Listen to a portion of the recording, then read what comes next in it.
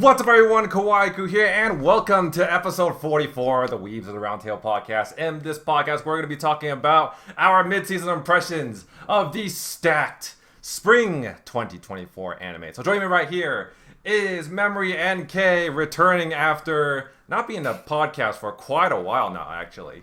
How long has it been? It's been two episodes, I think. Yeah, I think you missed on two podcasts. Yeah. Memory NK, Mad Ladder Culture, and Anipod Reviews. So, other than that, without further ado, let's just get on to it. So, the first anime on the list is the much anticipated third season to a well-beloved comedy isekai series, Konosuba. So, what do you guys think? I'm not Well, I mean, if you're counting the movie, then it's only been 4 years since the Konosuba, because apparently the movie is canon. So, but yeah, definitely it's been 4 years since the movie, and the spinoff was mid. The spinoff, the Mega Man spinoff, that was mid. We don't have to count that. We don't have to like. To be honest, though, I see the Mega Man one was more like a pre-drink for the season, just to get us like. Get the vibe of Konosuba. Well, Mega Man 1 wasn't all that funny, to be honest. But yeah, let's just say the Mega Man 1 last year was more like a pre-drink, so I didn't really count it because the reason why we had the Mega Man prequel, it's because Mega Man 1 is the most popular character, and 2, a lot of people were actually asking for the light novel adaptation in Japan, so they got what they wanted. So yeah, it is what it is. But yeah, focusing on Konosuba, it's been 4 years since the movie, and it's really, how do I put this though? Nothing really much different compared to the previous two. Well, to be honest, but if I had to compare to season 2, Konosuba season 3 have the same level of comedy we experienced back in season 1 again. I laughed more this season than I did in season 2. Season 2, I don't know why. Same. Season 2, I don't know why. It just felt very dry to me. But yeah, I was gonna say, like, I've always said that. I feel like season 2 is worse than, like, significantly worse than season 1 for me personally. Yeah, and even the movie. Like, I laughed way more in the movie than season 2. Yeah. In the movie, I remember like watching the Konosuba movie in Japan cinema. I was holding back my laugh because like people around me didn't even laugh at all. Like, they were giggling. But Japanese, Japan are very respectful in the cinema, so they couldn't like really show the emotion a lot. So it's kind of hard to hold back my laughter in the cinema. But that was some good times back in 2019. But anyways, it's definitely really worth the wait in some ways, because we've been waiting for some Konosuba sequel for so long, and we got what we wanted, more comedy. And this time, Kazuma got a lot more spotlight compared to season 2, because this time he is being captured by the princess, and now he impresses the princess from day in day out and just do his thing, just impress the princess, find the national treasure and blah blah blah, and just those three idiots just come in to add more comedy to it. Although I would say La Latina this season has been more mature compared to the previous season, because she had to be more respectful to the princess, and we actually get to see this side of La Latina that we haven't seen a lot since them visiting our house, a mansion.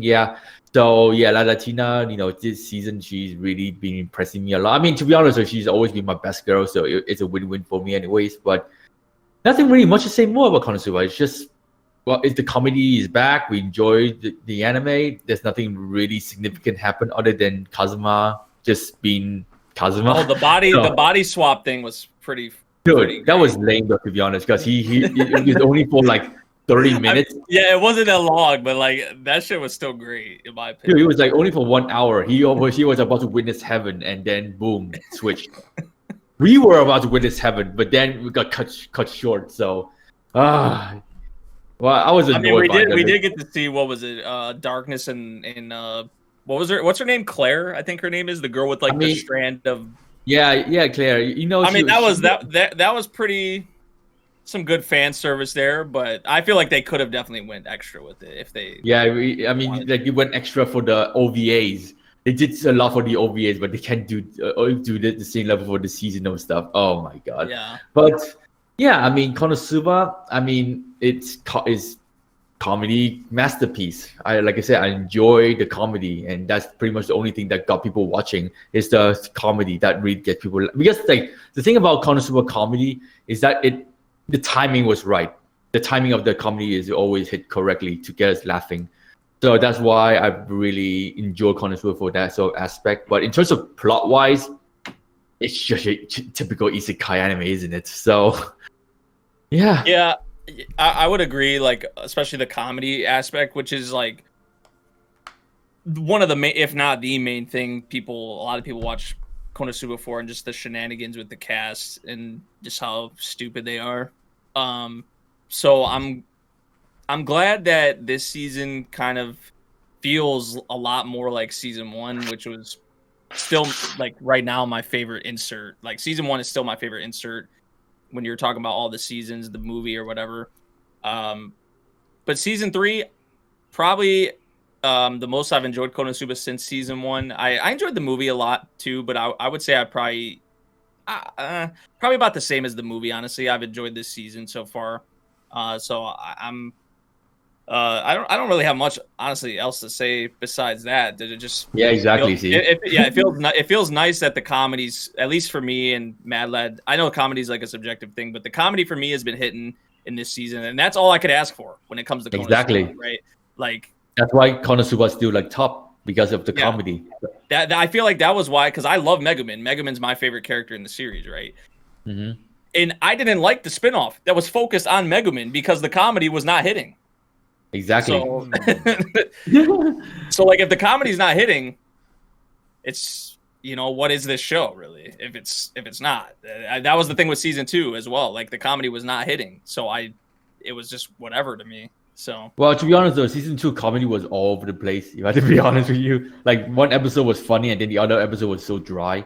Yeah, so that's the thing. Like, it just wasn't hitting as consistently as exactly. No consistency to the comedy. Yeah, season 1, the movie, this season, I feel all other than the comedy for season 3, I can say Kazuma got a lot of character development this season in terms of how he able to think for himself, able to do things for himself before the girls comes in, and also he's also doing what's best for the princess.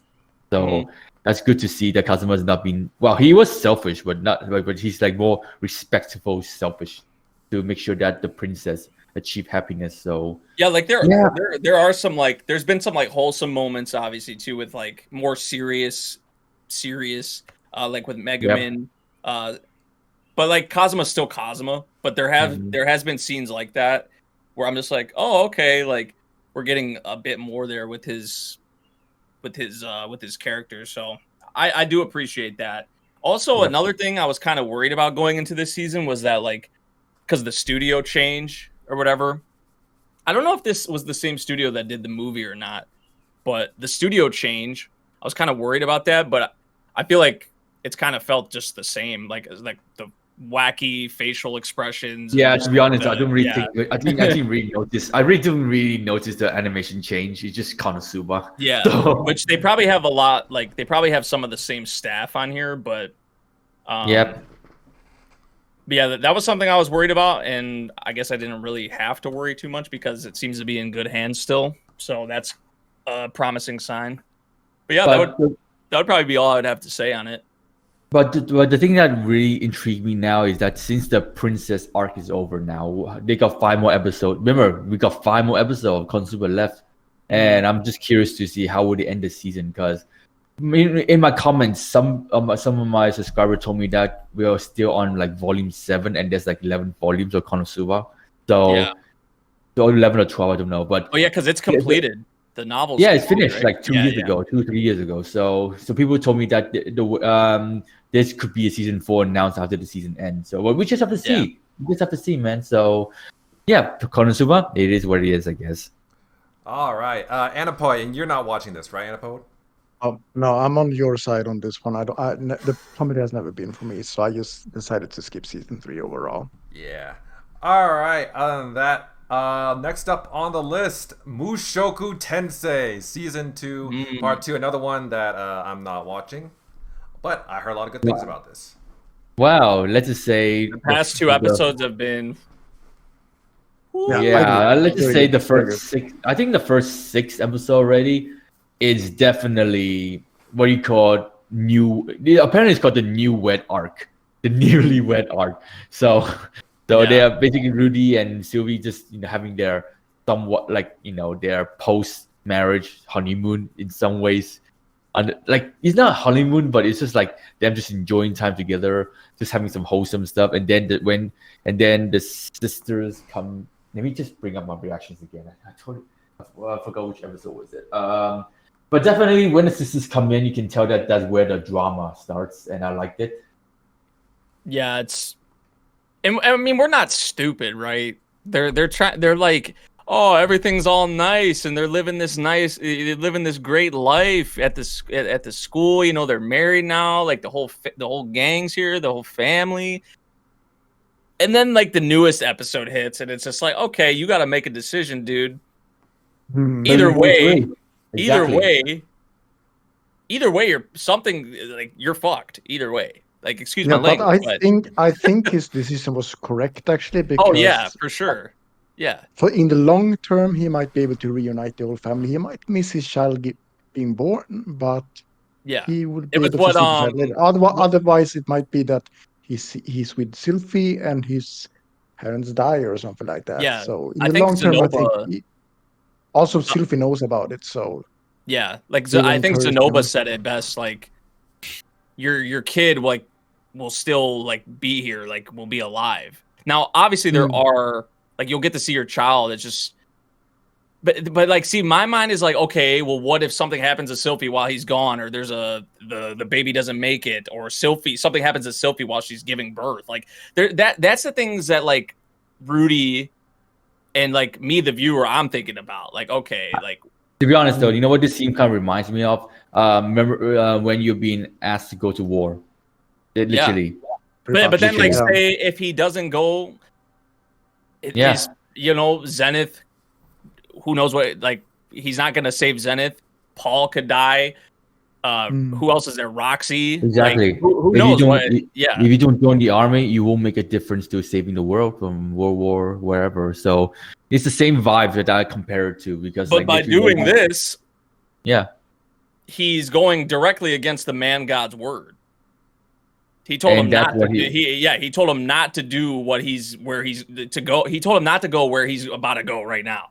So, either way, something's gonna happen. Yeah, whether he stayed or didn't. When you say that though, can we just say that the studio did not hold back on the spoilers? Like seriously? Oh, for the OP, the OP and the latest PV.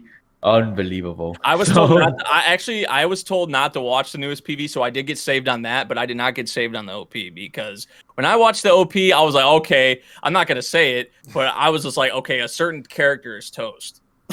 To be honest, I have an idea who is it already. So yeah, me too. I'm not gonna say it, but bro, they did not hold back on the spoiler, man. Seriously. Yeah. But no, the past two, really, this whole part so far has been really good in my opinion because I know people were complaining about the school stuff and it was kind of dragging and whatever. They did not understand the importance. They did not understand the importance. Yeah, but now it's but now I feel like the payoff is just tremendous. Yeah, worth it. Yeah, you're seeing them, live their married life now, and the others obviously have their own goals and are working towards them. And you're seeing them start to, make steps to accomplish whatever their goals are. So I think the payoff is tremendous, especially the Norn episode. How they handled that episode and directed that episode was so awesome to me, especially the parallel with Rudy and his his past life, and I really liked that. Apparently that's anime original from what I've been told. He's seen his past life like that. Yeah. That would be a really nice touch if it was. I didn't hear anything like that, but that if they did do that's some 86, what they were doing with 86 and adding original content, which was good original content because it is a very important episode to tackle depression and loneliness. So, and he knows what it feels like. And definitely I can relate to Norn what she's going through because she just didn't want to hear the name of the person that she despised, and someone just people just saying how good they are, just irritated her because remember she was traumatized by Rudy when she was a kid. Remember that moment where Rudy punched the father in the bar? Yeah. Oh yeah. That's the first impression she had of him. So first impression. Yeah. Remember this? Norn never met Rudy before he left home, so she was still a baby. So that's why her first impression of Rudy was terrible. So it's definitely. I don't blame like Norn for reacting that way to Rudy because like if your first impression is bad, then you will react badly. But when Rudy met Aisha, they were having a nice conversation together. They were going on a little adventure. So that's why she and Rudy got along quite nicely. It's just Norn have a different experience with Rudy. So it is what it is. She's young. Yeah, she's a kid. Kids learn. Kids tends to react to what they see before the brain develops. They start thinking about like Norn. Before when Rudy went into the room, all Rudy had to do is stand there, and she just started thinking about it, and that's goes to show her maturity. I mean, but funny enough though, I was questioning this in my reaction. How old is she, by the way? How old is she? Is she like 10 or 12 at this point? Because she's like. She entered school already, and Rudy's school is like a university like school. So I was like, how old is Norn already? But child prodigy. But yeah, definitely you can tell that Norn's not a dumb girl. She can think, and she can react obviously to her feelings, but she can also like take time to think about things. That goes to show that she can one day be a very good leader. That she like. Cannot just like just rely on her own feelings. She also had to like start thinking about how it affects others. So it's really good that Norn is starting to mature a lot after when she and Rudy reconciled. So yeah, it's a really good. That was a very powerful episode, I would say, and definitely really start a really good family life between the whole the sisters and Rudy and Sylvie. And then Turning Point 3 happened. So yeah. I actually forgot previous episode titles. So when they showed the title, everyone was like, "Oh, Turning Point," and I was like, "Okay." So it was afterwards. Oh, that's what happened. I think I saw your tweet. I was like, "Wait," I was like, "That's crazy." Because the turning points are like the episodes that stick out like the most. So it's like you. Yeah, I'm really bad at remembering episodes. Titles, like the titles. So, that didn't affect me at all. But afterwards, okay. So that's what's gonna happen. I did also in the latest episode when he was like, it was so happy. Oh, he's gonna have a child, and I was already there. I started to think like, this is not gonna end well. Yeah, exactly. One thing I want to point out though, because we talked about Rudy's previous life,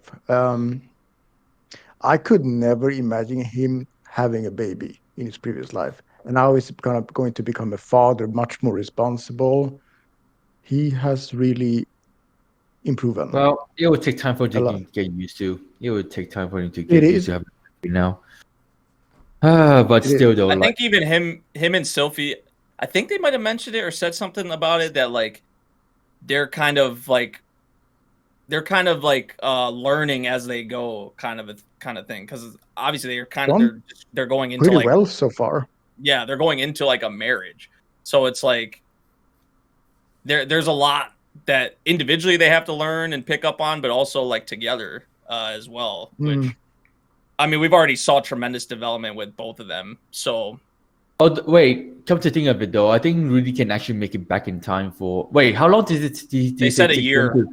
A year to get to where it takes a year to get to where like Paul and them are right now. Oh shit! Oh yeah, because it only takes 9 months for her to give birth. So. Oh man, it's like trying to put myself in Rudy's position. Like I would, because like, what if he's going? Like they probably wouldn't do this, but imagine if he's on his way there and something happens to him. Something happens to Paul and the party before he even gets there, and then it's like, okay, I traveled all this way for nothing, and I missed the birth of my kid. Wait. That's the thing. Like that's the thing. Like that he had to wait. Actually, the thing is, I saw the title for next episode is called teleportation. Something. Let me just check. He said I think because there's no way Rudy's just gonna travel for 1 year. I remember like there's a title. Give me a sec. Didn't they say something about a labyrinth arc coming up or something like that? No, it's not that though. It's something. Yeah, the next arc is if that was the teleportation. Yeah. I mean, there's a journey. Yeah, that's the next title. Because I don't know. I just feel like I saw something around how Rudy planned to get there quickly. I think he's something about teleportation. So. I think it's just me. Maybe I could be wrong, but I remember like saw somewhere on X that we. I mean, even if he did teleport, something bad's gonna happen because he's going there, and the Madden God told him not to. So. Yeah, I think I have a feeling that he might ask Nanahoshi for help to get there quickly, but I don't know. She's done it before, so yeah. Oh, that Nanahoshi episode. Speaking of in this, I was gonna. Really good. Yeah, that was a really good episode. To be honest, I mean, fair play for the voice actor though. She went in for the screaming part. To be honest, I didn't think too much about Nanahoshi before that episode, but seeing her, suffer like that, you kind of understand how desperate she has been for many years to try and get back home, and I actually felt that too. Like, wow, she doesn't want to be here. It's kind of like it wasn't her choice, right? It's kind of like an opposite thing because like Rudy, his past life was like terrible. Like he doesn't want to go back to that. He's here in this world, and he's growing. He has people around him, friends. Nanahoshi, on the other hand, she doesn't really want to stay here. She wants to go back home. So it's kind of like him and Nanahoshi. Previous experience on the Norn episode, I remember. I mean, from the people's point of view, when he was like talking to the class, right? When he was so angry at the class because Norn was not there, and he was blaming the teacher. Oh, so she wasn't good grades, so you strip her clothes off. And I'm like, why would they do something like that? But he's just speaking from his own experience. But it was just how he was so straightforward with that question too. Yeah. They're like, what? No. Why would we do that? That's what you went to? That was your... I happened to a friend of mine, a friend's friend. No. Yeah, I don't think I have anything else to add, actually, to this show. Yeah, I don't know. It's been good. It's been really good, especially the past... It's been better than Core 1. I have to agree on that one. I actually did. Which I did like. Yeah, I liked Core 1 too. Because it did have a purpose, seeing him going through his depression and heal his depression. So it was still very impactful Core, but it's stronger now because he's actually going through with his journey here. So, I like what the first Core kind of built, and like the payoff. Obviously, like the very end of Core 1 and then into this Core, has been tremendous. So really happy with this part. One thing I'm waiting on, I'm not sure if it's going to happen in this season, probably not, but I'm waiting to see what's happened the day he reunites with what was her name, the red-haired girl, Eris. How is he going to react to that? Because I remember Ryuji talked about him, where is Eris? And he starts to feel these emotions. PTSD. And that's one of the reasons why I actually feel for Rudy so much, because what she did, that was hurtful. I mean, she didn't mean any harm. She was young. She probably didn't know how to communicate well, but the questions that he's left with, and the insecurities that she gave him, I really, really hope that they can talk things out and she can actually apologize for the misunderstanding, because that hit hard. I'm wondering just how that, because you would assume they would meet up again. You would assume, probably, yeah. So but I'm just wondering, how is he going to react? Yeah, how is that first interaction again after so long going to be? Like that's going to be a very when that time comes, it's going to be. A part of me kind of wanted to, wouldn't blame him if he was actually going to be upset with her. Like, do you know how I felt? Like, I wouldn't blame you one bit if he actually told her that. It might be a whole episode of them talking. It might be some like ReZero episode 18. I was thinking about ReZero too. I mean, to be honest, they have a lot to talk about. Regardless of Eris' excuse, I never really liked her anyway. So. Ooh. Yep. Never really liked her. So I mean, I was always a Sylvie guy. So I mean, that's fair from what we've had with Eris so far, but I feel like we haven't really scratched the surface with her character yet in terms of As I said too, like she was growth, younger, she didn't know how to communicate it. I understand that, but I feel more for Rudy in this case because I can kind of understand what kind of emotions he's going through after that, because he's left with so many questions, and he has to carry that after that. So yeah, I just think it's crazy how this season as a whole, there's like characters that you have in this series that I feel like from first impression or initial impression you would think like, oh, I would never like this type of character, but like Zenoba has turned into like one of the best bros, like honestly. Even Alina Lise, like I feel like when you came to understand about like the curse and what she has going on with her, like you come to like understand and like her character more. And even like also her being the grandmother to Sylvie, that was a shock. Oh yeah, that reveal was crazy too. Yeah. Even Cliff, I feel like Cliff as well has overtime. Because the first time we saw him was in that OVA with Eris, right? That was the first time we saw him.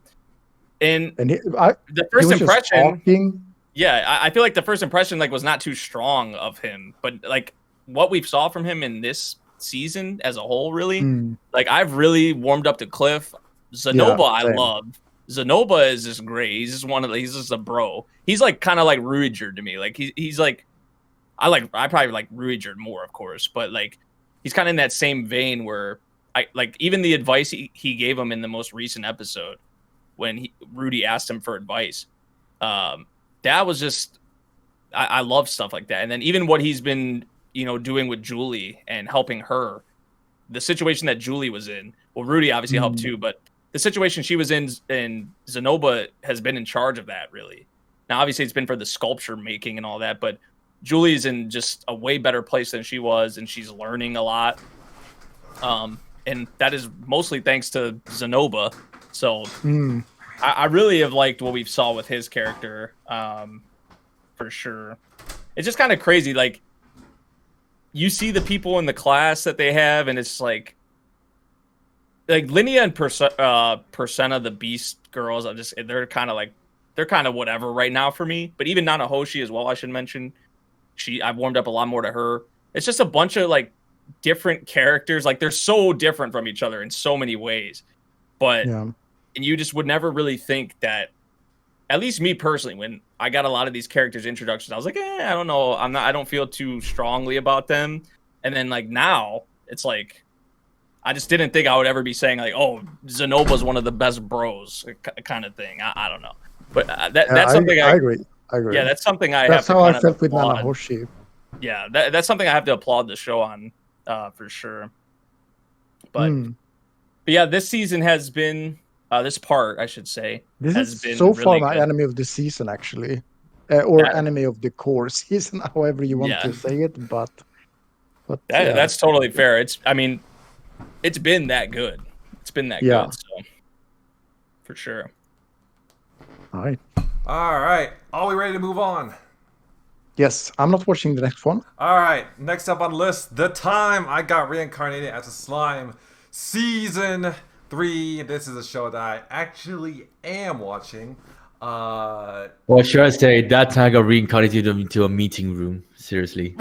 Yeah. Yeah, these past... not the most recent episode. Yeah, the most recent episode, that's when things actually is like calm before the storm is over. Wow, we literally spent 25% of the season already in the meeting room, so might as well call it. I mean, they have a meeting in the restaurant, ramen shop, so that counts. But anyways, Slime, 3 years. What? I mean, not 3 years. 2 years. No, 3. No, 3 years since season 2, part 2, and the movie. I have nothing really much to say about season 3. Surprisingly, it's basically just, after a big battle, you usually have like the calm period after a war or after a big event, yeah, literally the first 25% of the start of the season already is literally that. Them just discussing what to do next for Tempest Kingdom. How would they go about to rebuild the kingdom to make it more safer, more sustainable, and more like, how to say, battle ready for future events. Because like season 2, part 1 especially, traumatized Rimuru, because like he literally witnessed what happened when he's not ready, when he wasn't being more careful around the politics of the world, and definitely like, you know, he had to be more careful that, you know, there are people that is gonna find ways to backstab him in many ways.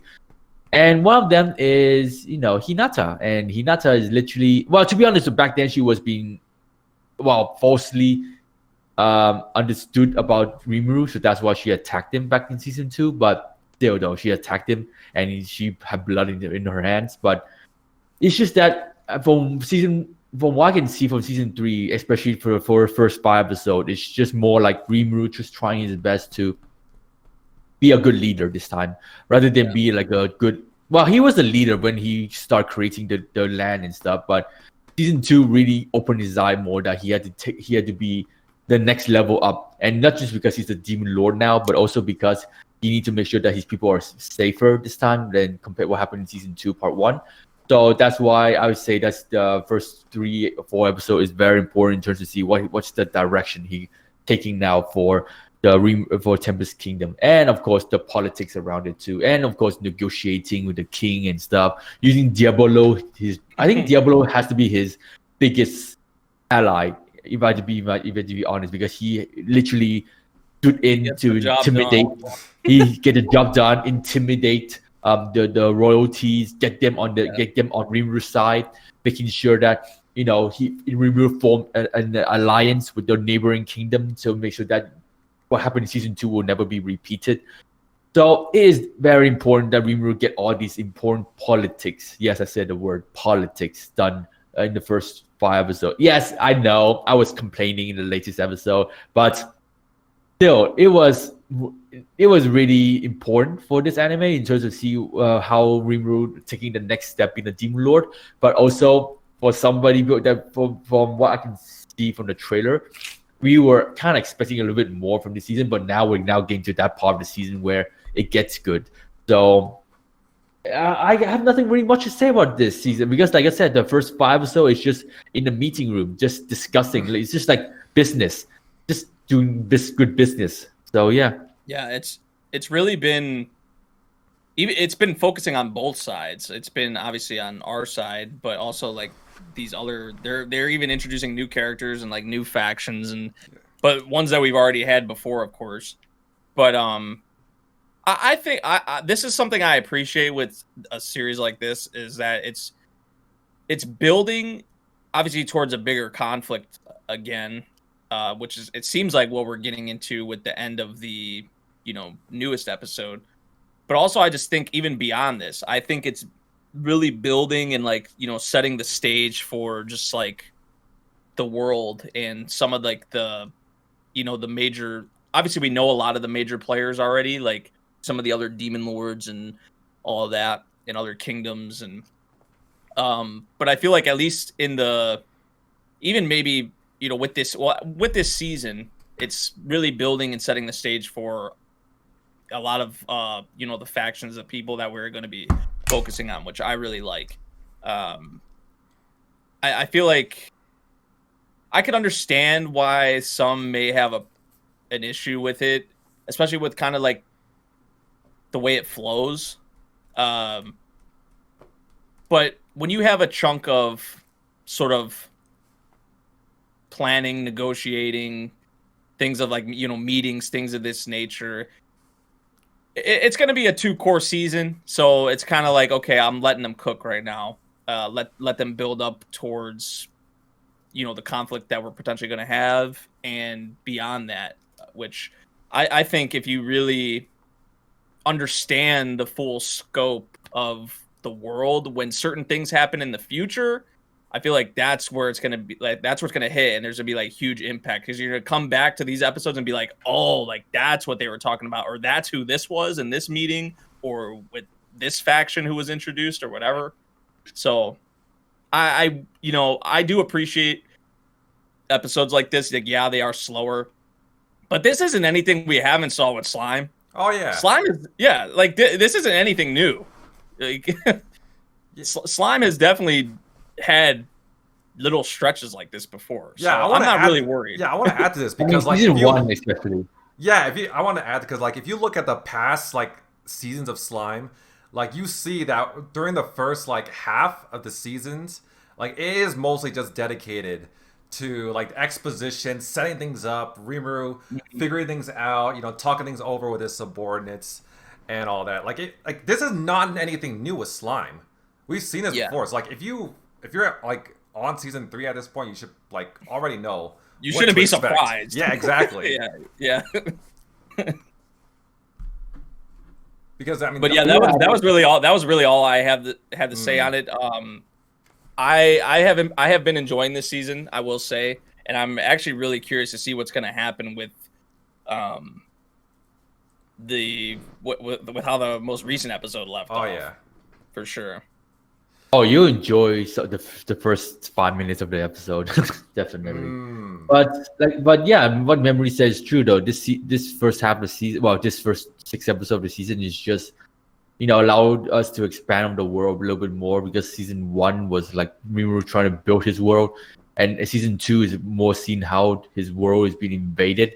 And part 2 is when he take the next step to like make sure that he is ready next time, and season 3 is more like expanding on the surrounding areas, how they respond to how Rimuru became a demon lord, and just seeing what's the next step for other kingdoms to anticipate it, especially Luminous. I feel like Luminous is gonna play a massive part in the coming episodes, because not only the fact that she and Hinata have a strong relationship, but also I feel like she never really liked Rimuru, so she's gonna do something dirty, have something dirty planned for him. So, but yeah, I mean that's just my. I'm just interested in the whole theory. Like the letter, or like the declaration of war, and just how that whole thing was set up. And once they get into that, that's gonna be like really interesting. Oh, are you talking about like the message Rimuru sent to Hinata?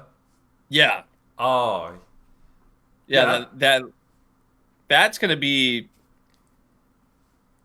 that's gonna be interesting to see how that all plays out. Like, cause probably people want to see them. Oh, like I want to see them fight 1-on-1 or whatever.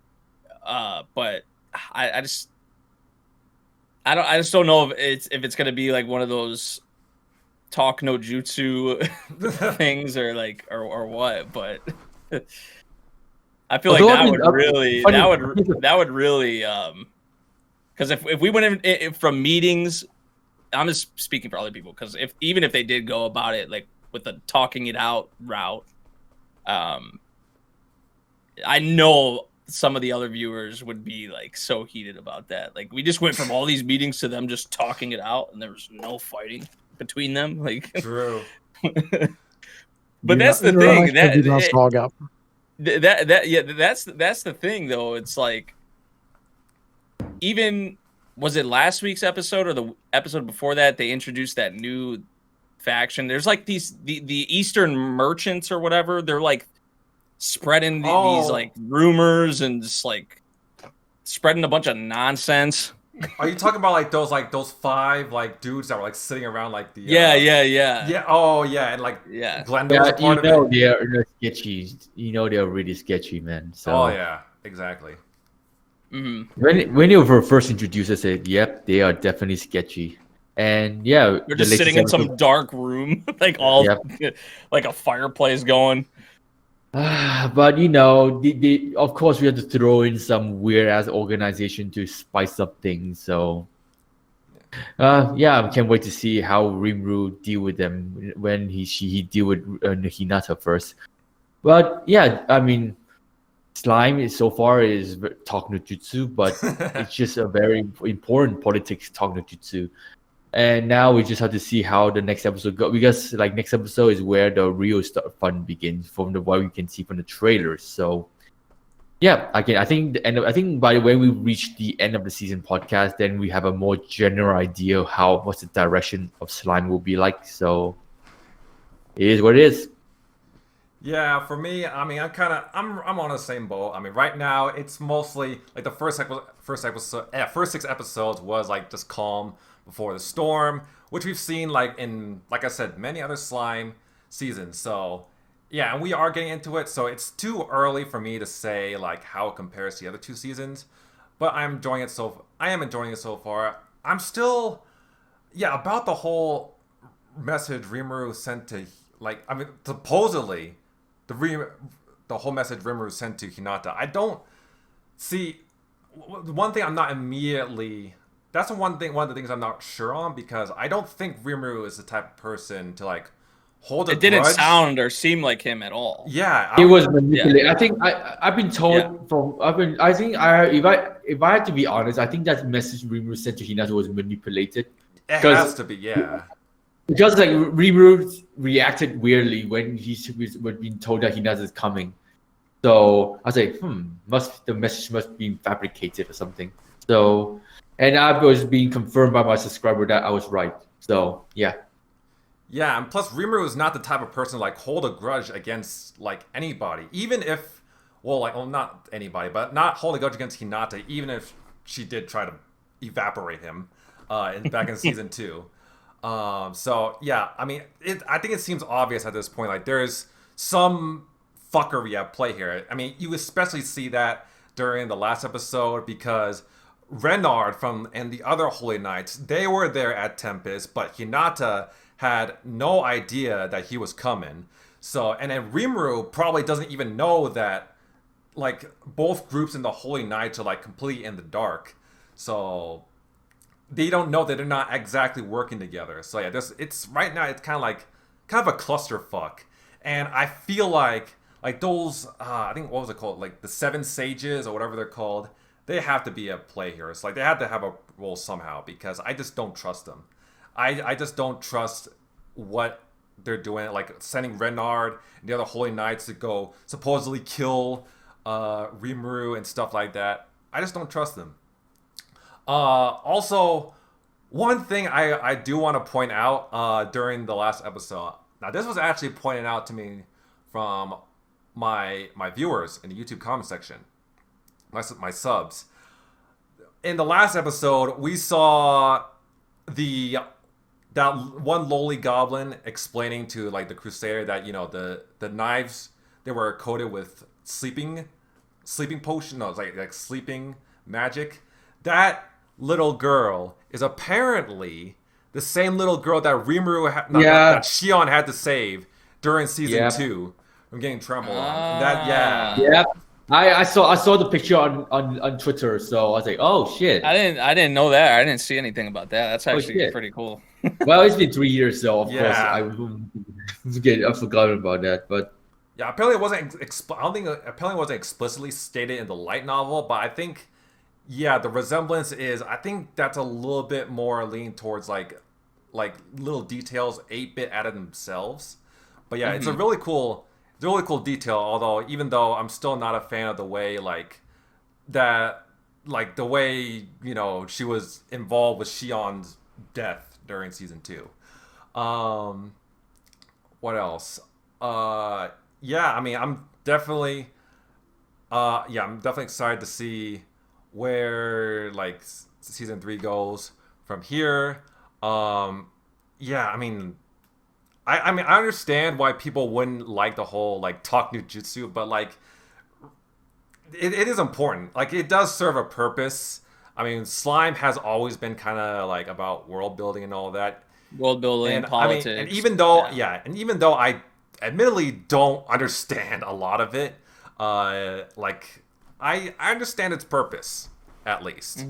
So yeah, I mean, I don't like I said, there's not really much to say about slime as of this point. I mean, we still got a shit ton more slime to go.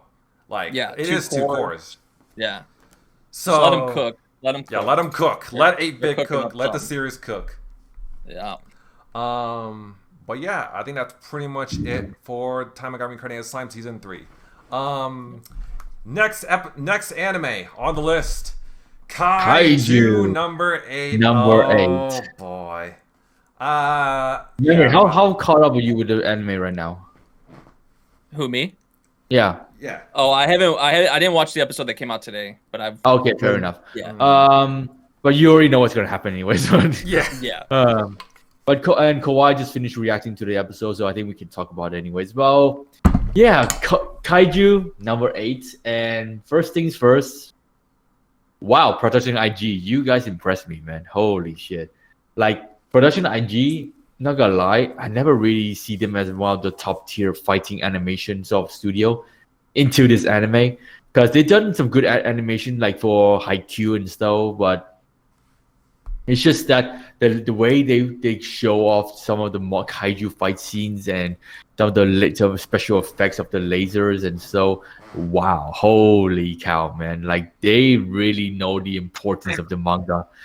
I mean, of course, the manga is quite popular in the Shonen Jump, Shonen Jump magazine, and so it's just like this anime just took it to a next level in terms of seeing how they portray kaiju power in this case, and the aesthetics of the kaiju very reminiscent to Godzilla movies. So it almost felt like we're watching a Godzilla movie, where we're not, but still, it's just really amazing to see how much effort Production IG put into animating this anime, because like the manga is actually really well drawn out to show the action scenes. And I was like, when they announced the anime, I was like, how will Production IG will handle this? Because Kaiju number 8, as you can see, is an action heavy anime. So I was like really worried for Production IG, but until I saw like the latest 2 trailers, and I was like, okay, not bad. Okay, I have some confidence into it.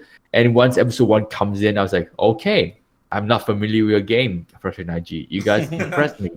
So yeah, definitely Production IG really took on to the next level in terms of animating animes. So I give him full credit for that. But the one thing that really surprised me, 2 things actually, is one, the anime is streamed for free on TikTok, on Twitter, by the way. We can watch the anime on Twitter. Like, really? What the hell? First time for that, yeah. Yeah, you can actually watch English sub on Twitter. Oh. You didn't know that? I didn't know that. No. Yeah, it's the first time they've done this with an anime. Yeah. They actually Elon Musk must have done something to convince them to allow them to stream it on go to Kaiju number 8 page. Is right there. But honestly, who's watching an anime? Who's watching an anime on Twitter? Like, who would expect that? You watch it on Twitter? You watch the episode from Twitter? It airs on Twitter on the same time as Japan, so I'll just watch it. That's fair. I can't. I can't. Oh, because it comes out at 12 a.m. my time, so that was perfect timing. But for you, I think it's like 9 a.m. in the morning or 10 a.m. in the morning. Oh, jeez, yeah. Yeah. No. So by the time I even can watch it, like it's already out on like Crunchyroll and wherever else. Yeah. And also like the second thing that surprised me is how the hell did they get One Republic to do the ending theme? Not just One Republic, but also Youngblood for the OP. I never heard of Youngblood before, but yeah. But One Republic. What the hell? Yeah. That's the same band behind songs like Counting Stars, Secrets, a bunch of other stuff. Didn't they make that one song too? Apologize. Oh yeah, I think so. Yeah. Yeah. Apologize. What's that? It's too late to apologize. That one. Yeah, that one. Yeah. Damn. How much money did he pay him? I know. No, that just tells you right there that they're definitely trying to push this to the Western audience like a lot. Yeah, definitely. Yeah. That you can definitely tell this is more targeted to the Americans or the Western world, especially Japan. I mean, I know it's popular in Japan, but us Westerners, we when we see Japan, what do we think of? Kaiju, Ultraman, Power Rangers, anime, Godzilla, sushi. So kaiju is like a big genre now, like in terms of Japanese cultures. Then so they had to like find ways to appeal to the world by telling that, oh, you love Godzilla, then you love Kaiju number 8. So, well, Kaiju number 8 is well, if you count Kafka being a monster, then sure, like some sort of Godzilla-like fights and stuff. But it's definitely more shonen, I would say. It's definitely like one of those like typical Naruto, Bleach moment where the main protagonists get some special power and they are special. So out of nowhere. I mean, of course. Well, obviously, Ichigo and Naruto have their history, so that explains why they got their powers. But let's just say for Kafka, he was literally nothing. He came from nothing, and he just been given Kaiju number 8 power. So it's definitely you know what surprised me the most?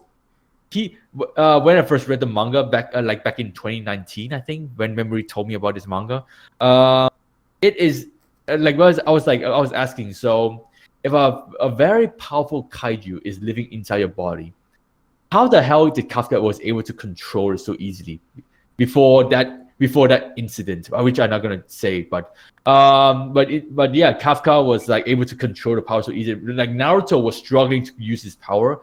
Ichigo from Bleach was struggling to use his power at start, and Kafka was just like, "Oh, look at me! I can transform now. I can use the power." It's like, wow, that's like okay, interesting. So yeah, that was really surprised me for this anime is how Kafka was so easily able to control his new power. Because like if you have something very powerful living inside of you, especially a monster, you eventually lose control, which might happen. Yeah, it feels like the moments that he hasn't been able to control it has been in like comedic scenes where he's like he's only trying to transform a certain part of him, but he ends up doing more than it's more comedy focused. Yeah. But I get what you mean. Like that amount of power, especially when he, is fully like powering up. Like him just being able to control that, just however is. He said, I think he said 1 week only. I think 1 week he had the power. Like after the hospital scene, they have like 1 week. I think it was 1 week, and then he was able to like fully able to use his power. So I was like, interesting. Okay. But still though, like it's definitely a very fun shonen anime, but it's like I said, it's shonen. So obviously you get the shonen lovers to watch this anime, and of course in anime, shonen lovers are like the majority of the fan base anyway. So, but yeah, definitely like so far, I love it as a manga reader. I really enjoy what I saw so far, and the latest episode again take it to the next level with that blast scene, I'll say. So that blast scene. So I was like, yep, they're definitely leveling up, man. But wait, was it with Mina? Was it with Mina? It was with Mina. Okay. The blast scene, yeah. You love it though. It makes me want to blast. I mean, what? Oh. But by the way, Mina has some nice body though. She has she has a fine body. Oh yeah. Oh my god, especially during the bath scene from episode 1. Fun fact, actually, that bath scene was that extra scene with Mina was anime original. Oh really? Oh, production. Yeah. All right. Well, in that case, production IG knows where their priorities lie. There you go. Yep. So kawaii, how to say? Huh? Yeah. Okay. I will say this. Kaiju number 8. They definitely picked a great time to release this anime adaptation, because I mentioned this during my spring 2024 lineup video, and as well as I believe my live reaction to the first episode. But we're kind of in the middle of a kaiju craze right now, because I mean Godzilla did win an Oscar. First we got Godzilla -1, which was phenomenal, and then afterwards we got Godzilla X Kong, which was kind of mid, and then it was mid. It was. And then now we got Kaiju number 8, another kaiju themed thing. So they've definitely picked a great time. But as for what I think about this series as a whole, it's I mean, there are some things I enjoy about this anime, but so far I'm not exactly enjoying this as much as I hoped. And that's, I mean, I'm not saying it's bad. Don't get me wrong. I'm not saying like it's bad or trash so far. I wouldn't say that, but You it's muted not. Mad Lab. Oh, No, Mad Lab. is he muted? Yeah. Okay. Well, as I was saying, like I wouldn't say it's bad or trash or anything like that, but like it's. I mean, there's just. I just can't help but feel like I'm just watching like another kind of generic shonen because there's just so many. There's just a lot of tropes in there, like, oh, like main character is not really good at much, but then he gets superpowers out of nowhere, and he becomes really OP out of nowhere. We still don't know why. Well, anime only at least. We still don't know why that bug decided to fly into his mouth in the first place. Like, why him? Why him of all people? Why not Ichikawa, who was literally sleeping right beside him in the hospital? I mean, I don't understand it. And also, oh, of course, he's the most fucking powerful kaiju in existence. Like, yeah, oh, okay, yeah. All because a bug flew into his mouth. Also, we got the whole thing about him, saving Kikaru and all that from death. Speaking of Kikaru, I just gotta say, for those of you who've seen my live reactions, you know that one of the things that I said about Kikaru, that I've been saying about Kikaru, is that she may be a cheater. Because, like, okay, yeah, she excels to be the top of her class, and it's like you see her running up walls and shit, and going through these fitness tests like it's nothing.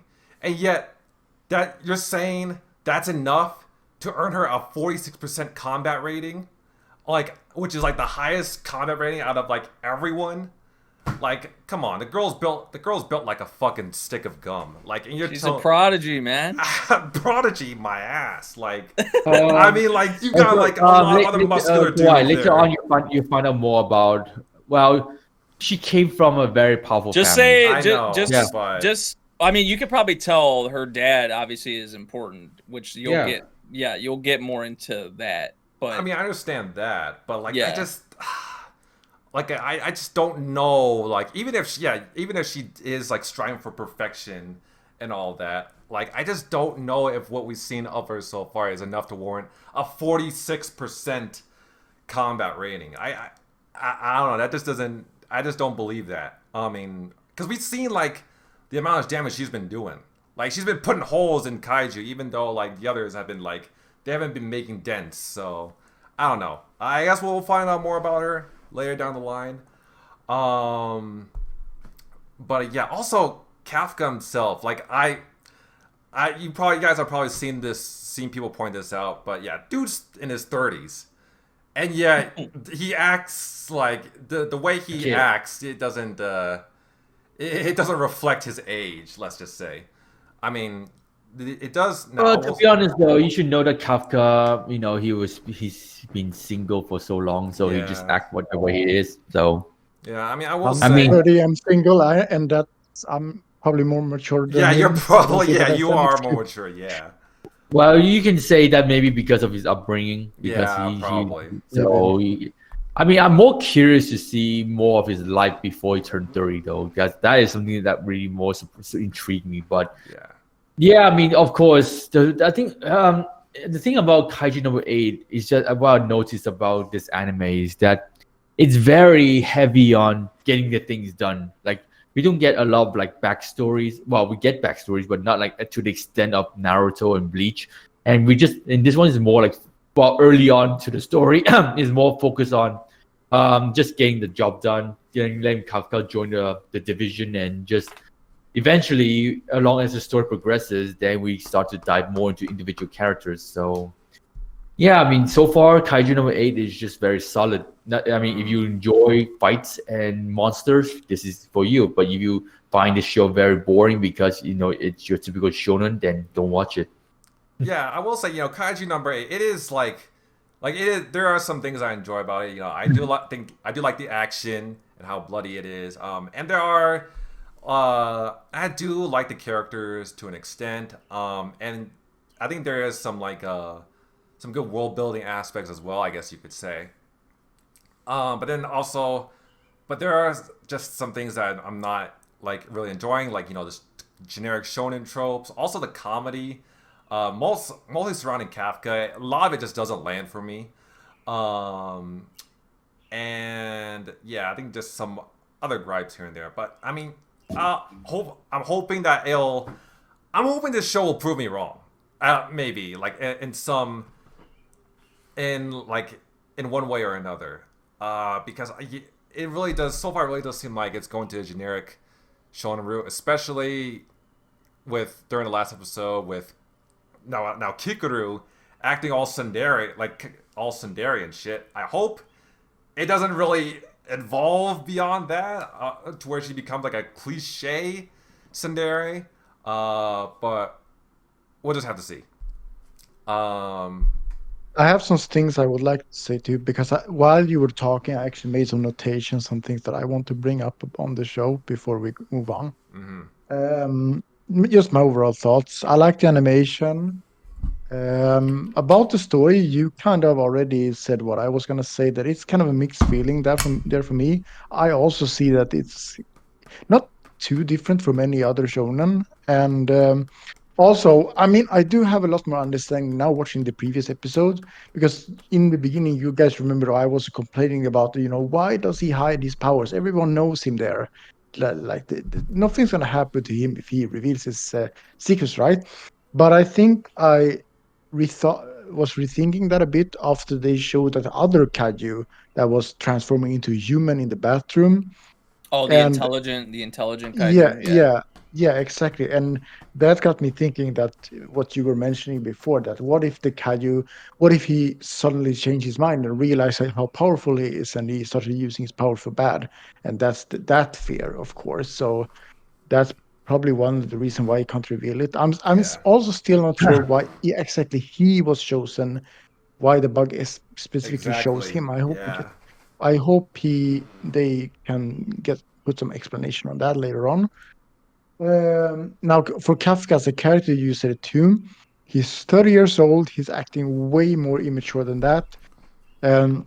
That's just not something that I can. He's on the same level as Kikuru sometimes, which I'm like, oh, you're supposed to be the older one. Show that.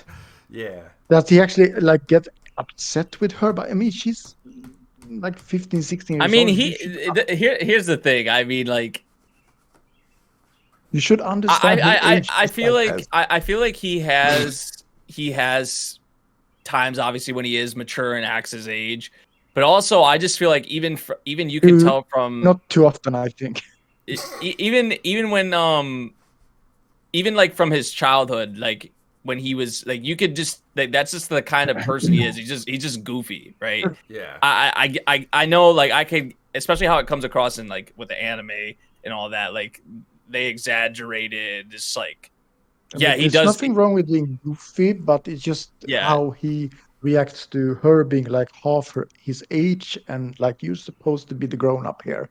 That's what's cringe sometimes. But yeah, I get it. I don't know. I would, especially for a shonen protagonist, it's like, I don't know, what would you guys expect? Like him to just be like, oh, I hate the adult life, man. Like, this shit's miserable. I guess. I would like to see that, to be honest. I gotta go home from work and just I gotta pay my bills, and actually, I kind of would like to see that. That makes it more relatable.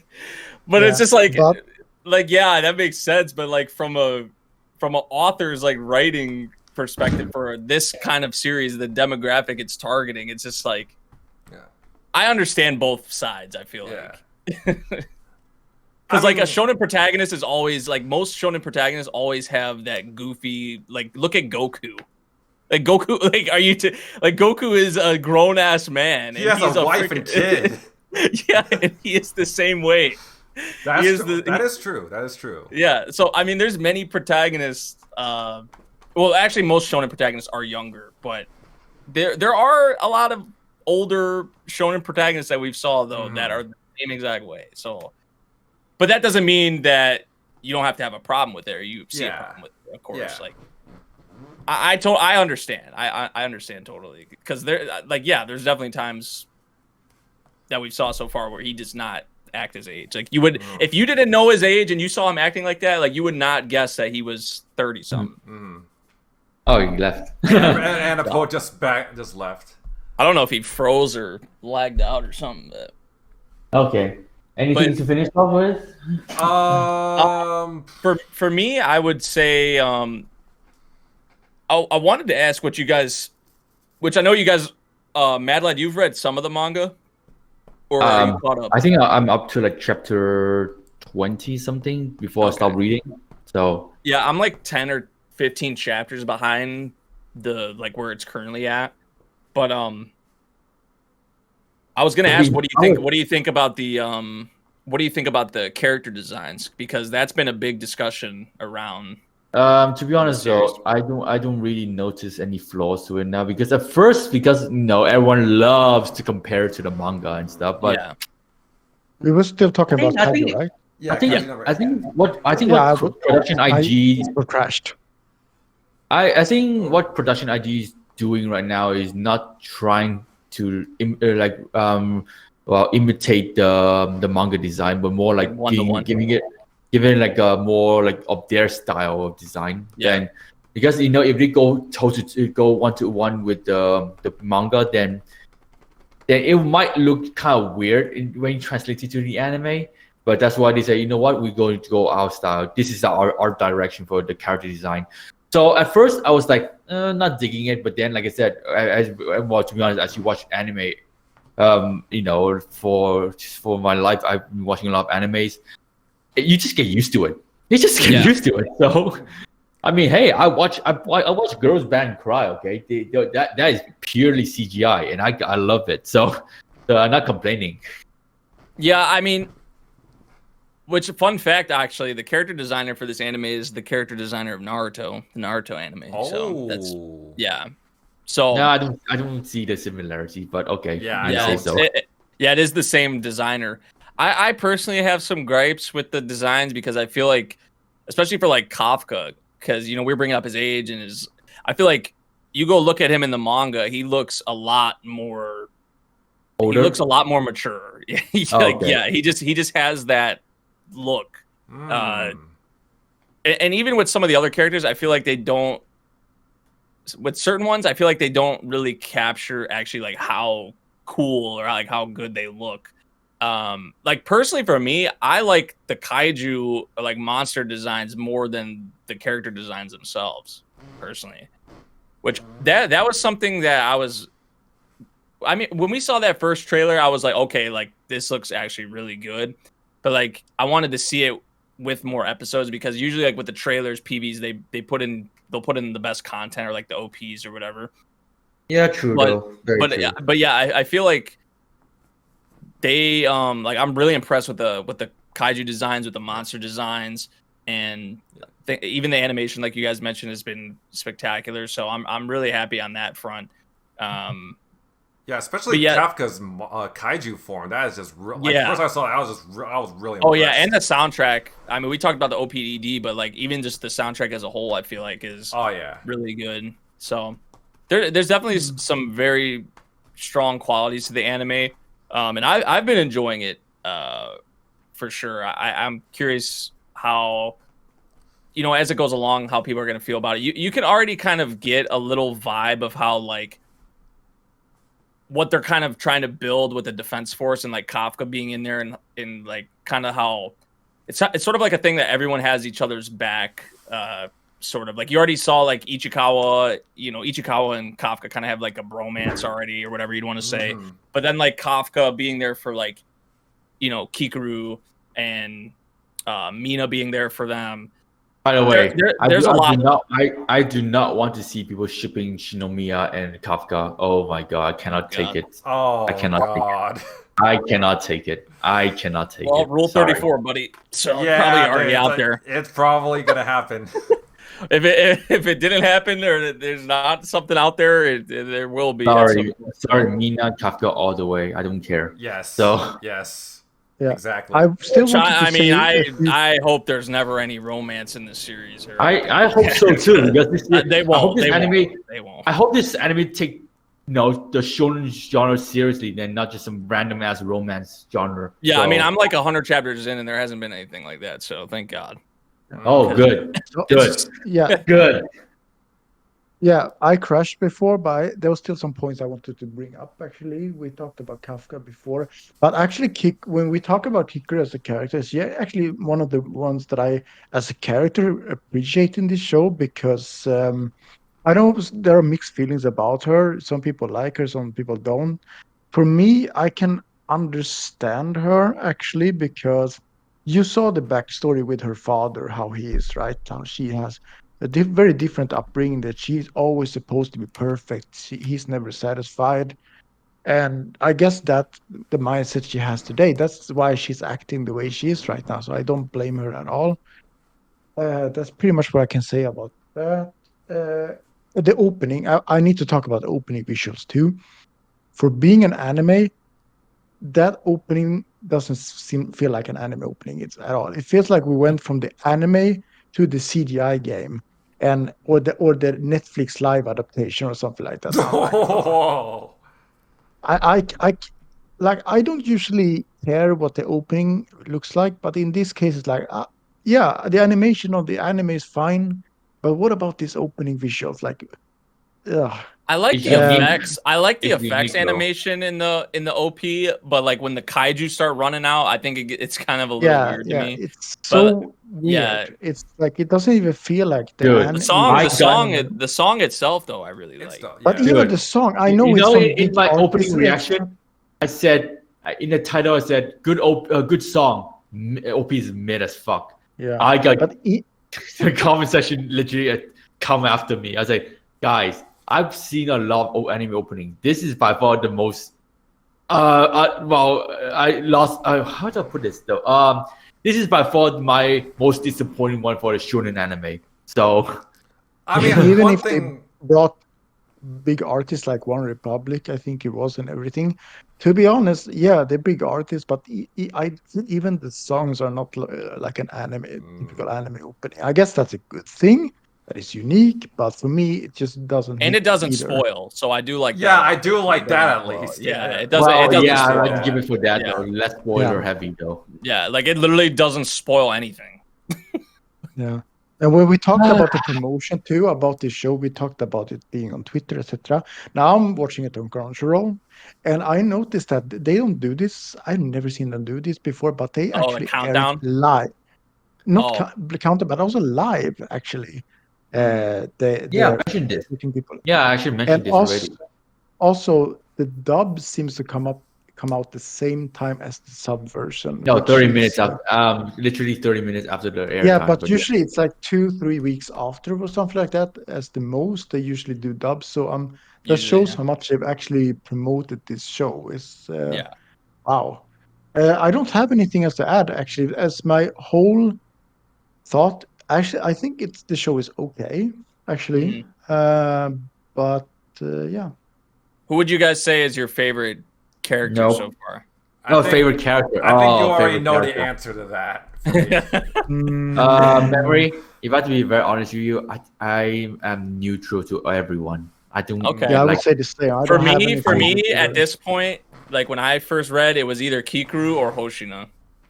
Oh, me. Hoshina. Okay, yeah, I can Yeah. understand. I can understand that. I'm just neutral to everyone. To be honest, I'm not really like a oh my god, look at her, look at him. Or something. No, I was like, Same. for me though, the way I react is like, oh, look at him go attack the mob. To be honest though, the one thing that more intrigued me for this anime is the fight stuff happening. So There is one last thing also I want to say that I forgot is that with shonen we're usually used to them being OP, etc. Right? But in this case, I would actually appreciate it if they actually showed his powers a bit more. I know we talked about before he can't show his powers because then people will be scared of it. I understand that now. But I feel like I want to see more of his powers. I don't want to see him know he has his powers and then being cringe and not show his powers and then being weak. Like, show your powers a bit more. oh my. I mean, it's still early on, so I'm sure. Dude, come on, Anipov. You should know that he's been very careful because like if he I know I said that. At one point if he shows his He has power, not been careful. What do you mean? dude, Yes. he is literally trying his best to hide his power. And Yeah, yes, I get it. Yeah, I get what you mean. You do not like him to be embarrassed from everyone, but what can he do? If he shows his power, he's gonna be fucking go to Area 51 to be experimented on. So that's he can. The story is the right direction. I agree, but it's not. It's literally for him to be able to hide it for however long. Even the fact that he's hid it this long is a miracle.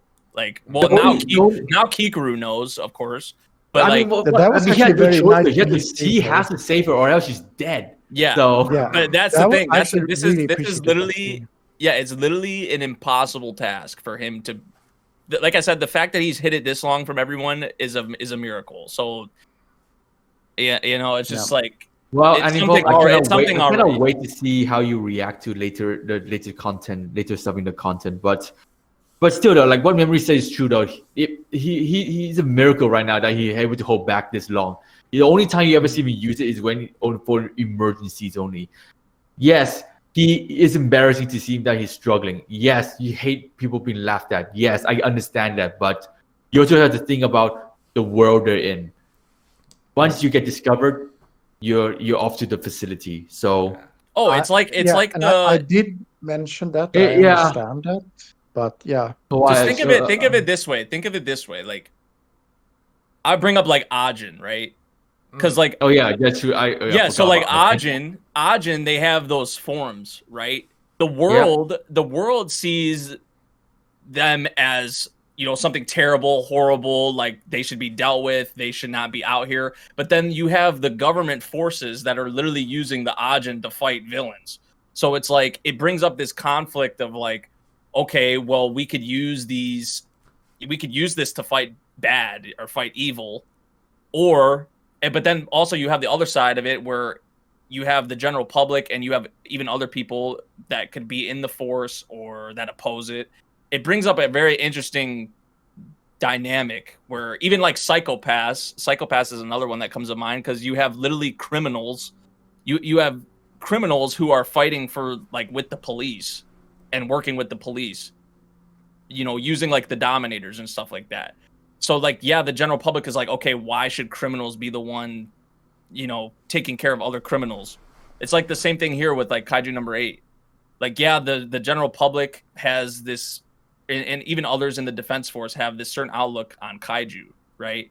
But think of it like, oh, what if we could, like Kafka's been doing? He's been fighting, he's been saving people, and he's been fighting the opposition. So it's like, okay, it brings up a discussion.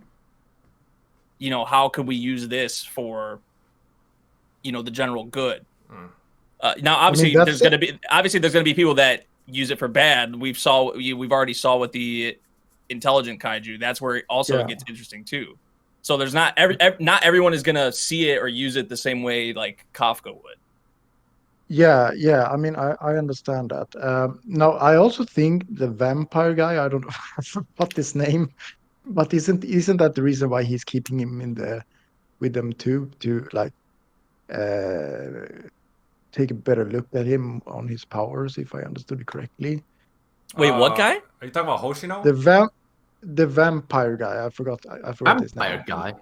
Are you talking about? He's not a vampire, but it looks like a vampire. Are you talking about Hoshino? With his fangs. Captain Hoshino. Oh, the squint eyes.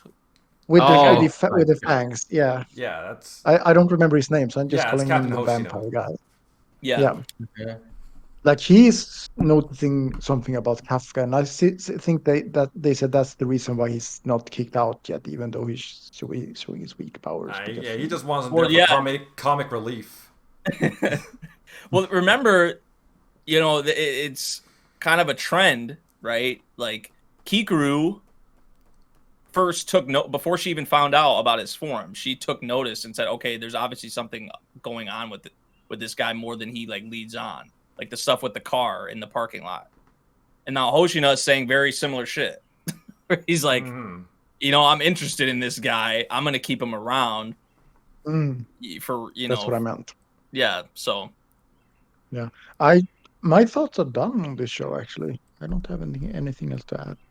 Alrighty then. Other than that, all right. Next up on the list is Windbreaker. Now, this is surprising to me because I'm not watching this, but I've heard great things about this actually, and it's surprising to me. It's literally better the than better Tokyo version of the Revengers. Avengers. It's literally Yeah, the but best. I said that. I said that after watching the first episode. I'm like, but does that really say a lot? That's not a hard bar to cross. Bars And in the mud. we've been fighting on the same stage for like 4 episodes now, or 5 episodes. I'm still That's on the good, though. first episode of the At least it stage. shows the pacing of it is good. Does So- remind me of the Dragon Ball tournaments, when I think about that. Yeah. I mean, I don't know. I'm not crazy about it. I liked it at the start. I really liked the initial episode, but I've kind of been losing interest, honestly, Same, especially with these past couple episodes where it's just been like yeah, they're animated well. The fight scenes are animated well, but like they've literally just been fighting each other on a stage for like 4 episodes, like different Like I said, matchups and stuff. It's literally Tokyo Revengers, but a little bit better. So, if you what you can say about Tokyo Revengers, except for the time traveling, can be also said for Windbreaker, because delinquent fighting to protect the area. Well, in this case, the delinquent Furin is to protect the district, and everyone supports them, and they are like seen as shonen protagonists in this case. But also, like, the thing I like about this anime is that if you get to see like some real meaning behind each individual fight, and not just do you fight because you want to fight like we see in Tokyo Revengers. But in this one though, it's more like Street Fighter, sort of like drama. You know what I mean? Like, if you guys play games called Street Fighter, it's kind of like something like that in terms of how they portray the build up to the fight, and it would give some flashbacks to some individual scenes. That's how I see the fight right now with the stage fight and stuff. So it's literally what you call a proper fight anime than your typical like school anime in this case.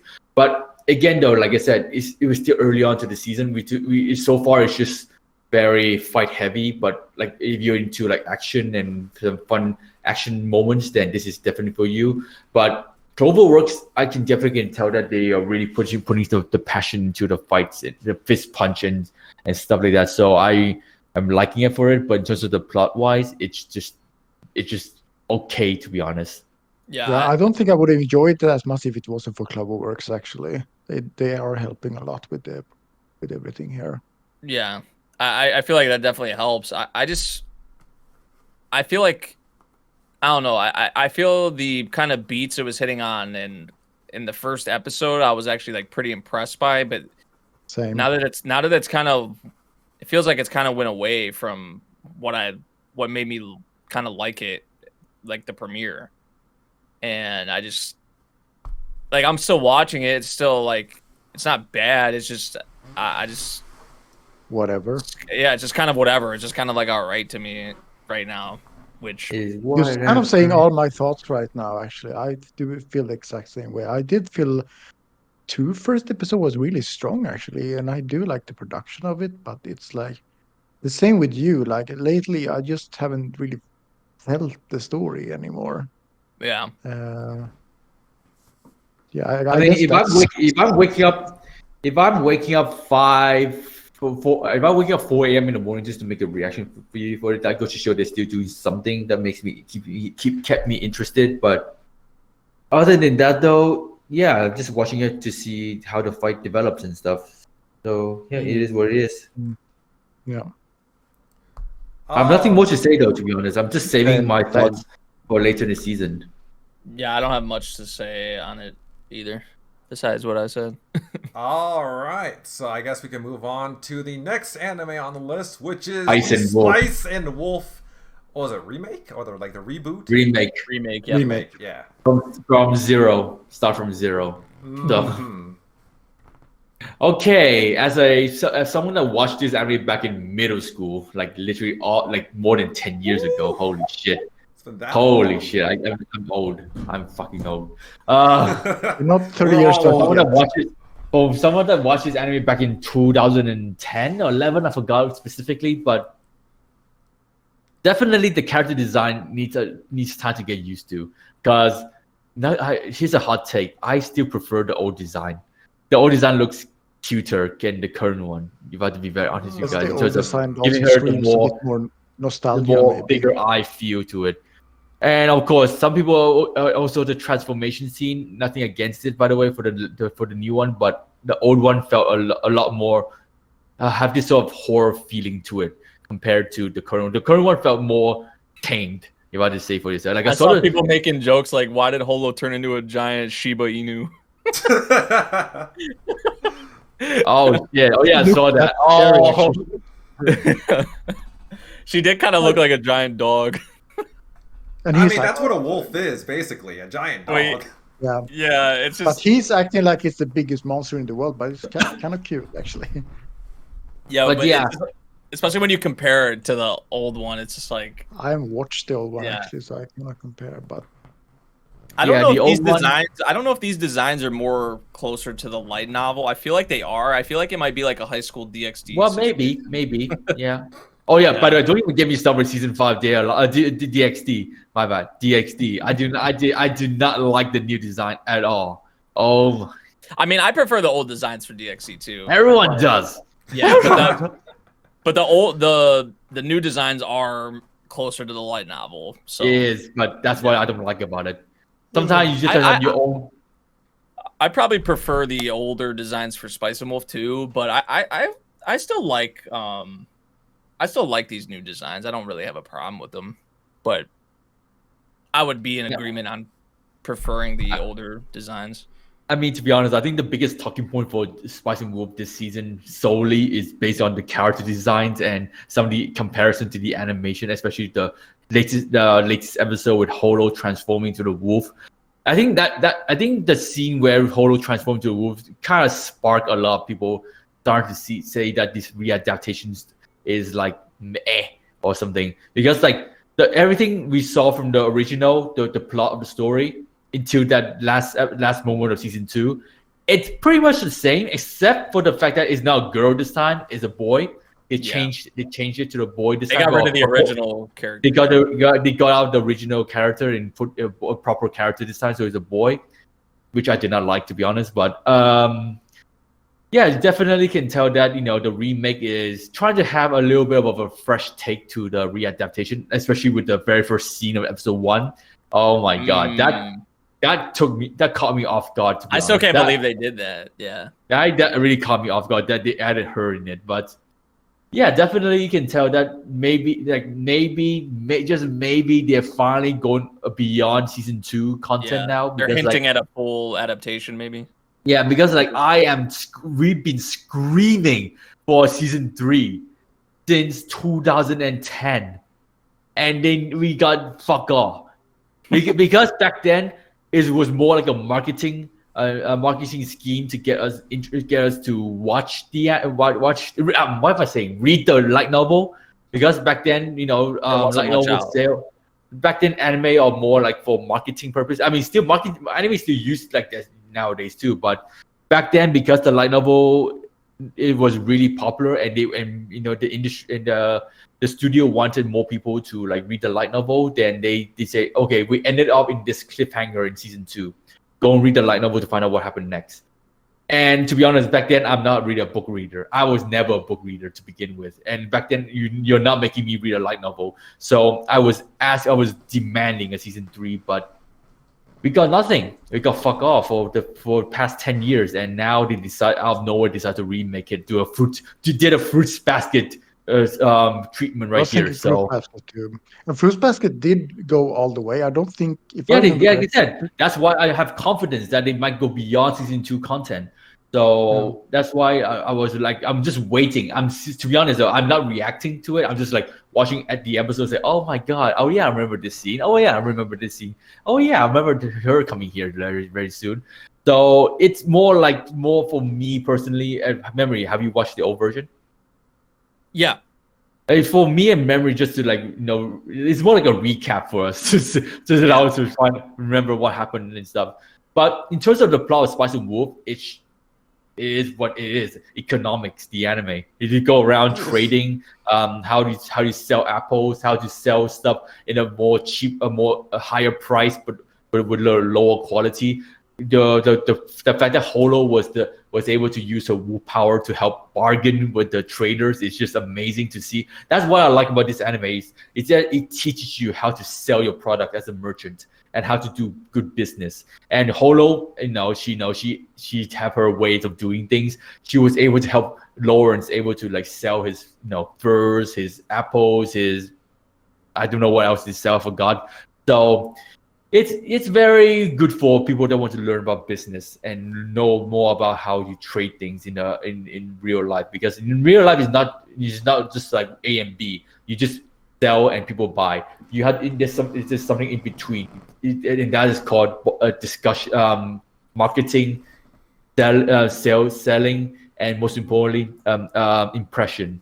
And definitely this anime teaches you a lot of that in terms of how you sell your things, giving a good impression of the product. So it's a really good anime to watch. And of course, everyone watches this also for the possibility that Lawrence and Holo start to become a proper couple, which, to be honest, they are anyways. They're hinting on it though, actually, with the beginning of a child with talking to Holo, maybe their child. I have no idea, but yeah, you can definitely tell. I mean, to be honest though, when Holo was introduced to Lawrence, ship was already start sailing already. So, so yeah, like. Trust me, like in season, if they adapt all the way to season 2, end of season 2, then you will see the proper growth between Lawrence and Holo, because there was a moment in season 2 that I was like, oh shit, this actually happened. So yeah, I'm very, very curious to see how far this anime will go in terms of remaking it. Would they have a season 2? Would they have a season 3? Well, we just have to see. But the thing I like about this anime is that they actually brought back the original voice actors. And not just that though, they also went so hard with the marketing. Like I remember Holo was being well back then. Remember this? Back then in 2009, 2010, Twitter wasn't being used a lot. Twitter wasn't being used as a marketing platform. Now it is, and you can see that they are selling Holo like hotcakes right now. They're trying to sell her nude pictures, trying to sell her wearing a maid outfit and stuff like that, doing collab event with cafes around Japan, or around Tokyo specifically. Yeah, definitely you can tell that marketing wise is now the priority to make sure that Spice and Wolf remake is a success, because back then it was more relied on, apparently Facebook was used a lot back then. Man, God, that goes to show our age, man. But yeah, you can say that now, because Japan loves using Twitter, or X in this case. You can see every time I go on Twitter, I always see something related to Spice and Wolf in terms of collab events, merchandises. Lately they start selling some more nude Holo pictures. So yeah, you can definitely tell that they are trying to milk this series at to the point that. It's literally just recaptures the hype of Spice and Wolf again, because not gonna lie to you guys, Spice and Wolf hasn't really been talked a lot this season, other than comparing to the old version and new version. Like not a lot of people actually talk about the plot, because it all was being said back then. Remember this, there's a lot. Spice and Wolf content is already been saturated in the YouTube world already, because people talk about the light novel, people talk about the old anime already. There's nothing really much to add to the new anime other than comparing the animation. I mean, you can also see the fact that Chibi also stopped talking about Spice and Wolf too, because there's literally that doesn't really captures the algorithm. So yeah, you can say that right now Spice and Wolf is just like until we go beyond season 2 content. Then we can start seeing people talking about the anime. But so far, all I can been seeing on Twitter is how people compare it to the old version. So there's nothing really massive about Spice and Wolf this season, other than just the animation. I was saying in this case. Mm-hmm. And I feel like one thing they've done pretty well this season, because obviously, I love Lawrence. Don't get me wrong, but Holo is what makes the show. Obviously, yeah, obviously, yeah. Same can be said for Queen, but they're alive. So, yeah, the thing. One thing I will say, I think that they've done, or at least that I like more with this one so far compared to the original is like Holo's little like reactions and like cute little like things. Oh yeah, that's true though. Like the character, the character animation they do with her is like, I feel like it's I like it more. You can tell that they're trying to make her more moe cute. Yeah. Yeah.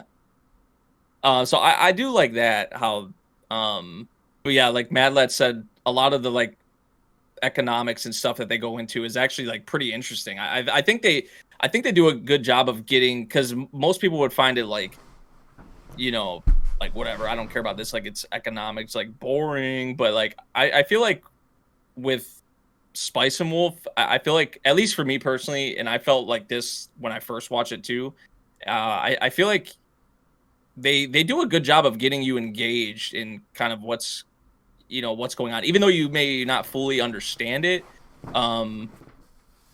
You know, what's going on and like how the market is changing and how certain things are losing value or gaining value, like when specific times they do or don't gain value, and like all the stuff that they've already went into, and they're going to go into more other things as it goes along. And then obviously like the other groups that are around, like, you know, they've brought up the church already. They've brought up some of the other companies that Lawrence has dealt with and some of the other people that he's dealt with. I think they do a good job of getting you into, like, if this is someone watching it for the first time, you know, Spice and Wolf, I still, because of how it's been close to the, you know, pretty much a 1-to-1, like with the original still, minus like the original character and obviously the designs and all that, it's, you know, a good place to start still with Spice and Wolf for sure. So, you know, that's a good sign. But also, like, I feel like compared to other series that have tried to, you know, not a lot have really tried to go into economics all like this, I feel like. What was that one isekai that did it? There was that one isekai that was focused on economics. I know what you mean. I try to think of it too. How a realist hero rebuilt the... Oh yeah, that one. Yeah, that one, yeah. I was not really into that.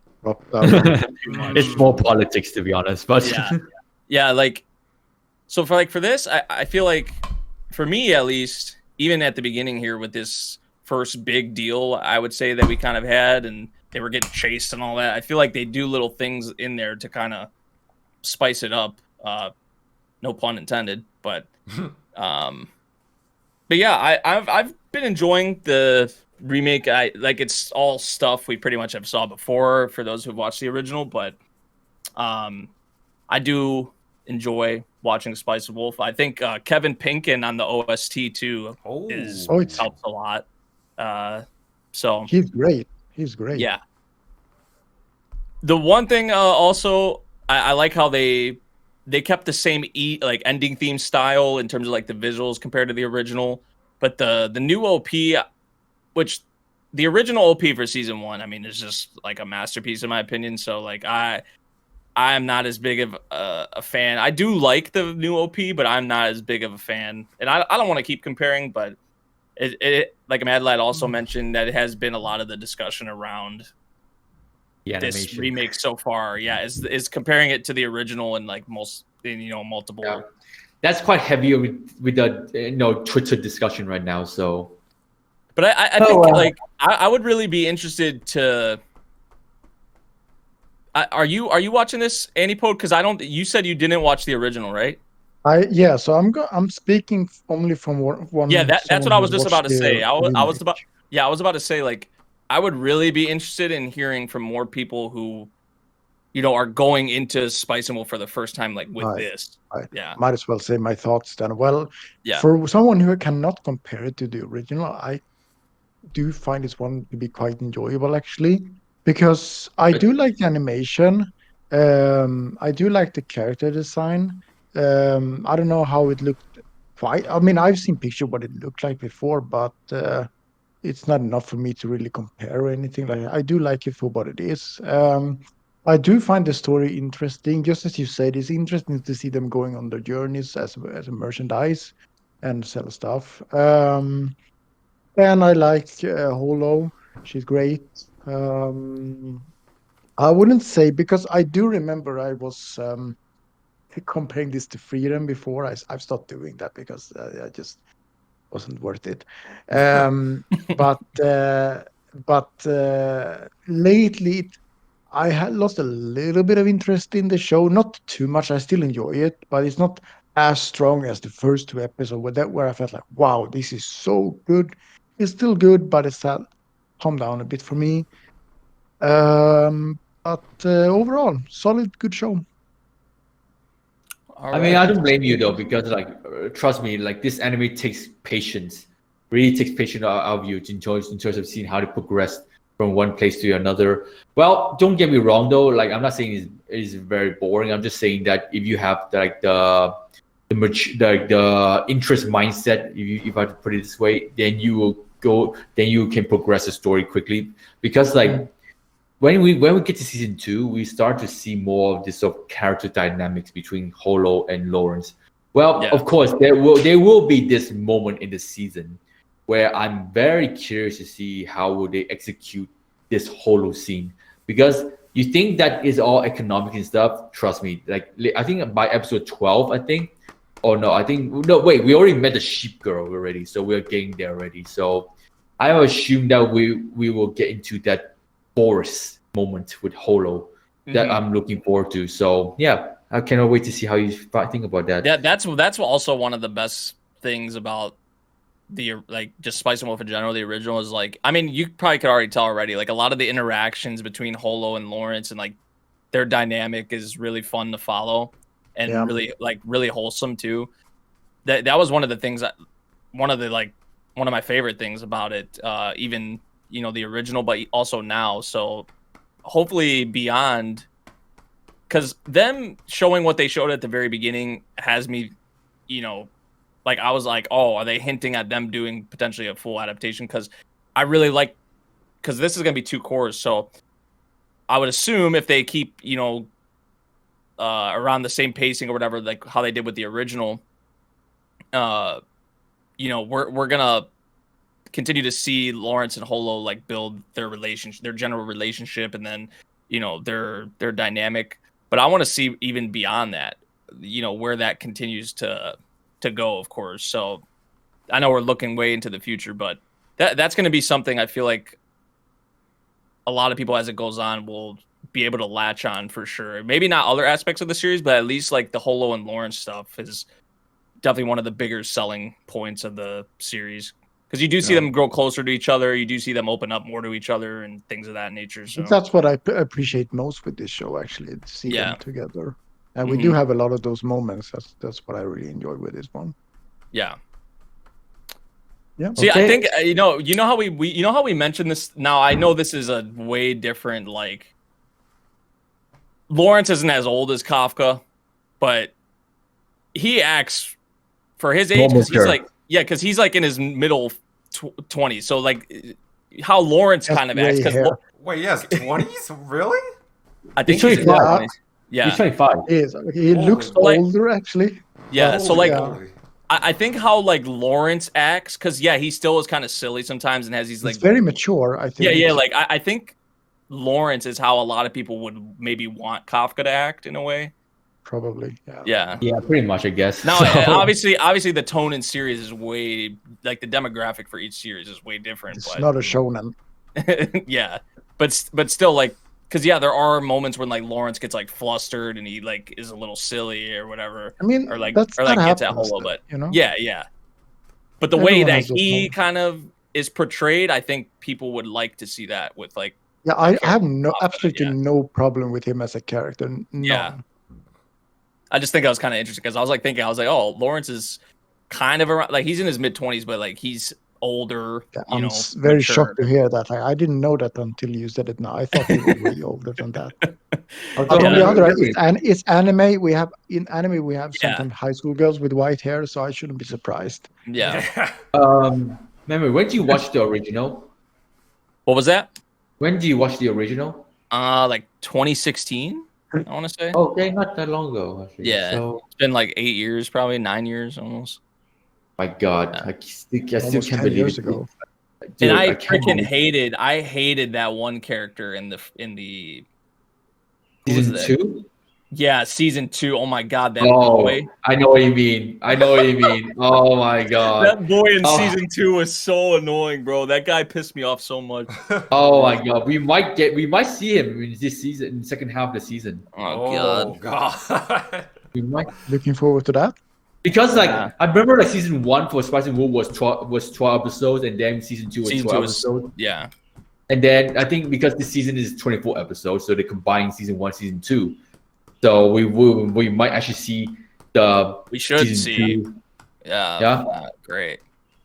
So and I think the one thing that, again, like I said earlier in the Spicy Wolf section, is that I am very curious to see whether or not we're gonna get season 2 announced after season 1 finish. Because if we don't get season 2 announced after 24 episodes, you've got to be kidding me. We've been asking for a sequel to season 2, back in the original season 2, for so long, and yet you're telling us to wait maybe like another 2 years or so. I mean, I'm fine with 2 years, but you make us like wait 3 or 4 years. Come on, seriously, that's too much, man. But I'm hoping we get season 2 announced like by the end of the season, by the end of the winter, summer season. So they might do what they did with that Higurashi thing, how they had like a bunch of seasons definitely. Of that, yeah, definitely. So, but yeah, either way, Spicy Wolf so far solid, very solid. Yeah. Just like the old days. Yep. Just like the old days, man. I can't believe it's been like 15, 14 years since I watched Spicy Wolf, and now I'm watching it again. Oh well. This is what they need money for light novel. So yeah, let's move on to the next one. All right, next up on the list, Go Loser Ranger. I know maybe you dropped this though. No watching. Yeah, I dropped it. Yeah, I remember you dropped this. You dropped this? No. I didn't drop that. Actually, I am watching this. I'm all caught up. Okay. I just know it's from quintuplets author. That's all I know. All I can say is that I can actually start to see the direction of this anime. Well, at first though, I thought this is some sort of shitty, gaggy Power Rangers sort of stuff. But then, as the anime progresses, I start to see where Negi Sensei decides to go with the plot now. It's more like a revenge story for the monsters. So, well, obviously he tried to make the Rangers look more like dickheads, power-stricken dickheads. And he did a good job with it because we all hate the Rangers. I find it funny people start saying that, oh my god, the Rangers did nothing wrong. Dude, have you seen what they've been doing to the monsters? Have you seen what they've been doing behind the scenes? Have you seen what are their attitudes are like? Red Ranger literally murdered somebody in cold blood. Exactly. So I was like, okay, now I understand what's the direction of the quintuplets author decided to go for. And yeah, like what Andy Pope said, this is from the quintuplets creator. I still find that so insane. This guy wrote one of the best harem series, decided to go for Power Rangers. It's so crazy to me. Like if you the tone, the story, the tone, the character, exactly, it's night and day. Basically, you're telling me he went from this to bloody Power Rangers? Oh my god, dude! Apparently, according to what I read on Twitter, is that this is what his original direction of his work before he started writing quintuplets. He was actually planning to do this first before quintuplets, but because of the popularity of harem genre back in like 2016 and 17. He had to like go for quintuplets because it sells well, and it sure does. So yeah. I mean, dude, they're still selling merch for quintuplets. By the way, this anime ended last year with the OVA, and they're still selling merch. By the way, now they're announcing a sequel to the movie. I was like, yeah. By the way, did you guys hear about the North American release for the games, the quintuplets games?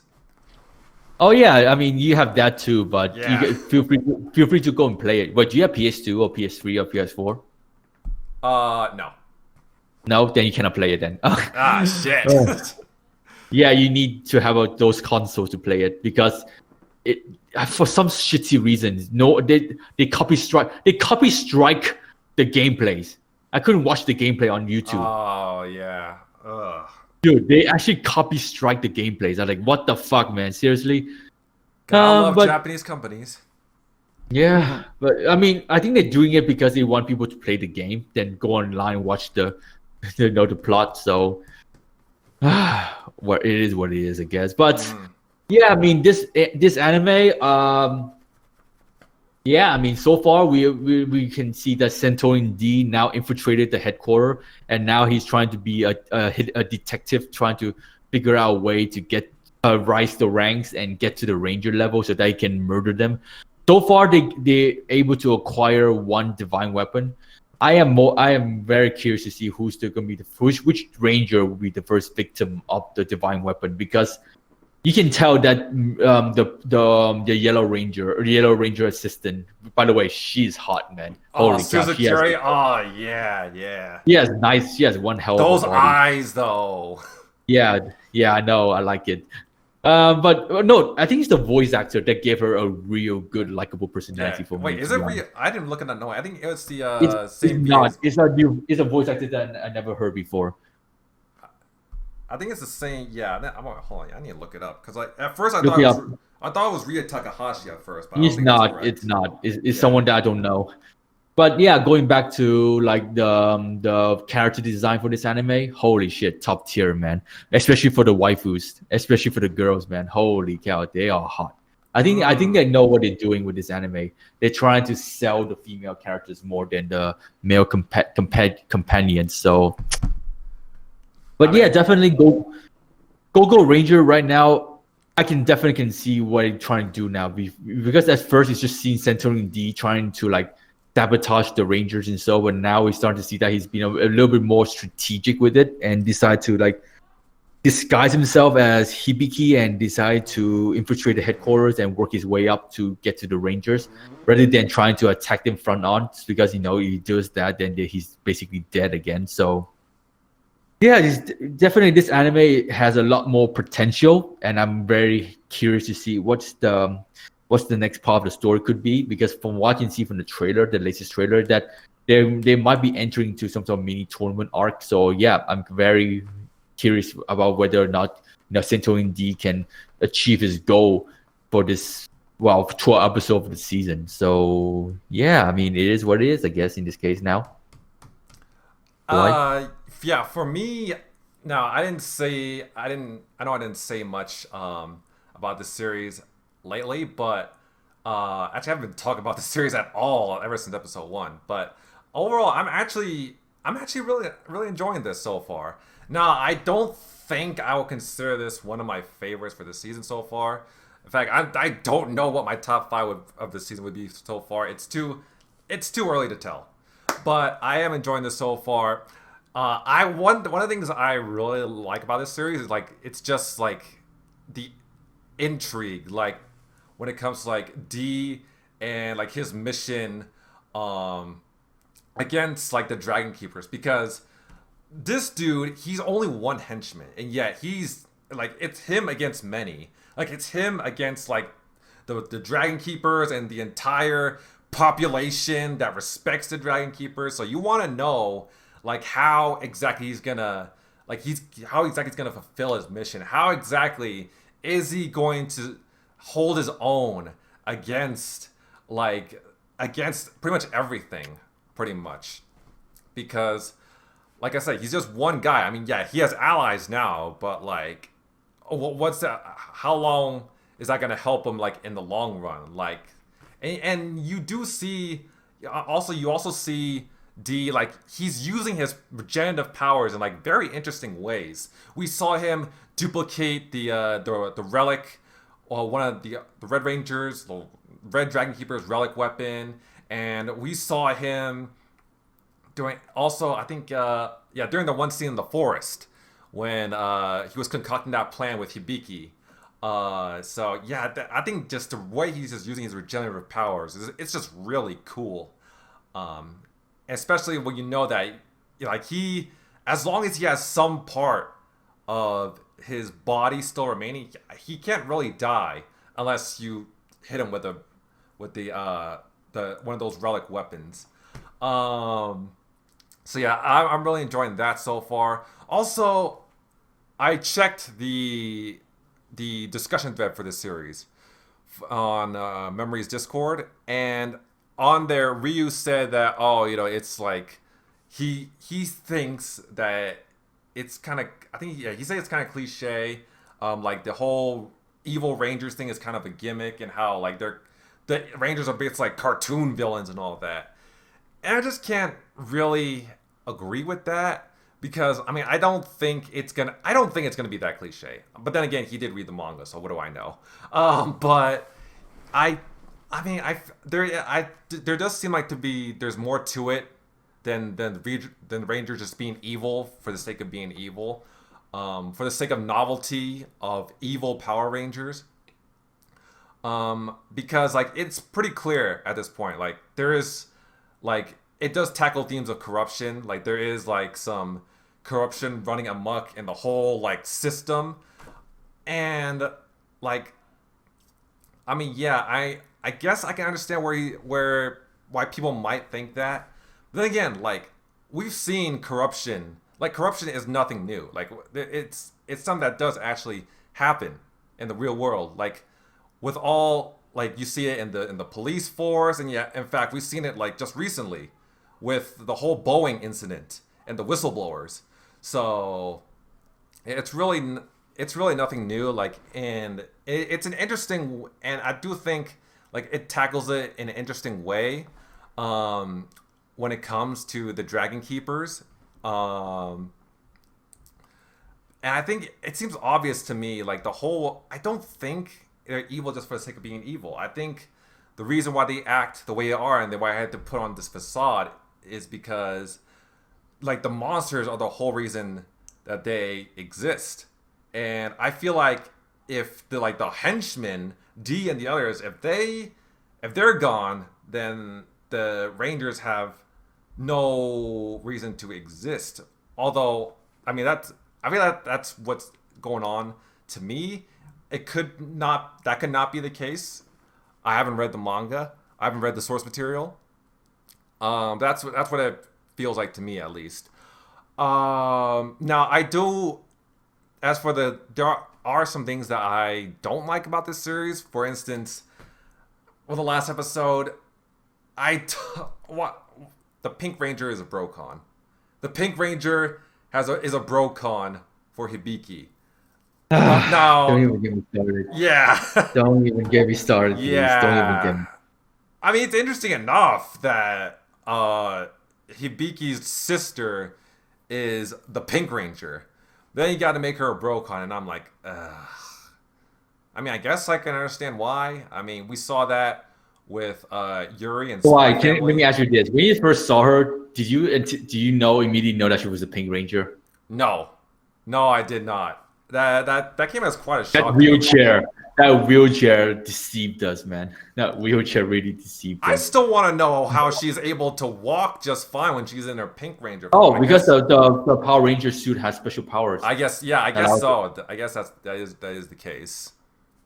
Memory. Let me show you this.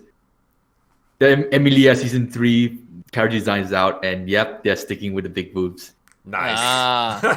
Great. Now that's an important plot point right there. Yeah, let's go back to. Oh yeah, speaking of plot point, dude, there's so many plot in this anime too. Holy cow! Yeah, I mean, I guess that's one similarity between this and quintuplets. There's at least one similarity there. Dude, there is a lot of plot in this anime. So yeah, the author knows what he wants. He knows the audience. He knows how to get people watching. Yeah. Get the.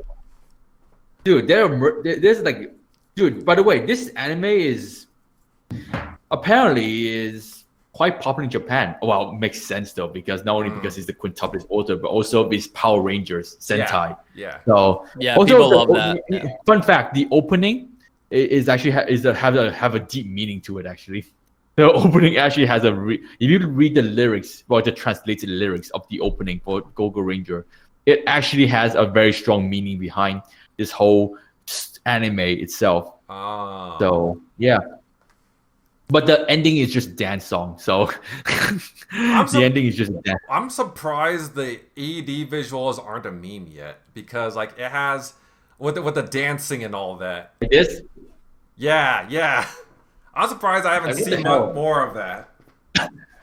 I guess I mean, I've seen people trying to do the dance on TikTok, but that's about it though. Yeah. So. But yeah, nothing more to say. Like I said, I'm just waiting for the second half of the season to see how the story progresses before I have my final thoughts. So I'm just gonna finish up my thoughts real quick. Going back to Suzukuri, I want to learn more about her as well, because like I think right now she's just like a big ball of mystery. Because you don't she is an ally towards D, and you think that she has they have similar goals, but I think there's still a bit of mystery surrounding her. Also, I've heard some people comparing her to Makima with her her eyes and how mysterious she is, and I guess and all that. You knew she was sussy. You knew she was sussy to begin with. Yeah, so I could definitely see the connection there. Also, some people point out during the most recent episode. Not the most recent episode. I think it was the episode before that. But they kind of rushed the whole how Hibike, the whole reason why Hibike cut off his own hand. They didn't really elaborate on that, which I kind of do agree now that I think about it. They didn't really elaborate how his whole drive to helping D and all that. Also speaking of Hibike. You think that he would have mentioned the monster in his closet and the fact that his sister is the Pink Ranger. But no, D had just had to figure that out for himself. And I'm wondering what other role the girl that the henchman girl is going to play as well. But yeah, other than that, Gogo Loser Ranger, pretty good so far, and I'm definitely eager in seeing what's to come. Okay. And that's okay. I think that's pretty much it. I think we can move on now to Date Alive Season 5. Memory, first off, how far are you with the catch up? I'm caught up. Oh, you're caught up. Good. Yeah. Good. All right. I can release. I can unleash myself now. Okay. First things first. Time to shine. First things first. I can say for myself that this season, I already been telling you guys since season 4, or no, ever since season 3 actually. That season 5 is where shit happens, and you can see that it's where shit happens. Literally. Yeah. Endgame vibes. This is literally endgame vibes. We're still at volume 18, by the way. This season, from what I can see from the PV and the opening, I think we're gonna go three volumes in the season, 4 episodes per volume, which has never been done before in Day Alive, except for last season. But yeah, let's just say because this season I can say is more Mew focused. So volume 17, we already saw the first 4 episodes, and then currently we're in volume 18, which is called Mew Game Over Arc. Yes, I said guys, Mew Game Over Arc.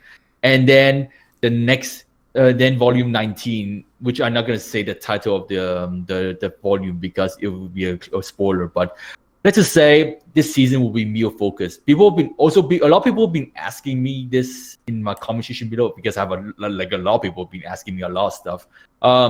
Will we go all the way to volume 22? Because Day Alive finished at volume 22, so we got 6 more volumes left to adapt. We're almost there, everyone. You would hope they don't. We're almost there to the end of Day Alive, and I told him this. Basing from what I can see from the PV and opening, we will not adapt volume 20 and 222 because that is. They'll probably save that for one final season. Yeah, they're gonna save it for one final season, and also because volume 20 and 222 has a completely different vibe than what we're seeing right now, and a different character focus too. So I can say for myself that we will finish in volume 19, and volume 19 has a cliffhanger, and I cannot say much about that.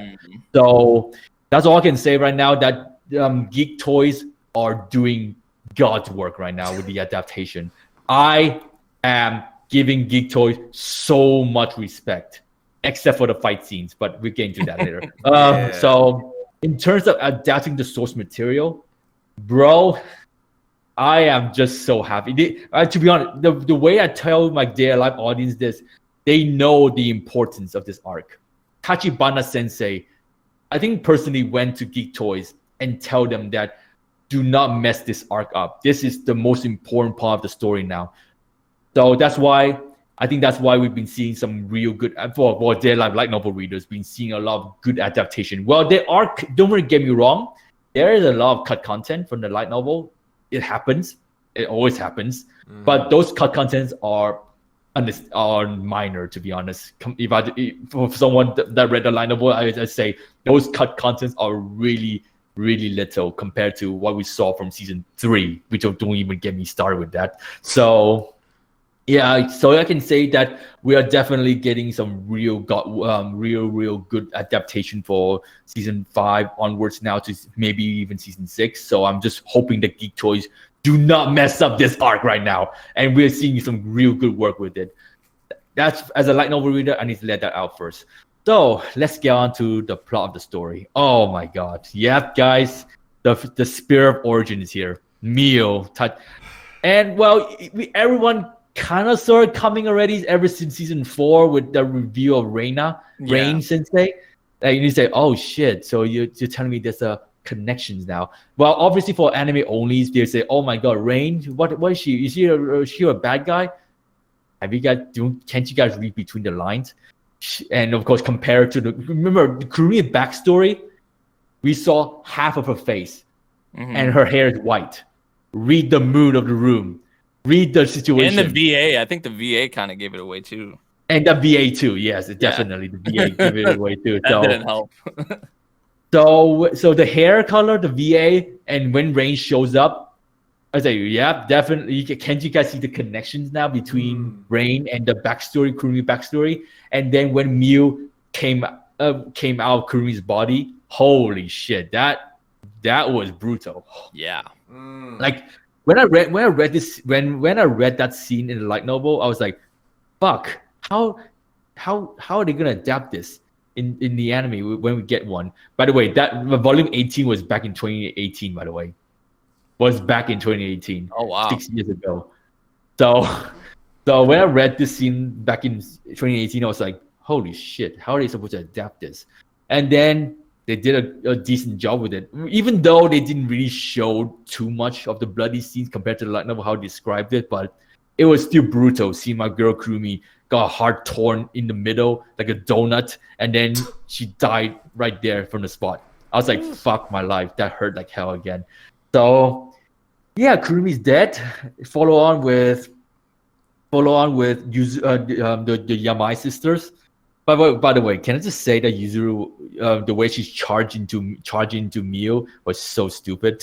I mean, like, like when the way she does it is like, bro, Yuzuru, I get it, your sister's dead, but dude, charging in won't do anything. She's just gonna pierce you from behind, below, from above, from the side. Well, Yuzuru just was let the emotion got the better of her anyways. But yeah, you can say that Mio is quite OP. You can see from her angels already that she has the ability to kill people instantly, instant kill, and of course she used a very powerful whip. And 2, she has domain expansion. Literally, she has domain expansion. Pretty much. She just traps everyone inside her territory, and she literally writes her own rule, and people and she can even use the angel's power against them too. So oh my god, like this goes to show that Mio is really, really strong, and she is unstoppable right now. And the only way you can stop her, well, only Shido knows how to stop her. So yeah, I can say it has to be Shido, right? Yeah. It has to be Shido. You can see the girls can't even do anything. Or Tokan Origami. She's just collecting them like they're Infinity Stones. Thanos. Yeah, like Infinity Stones. Like yeah, exactly. People making memes of Thanos collecting Infinity Stones. And this is literally Mio doing right now. You can see people also say that she's heartless and stuff. I mean, duh. She all she cares about is reuniting with Shin.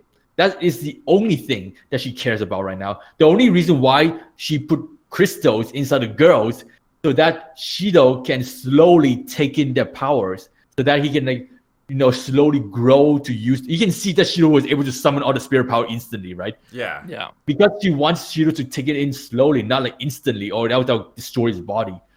So that's the reason why she created spirits in the first place, because it allows Shido to slowly take the power from the girls. But since now she's back, she feels like this whole process is quite slow.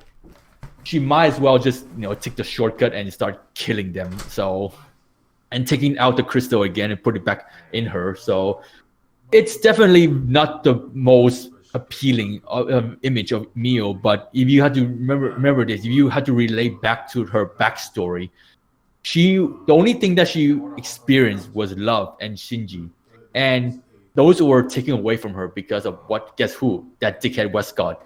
So that's why when she lost Shinji, she literally took any Pope. I think it's best if you don't hear this, but you don't mind, right?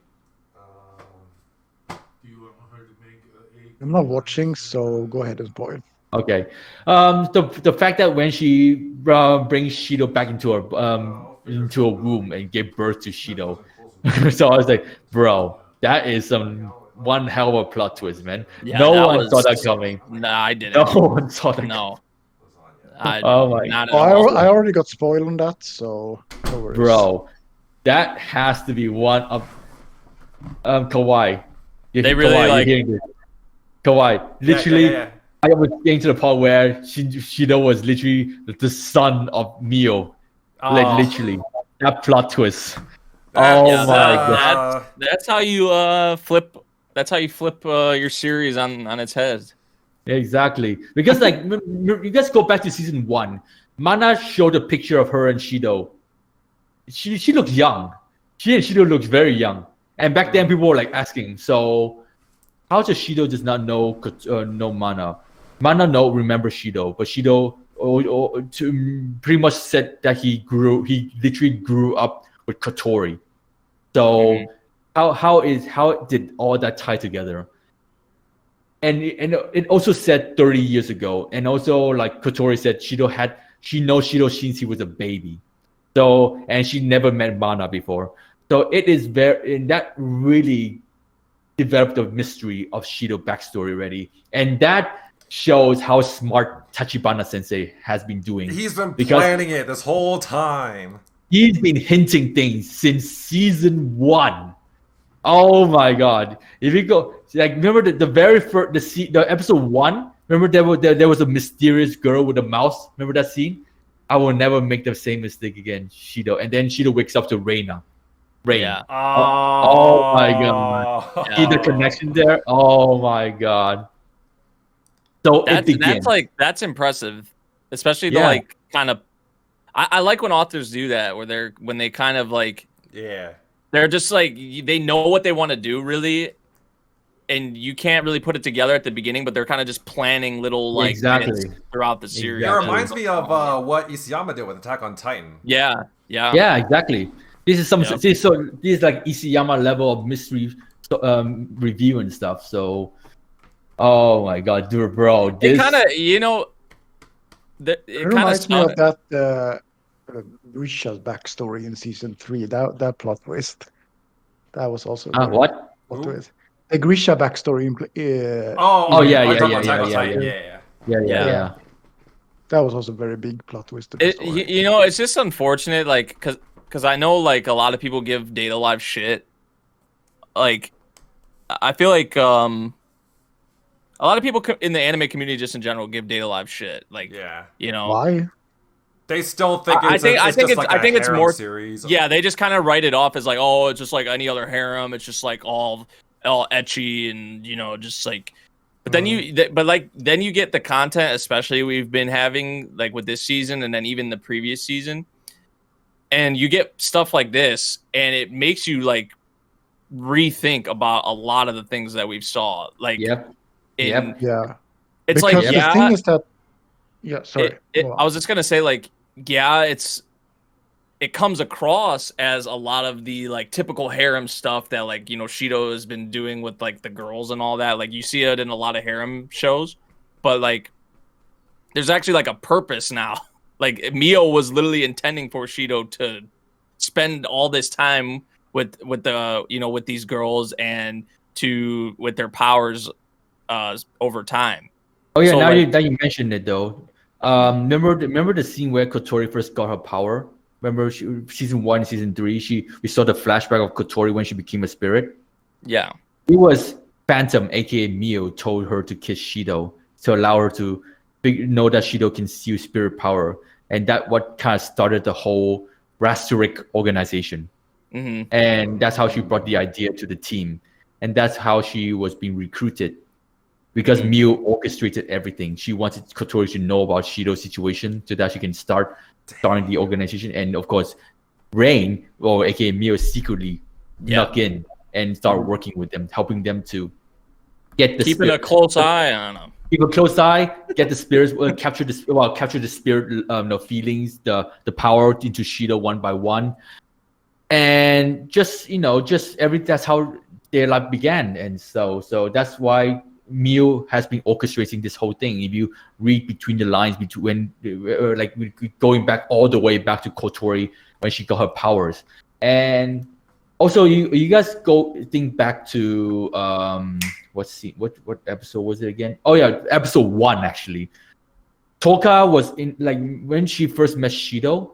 She I think she mentioned this. I think she actually mentioned this in the anime or the light novel, but she said that she said, I don't know, I was just being summoned. I was just being summoned to this world where Shido was. Guess who told her to go there? Mio. Indirectly summoned, let Toka know to go to that area to cause chaos, to encounter Shido, and get this whole thing started by kissing her and seeing spirits and allowing Shido to discover Rasteric.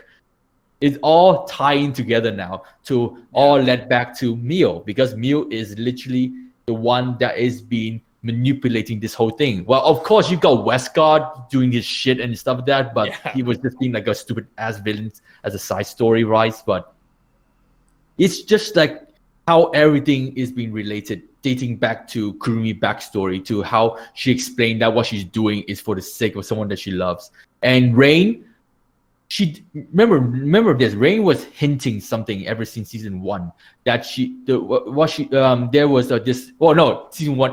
2 actually. She said that what she's doing right now is what was for the sake of the person that she used to love. Oh my god, bro! When you tie everything together, going back to season 2 and as far as season 1, you start to see how everything really comes together. But of course, I understand why people did not really like their life, because of the harem, the fun, gaggy stuff. Yeah. To be honest, you needed that in order for Shido to like get to the girls, make them fall in love, and just to get people. But remember this, back then in 2013 actually. Harems are the craze. Harem, comedy, romance are the main 3 big genres, and he's just trying to like adapt to the taste of Weebs back then, and it works because people enjoy Shido trying his best to understand the girls, trying to make them fall in love with them. Of course, Kurumi coming in, making the biggest difference to the day life industry by making her the #1 most popular girl ever. So you can see that Tachibana Sensei is like introducing individual girls to the story, but with a purpose though. Like each girl, you can see that he had put a little bit of hint in each arc. So for example, Toka. Like, she told that she was being summoned to the world for some random reason. Yoshino, there's nothing really happened there. Kurumi mentioned that she has a history with the first spirit. No, she wasn't mentioned. She didn't say it in the anime, but she said in the light novel that she has a history with the first spirit. Kotori with her backstory, which I already mentioned. Yeah, the Yamai sisters. Remember Rain was went with them to the island. Remember that? Remember Rain tagged along to the Okinawa school trip, Oh, and yeah, that's how they met the Yamai sisters. Yeah. Remember Origami was trying to fend off the robots, and Rain was by herself, but Origami was knocked out. Who took out the robots? Good question. Yeah, who took out the robots? Rain. Of course she does, because she's a clone of Mio. And then you went on to the Miku arc, which is Miku, combining the Miku and the Dark Toka arc. Miku, she said that she got her power from a phantom, but there's a good reason to why she was given that power, which we might see it in next episode or maybe in 2 episodes later. But the inverse Toka arc, well, you can say that, Westcott says, remember this, Westcott said this line in season 2. I'm not sure how much you guys remember this. He said, when Westcott first saw Shido for the first time, it was like, oh my God. Yeah. Oh, I can totally understand that what that girl's been up to now. Yeah, but Westcott's referring to Mio. Yeah, because she said he said she's been planning this. She's been behind it this whole time. Yeah, exactly. This whole time, yeah. Everyone was like, who is he talking about? Who's he referring to? Yeah, see, a lot of these things at the time, you don't really think much of them. Also, you guys go back to Toka, inverse Toka, when she was first introduced. Can you see that inverse Toka has a completely different personality compared to Toka? Yeah. But when you see inverse Origami, inverse Mukuro, and inverse Nia, all of them were mostly the same person. They don't have a alter ego personality. What is that all about? Well, you will find out more later in the season 5. So, yeah, everything has been hinting. Also, when Westcott was being introduced with Ellen, why did he look so young? Why Mana? When Mana was introduced, why did she look so young? And then was later been told that DEM was been experimenting on her since she was being captured. So that's why she wasn't able to age. So that's really make people start to think more now. Okay, so if Mana doesn't age, what is the what's the Shido picture all about? Why should she have a necklace with her and Shido? So I think season 2 is where people starting to question this stuff happening now in this case. And then we got this shit ass Mayuri Judgment movie, which is a waste of money, if I just say. But fun fact for you guys, when Mio uses for her first angel, Mayuri was supposed to be on the flower. There was supposed to be a Mayuri statue. In the flowers, but because of some licensing problem, because I don't know why they said it's a licensing problem, because everything Day Alive falls under Kodokawa. So Kodokawa should allow them to use the movie, but apparently because I've been told that there were some licensing issues, that's why they weren't able to add Mayuri statue inside the flower. And then we got season 3. Oh my God, season 3. The biggest hint I would say was That's Phantom. the one I dropped actually. The way remember Shido went back in time and he met Phantom. Yeah. Phantom also said something to Shido. Yeah. Remember that? She literally said this line to Shido: "I will never make the same mistake of losing you again." That also gives another hint. But the biggest problem I had with season 3 is not because of the JC Stab animation and stuff. That was just shit, by the way. But they did well with the Origami arc. I give them credit for that. But the final episode, because in the final episode where Shido went berserk, Shido disaster arc. That's what they're called. 1, Phantom was supposed to be there. 2, Shido mentioned Mio. Shido actually mentioned Mio in the when he go berserk mode in season 3. But they cut that out. He mentioned Mew in the light novel. And 3, Mana starting to remember something from the past. 4, Shido used the Kamehameha that we're gonna see next episode. And 5,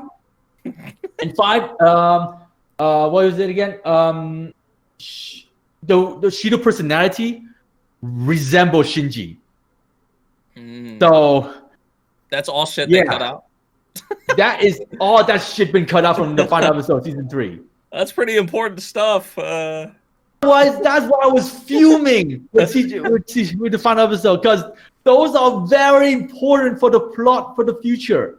And they decided to squeeze all of it in one episode with the opening and ending added to it too.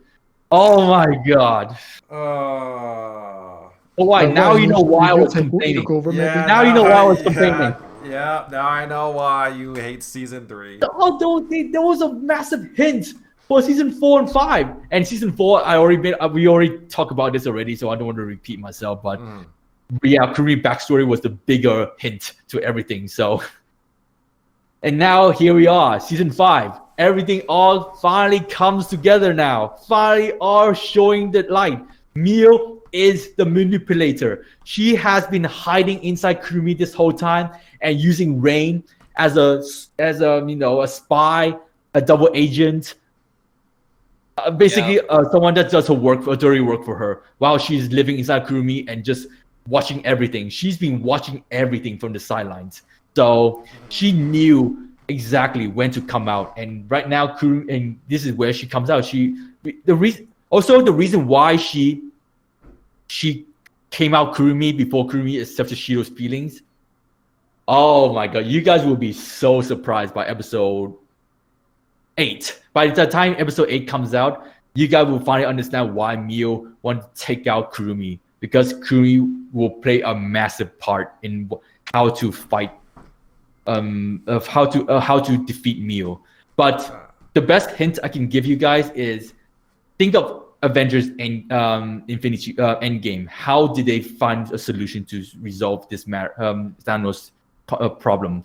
So that's all I can say. But yeah, definitely Stay Alive. I've been telling people ever since 2018, where people will be asking me, so why should I watch Stay Alive? It's just a harem series. It's just a fun series. There are meanings behind why Shido had to kiss the girl, why he had to go on dates and stuff, because Mio put a condition to Shido kissing. He can only see the girl's power completely or half completely when they are in love with her or in love with Shido. Just like how Mio fell in love with Shinji, because Mio wants to translate that feeling to the girls. Yep.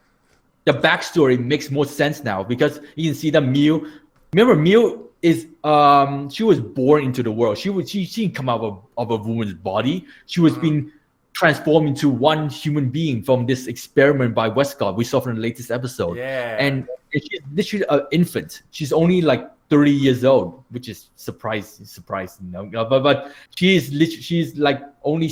was just an infant. She was able to learn about the world quickly and stuff, because she's a spirit after all. But she's still learning about experiences, and one of the experiences that she enjoyed was love and Shinji, and she basically translated all that feelings, all that frustration of losing Shinji. That's why Toka was frustrated when Shido was gone. That's why I think the girls were reacting in a weird way when Shido was in trouble.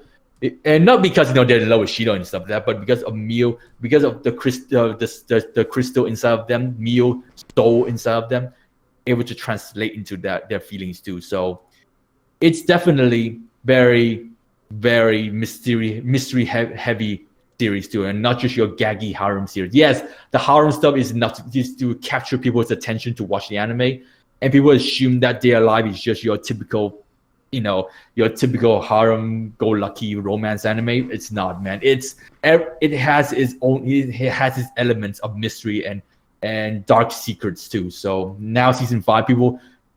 I mean, if people are able to watch Stay Alive to now, fair play for you guys. You guys finally get to the good part. It was worth it. Yeah, it's worth it. I mean, I always like Stay Alive. To be fair, anyway, exactly. So. Exactly. I mean, you guys are fine. This is just a cherry on top, like. Exactly. This is just a perfect cherry on top, and wow, I gotta say, I am having too much fun with Stay Alive right now, because not only the fact that it's one of my best performing video in my channel, but also Have you guys been noticing that my Twitter has been performing so well lately?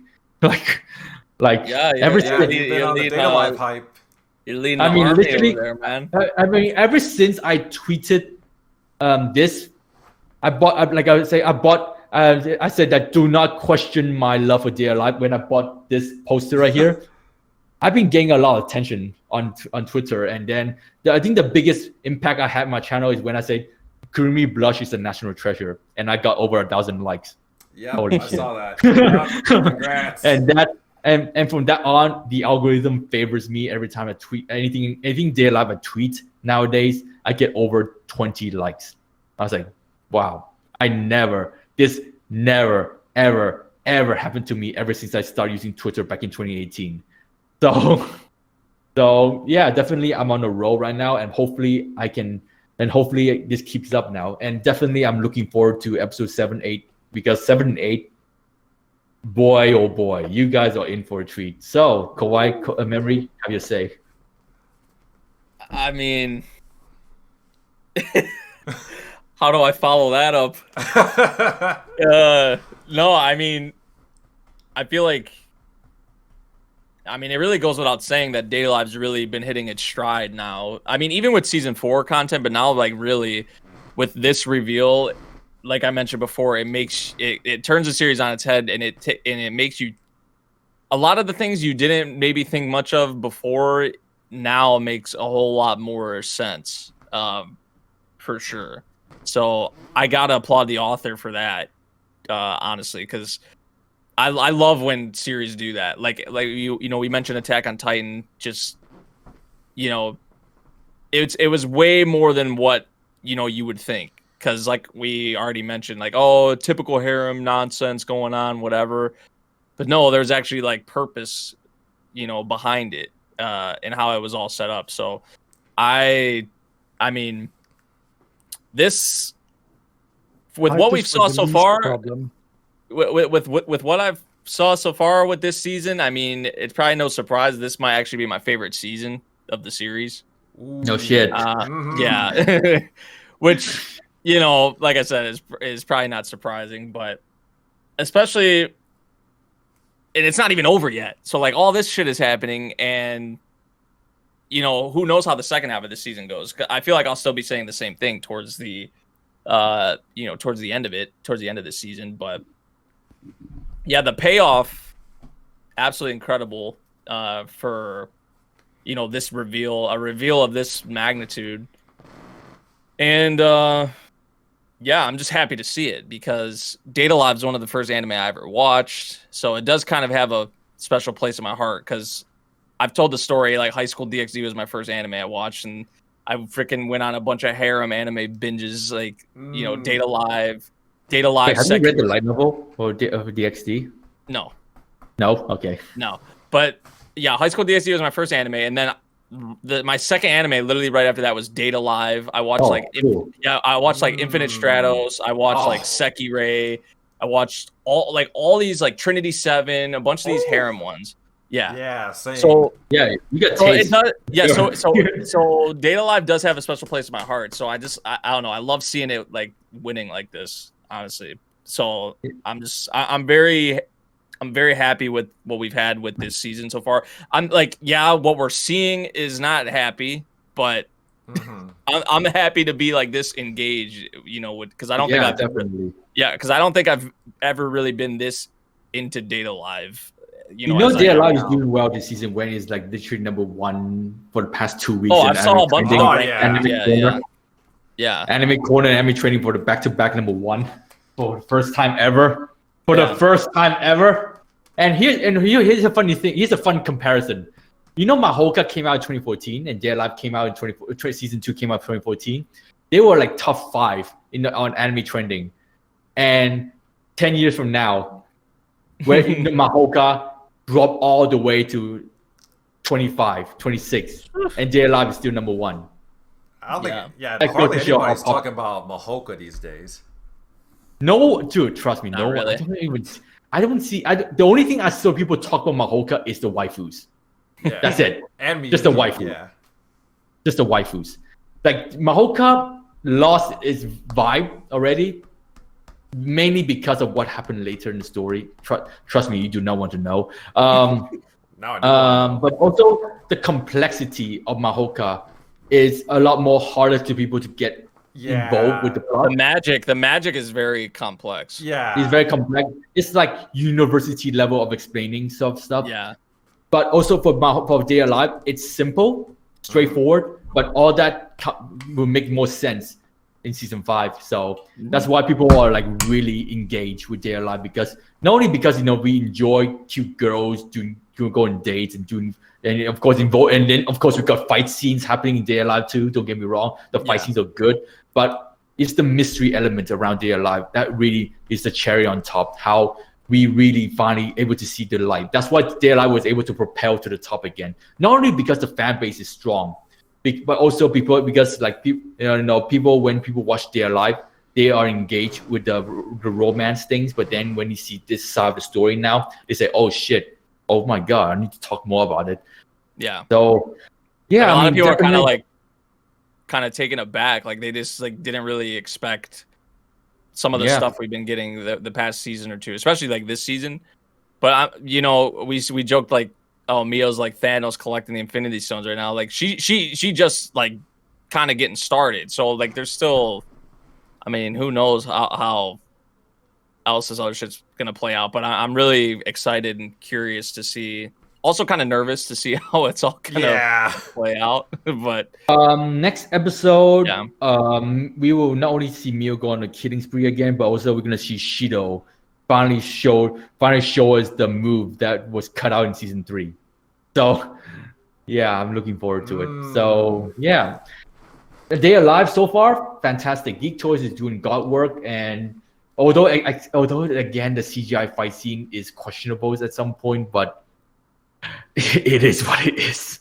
It is what it is. I cannot say too much about it, but yeah, I mean, Day Alive is fantastic. I love it so much. This is why I've always been my favorite anime ever since I watched anime, and my number one anime since 2013. So yeah, I watched Day Alive when it first came out. I read the light novel a year after that, and everything is history. And now to this day, people keep asking me, so why you still like Day Alive? Why you still like Day Alive?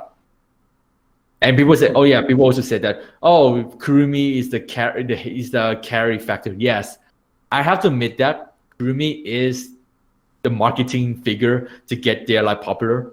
Is the reason why people watch Day Alive is for Kurumi.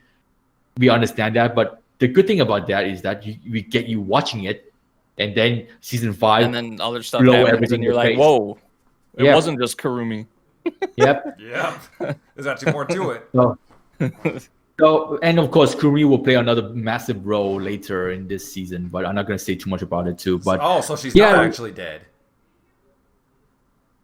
There's no way they'd kill her off. Yeah, that's what I've been saying. There's no way that they would kill her off. Or there's some other. I don't know. We'll see. Kawaii, do you want like a hint? I don't want a hint. I don't want to hear it. Maybe just save it. Maybe just save it. Okay. But okay, I'm not gonna say any more. Anything come out of my mouth will be spoiler for next 2 episodes. So yeah. I mean, Day Alive got season 5 is already 10 out of 10 for me. So. Yeah, for me, I mean, I still feel like I don't think I have much to say, because I think you guys kind of already said quite a bit about season 5 so far. Also, I feel like we're still fairly early on in the season, but yeah, like you guys, I'm enjoying Day Alive season 5 so far. It's been great. It's still so crazy to me that it's been the hints have been there ever since the very first season. Now of course, very first episode. Yeah, very first episode. Now of course, I don't remember all of what's been said in the first 2 seasons because it's been so long ever since I watched the first 2 seasons. But I do like how you guys have been pointing out the comparisons and how the hints that have been there. Also, yeah, I mean, Mio has just been she's been completely wrecking shit. I mean, because like, what can the spirits do, honestly? Because not a damn thing the spirits can do against Mio has been effective so far. I mean, they can't fight back because Mio would just kill them. They can't run away because Mio would just still kill them. I mean, and Mio Noa has all of their abilities and powers. She knows whatever they can all do. So, I mean, yeah, you just really have to wonder, you know, from an anime-only standpoint, like, what can they possibly do? I don't think they can really do anything. I feel like Shido is really the only thing that can actually do something against Mio. But then, of course, Shido is preoccupied with Isaac at the moment. Speaking of Isaac, one thing I do find funny is that they don't really... I feel like this series doesn't really try to make Isaac likable or sympathetic. Because even when they show his backstory, I mean, like, usually when... He was born evil, man. Come on. I mean, usually when anime shows a villain backstory, like Demon Slayer, like, you know, they show it to make them more sympathetic or more understandable of their actions. Yeah, with Isaac, it's like, oh, you know, nah, he's been psycho since he was a kid. So, I mean, I gotta appreciate that at least. They don't try to make this scumbag sympathetic. Also, during the last episode,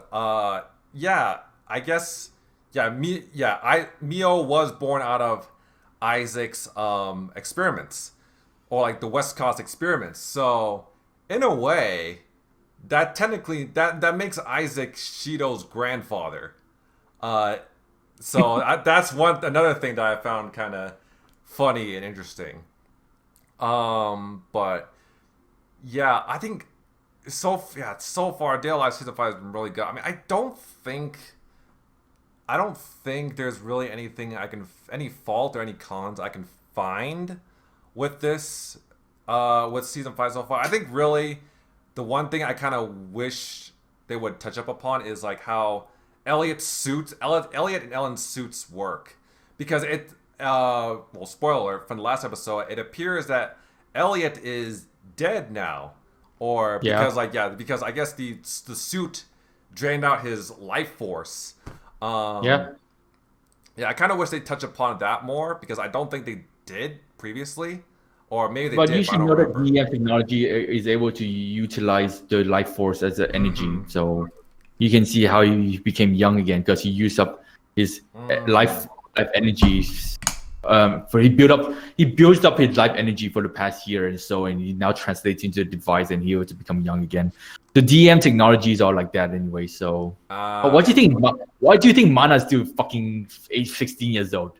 Yeah, she still looks really young, but apparently she's older than that. But her actual age is like 40 or something at this point. So, also also one thing I have to point out, I do like Shido's friends though, and how like they were holding that one scene where they were holding the teacher back while Shido went to go save the others. They're like, go.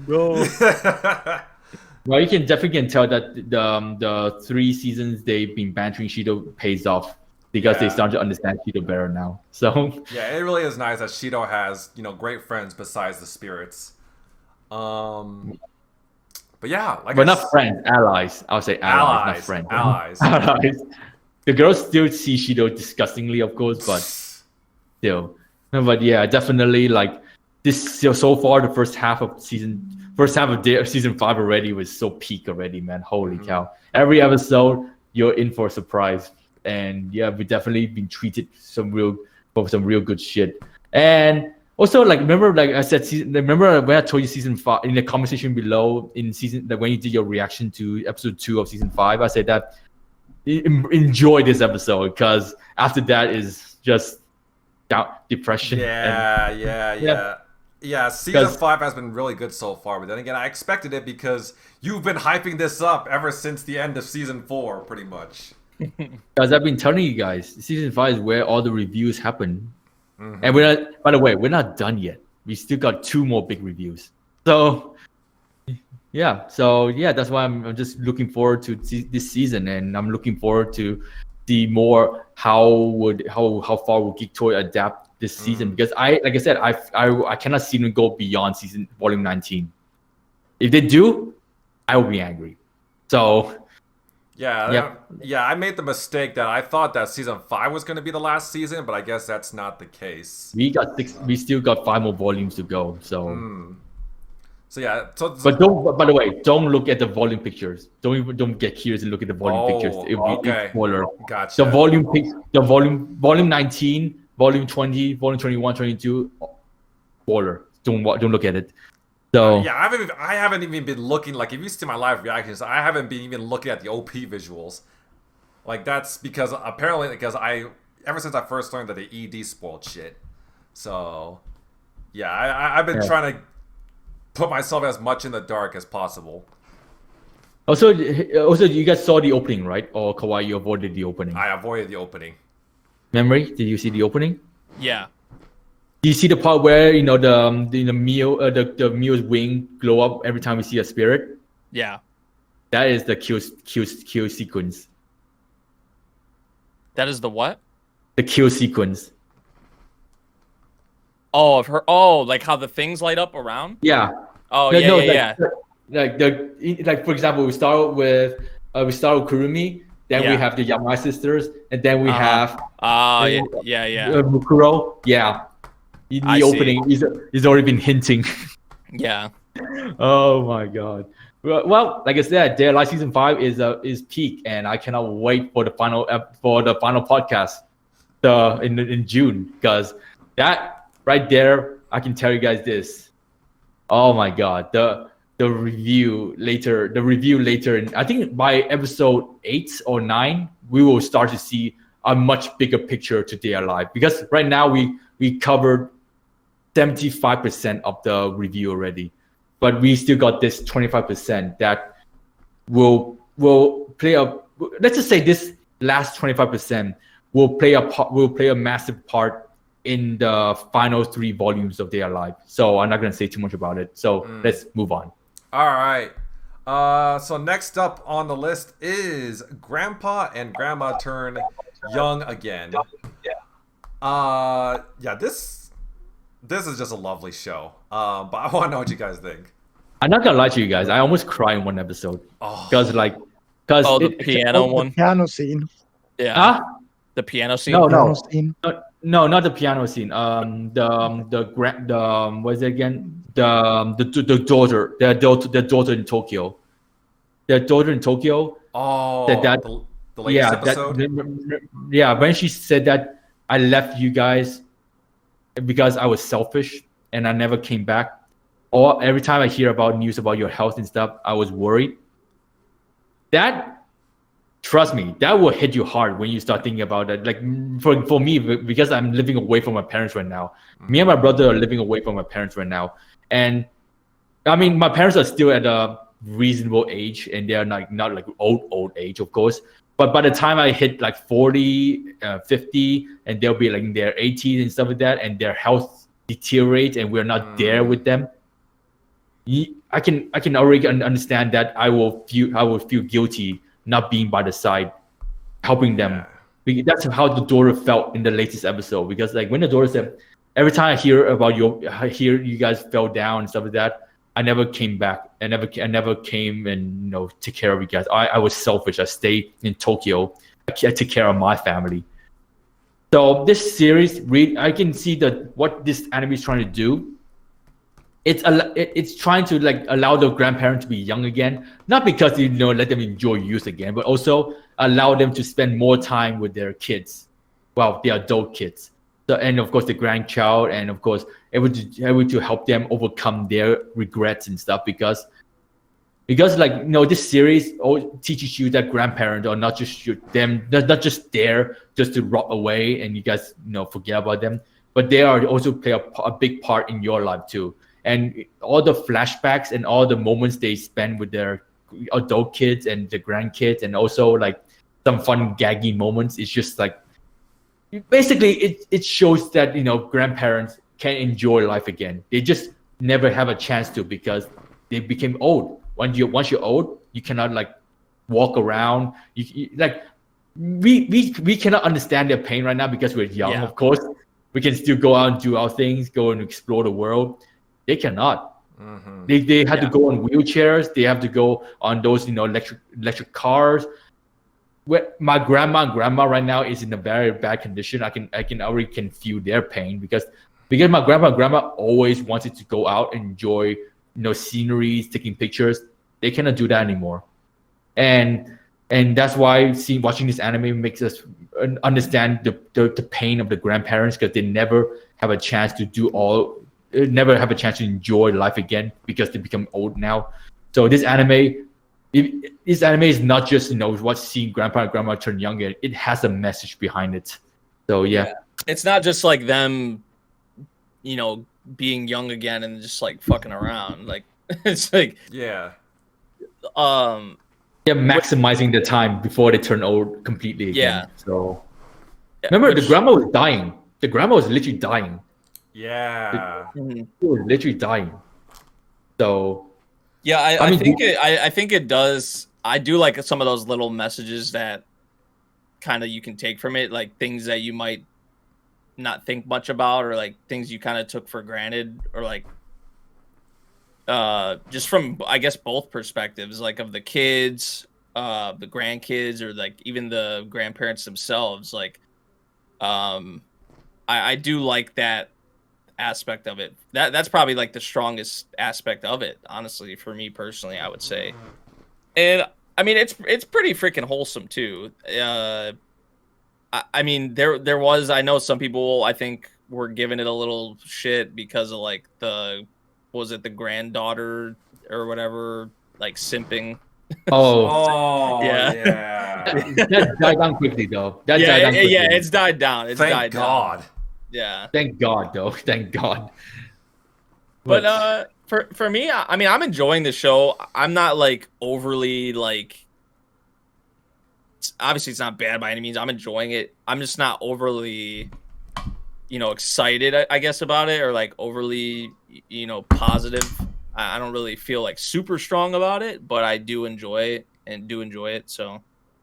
Wait, Kawaii Memory, do you guys have grandparents? Yeah, I do. Well, I only have one living grandparent so far, and that's my grandma on my mom's side. But do you when you watch this anime, do you think about them? Yeah, I do because my grandma right now is in her 80s, and it does concern me sometimes because at any moment, she could no longer be here, and then and I'll just, it's tough because, and especially it's tough for me considering I think she is really Wait, is she living with you guys or living elsewhere? Oh, she's living elsewhere. She's living in California. I'm in Utah. Okay.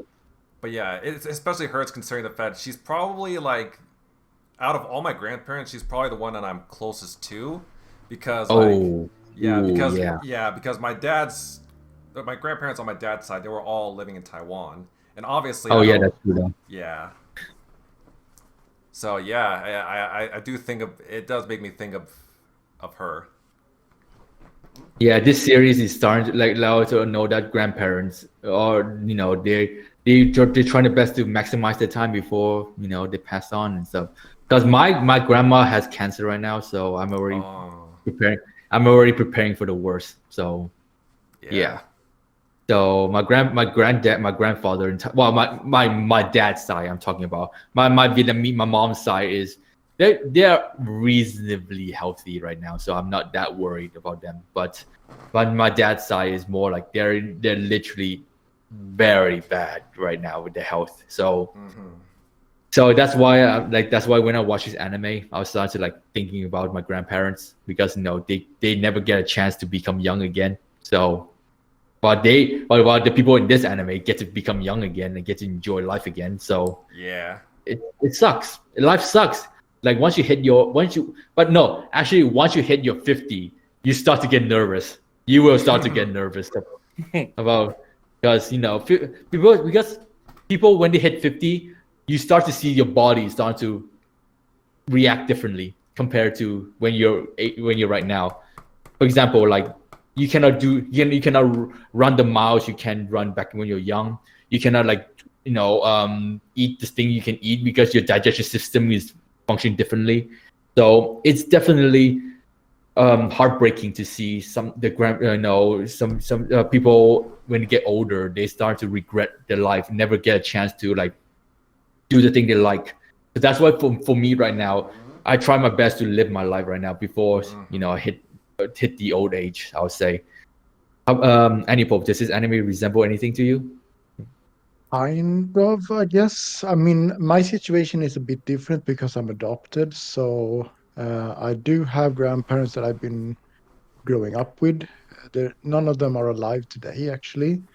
But I also do have a biological grandmother, which I found out that she did see me when I was a baby. And then, of course, we had to be separated 30 years.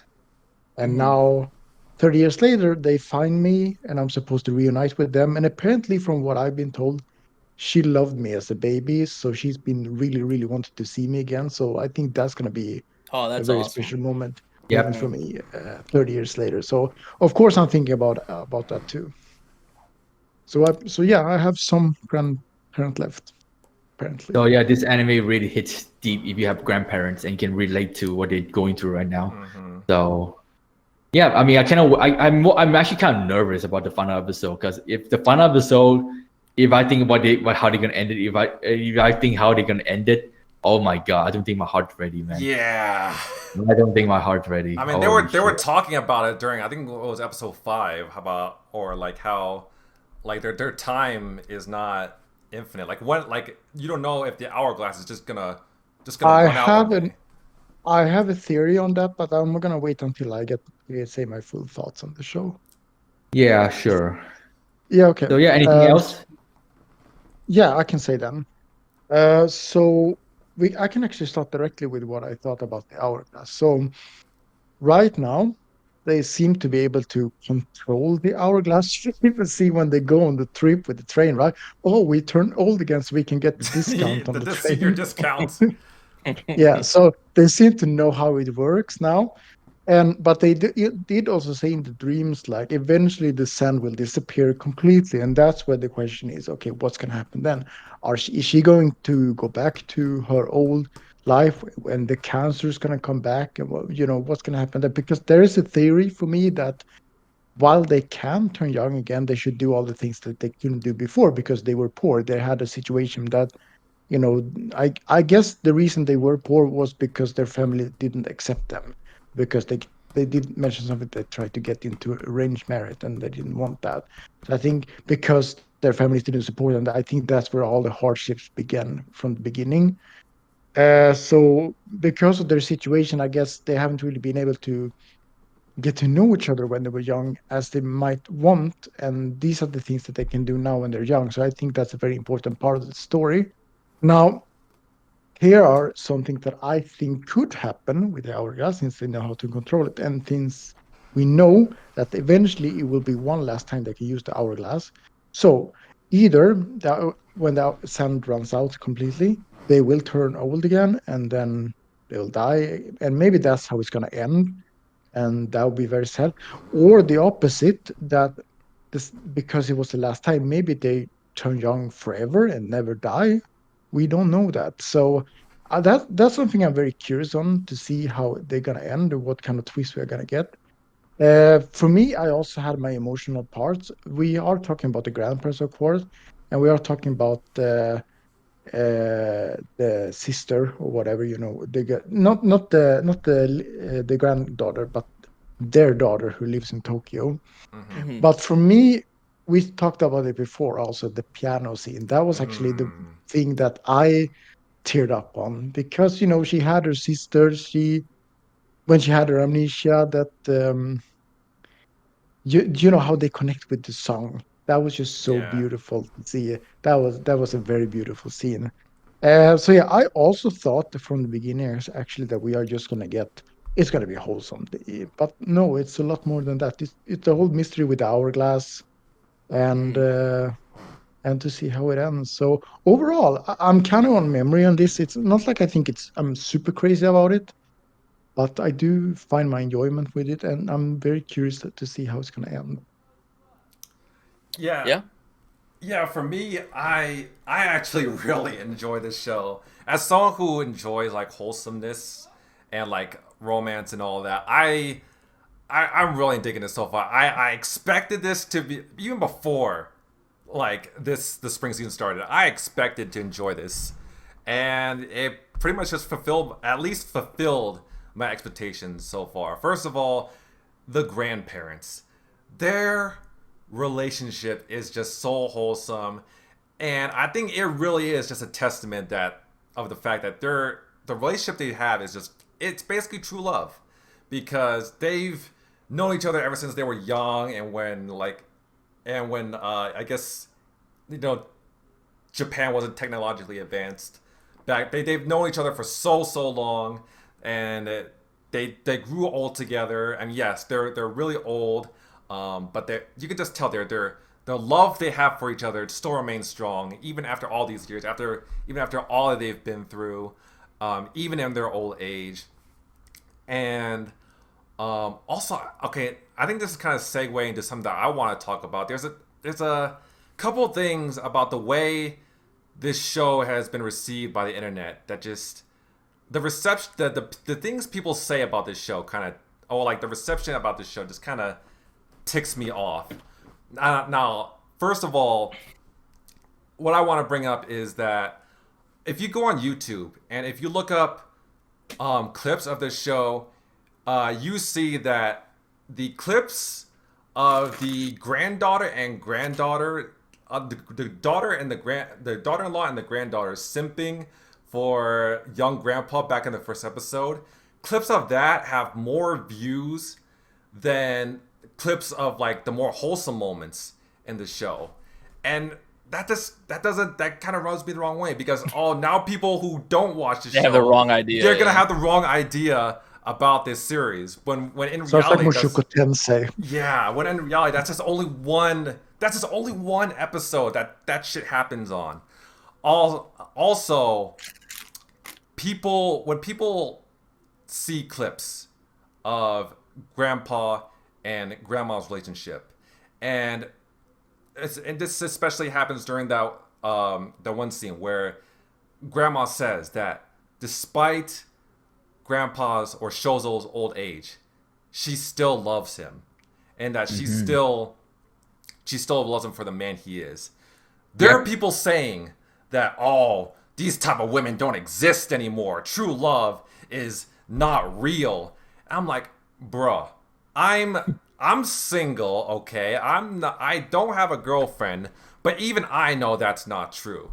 I mean, yeah, because yes, there are some women out there that are not, they're not faithful to their man. We're not rushing. That's why we're single. We're waiting for the right. Yeah, we're waiting for the right woman. Yeah, I mean, yes, I understand that not all relationships are gonna experience true love. Not all relationships are gonna be happy or as fulfilling as their relationships are. But you just cannot blame modern women for you not experiencing true love. I mean, I don't like to use this word often, but to me, that just seems like incel type of thinking. The problem with couples nowadays is that relationships tend to be going and what's the word? Take and go sometimes. Like they're in a couple and then they just like break up. Like I think couples. The dating culture is just like insane here right now. And sometimes I do wish we had like a dating culture that was back then. That felt like it was. That's kind of like what the characters in this show. Like I feel like for how old they are. You would think like when they first, met each other, were in love. It was something that like it was more like organic, I guess you would say. Yep. Because I feel like nowadays, especially with social media, it's ruined like just how you talk to people or interact with people and meet people and things of that nature, which is why like a lot of people would say dating like app now. Back then, dating apps. Like I feel like a lot of people would say like that just dating, culture now is just not as good as also the pressure as it was in the past. But I mean, also because of the true, pressure, because like you date a girl, the girls sometimes say, "Oh, I don't want to get married. I just want to like enjoy youth and stuff," and that will have a huge impact to your relationship with her because sometimes you want to like date a girl, the first thing they'll come say is, "Can we get married?" and stuff. Especially like around our age right now, because like, I know a couple of people in my family that was being forced to marry because they literally like they need to carry on their lineage. So it's definitely a lot more not pressure, but a lot more freedom for people nowadays to date and move on to the next person and to the next person. When this one though, because of the old age, because of the old generations, they have this sort of like less more freedom mentality. That's why they stick with each other. So yeah. Mm-hmm. Yeah. But yeah, going back to my thoughts. The relationship itself, like between grandma and grandpa, I think that's something you just don't see in anime. Because like in a lot of romance in anime, like you just see like how how they get to the relationship, but with this series, they're already married, they already love each other, and we see them, and we're just seeing them like showing, and this show is just basically showing like they still have the love is still going strong even after their old age. And yeah, I just feel like you don't see a lot of anime where the marriage already happens and where the family making already happens. Usually when it comes to romance, it's all about developing just that, the romance, before what happens before the marriage. So yeah, I think that it's kind of I feel like this series is novel in that department at least. Also, speaking of family, yeah, the daughters, the sons, the daughters, the granddaughters, they're also very likable as well. I like how Grandpa is basically the wingman, Shoto's wingman for his own granddaughter. Also, I mean, I shipped them too, actually. Yeah. Shota and the granddaughter. Yeah, I definitely shipped them. Also, one thing I find interesting is that a lot of people find it weird that grandma and grandpa's, like, that's how they call each other, grandma and grandpa. They don't actually call each other by their names. Their names. But I think... Or like terms of endearment. Yeah. But I think that's like an Asian... Like that's a thing with Asian households. That's Japanese culture. Yeah. They don't call by the name. They say Ji-chan, Ba-chan, or Ka-san and stuff like that. That's more like Japanese. That's an Asian household thing, because even though I'm not Asian, I am Asian, but I'm not Japanese. I have not once heard my mom and dad like address each other by their first names. So that, yeah, I'm pretty sure it really is just a thing with Asian households. Like I've never heard them address them by their first names, like in all the years I've been alive. But yeah, also, like even the way they become young again, there's a wholesome reason behind that. I mean, yes, it is kind of a gimmick, but there is a reason. There is a really wholesome reason as to why they became young again. Because obviously, like during the storm, they tried their best to make sure that one tree wasn't gonna be blown away or destroyed. And because didn't the tree thank them or something like that too? What was that? Didn't the tree like thank them too? Yeah. Before the hourglass? Yeah. They did kind of like, yeah, we did see that. Yeah. And that's how the fruit came to be, because of the hard work and dedication, the love they had for that one specific tree. And I think that's really endearing. This feels like reverse Adam and Eve. You're supposed to eat the apple this time. Yeah, exactly. Good comes out of the apple this time. Also, you guys talk about that one piano scene, and I feel like dementia and like Alzheimer's, that's something that's definitely not covered in anime at all up until now. That's what we were talking about before when we talked about how our grandparents, etc. Like, imagine seeing them when they turn like dementia and they forget about you.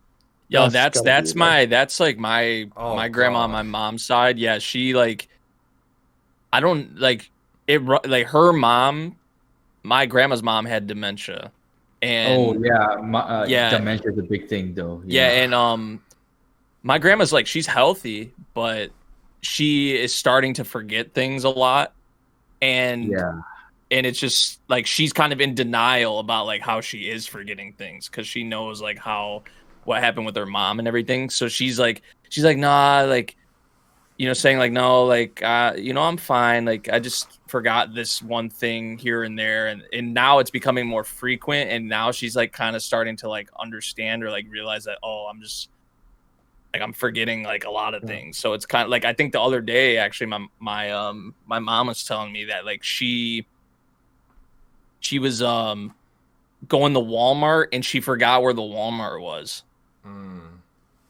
So it's like, you know, it's things like that, like thinking about like if my will my grandma forget me at one point, like that's, you know, that's you still visit them, right? That's gonna be rough when they don't remember you. But so that is very well something that can happen. And so it does definitely hit on that. It's not just like like I said before, it's not just like them being young again and fucking around, like, right? There's some wholesome stuff, there's some funny stuff, but also it does strike some, you know, it makes you think, and there's you know, some striking heart, kind of clenching heart moments there. So, and it makes you think about, you know, your family, and it happened to us as well eventually. It tackles the serious subjects like very well. And then going back to I mean, we talked about earlier about how you know, when our grandparents, you know, when they get older, they don't move as well as they used to and all that. I remember when back in the last week of March, when I was on vacation in California visiting my relatives, I learned that my relatives and my grandma, they don't even go out to eat anymore. Like they basically order most of their meals. They just order most of the meals and they just eat at home. Like they use delivery apps and all that, because my grandma, she just cannot move around like she used to. In fact, they took a trip to Europe. They took a vacation to Europe one time, and my grandma was like, she was using scooters and all that to move around. Shit. And it's crazy because I've never seen her use a scooter up until like when I was younger. So it's old age is it could be it could be tough to say the least.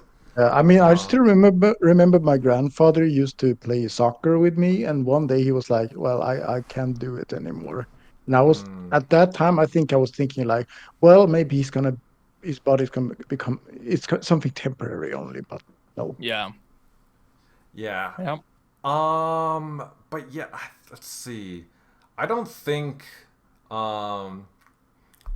there's anything much I have to say about Grandma Turn Young yet. I do remember that a lot of people, I remember during the early episodes, people were saying that they were rushing through this a bit, because I mean, which is, I guess, understandable. Like the pacing does kind of feel a bit too fast paced. But I think that's understandable considering the fact that the source material is like, it's just like a 4-comma manga.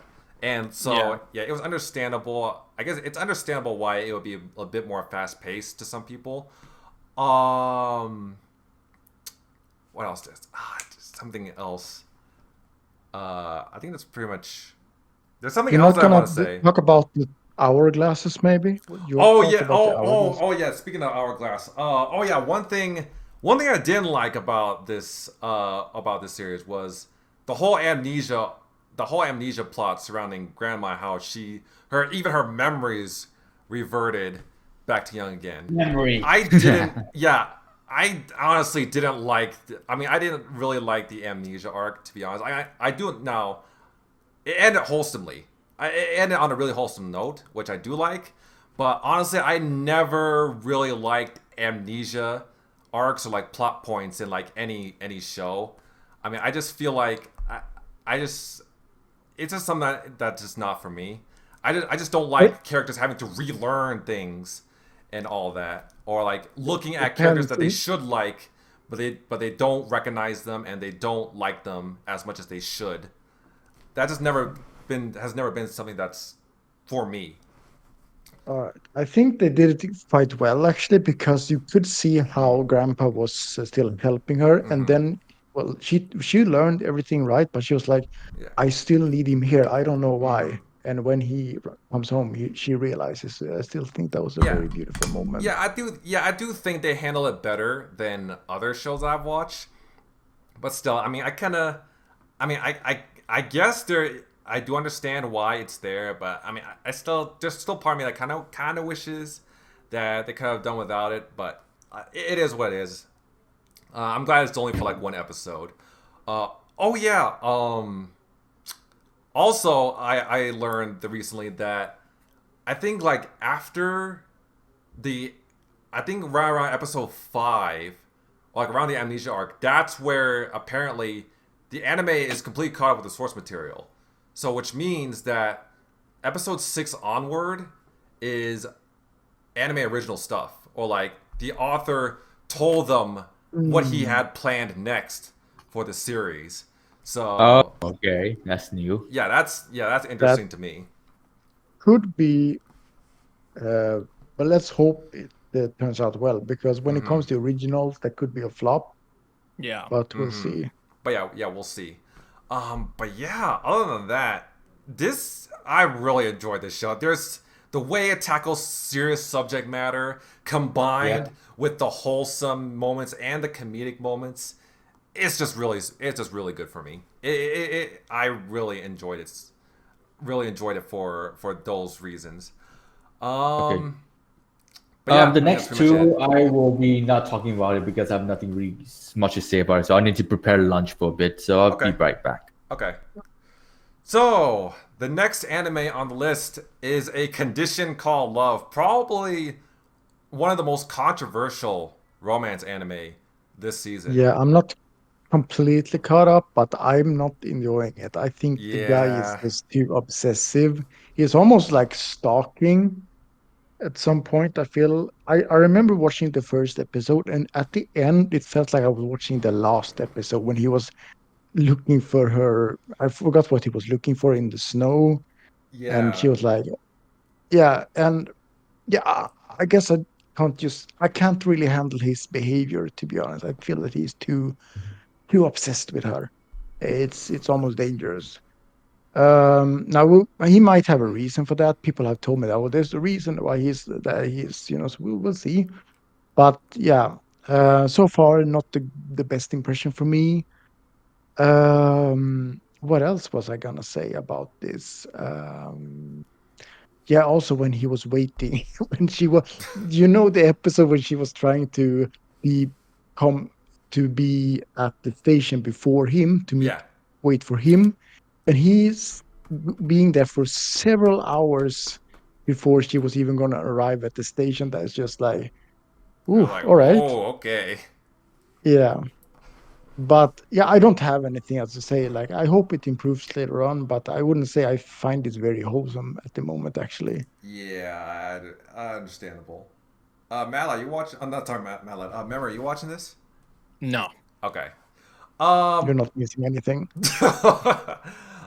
For me, okay. I will say this. I completely understand why people wouldn't enjoy this, but it's not. I went to this show because it's a shoujo romance, and ever since The Sign of Affection back in the last season, I really wanted to get into more shoujo romance anime. And yeah, so far, I'd be lying if I said that this was just as wholesome, or this was just as wholesome or cute as A Sign of Affection, because it definitely isn't. But I still I'm actually still enjoying this so far. Now, like I said, I understand why people wouldn't like Hananoi. I mean, yeah, I have to admit that he's pretty problematic.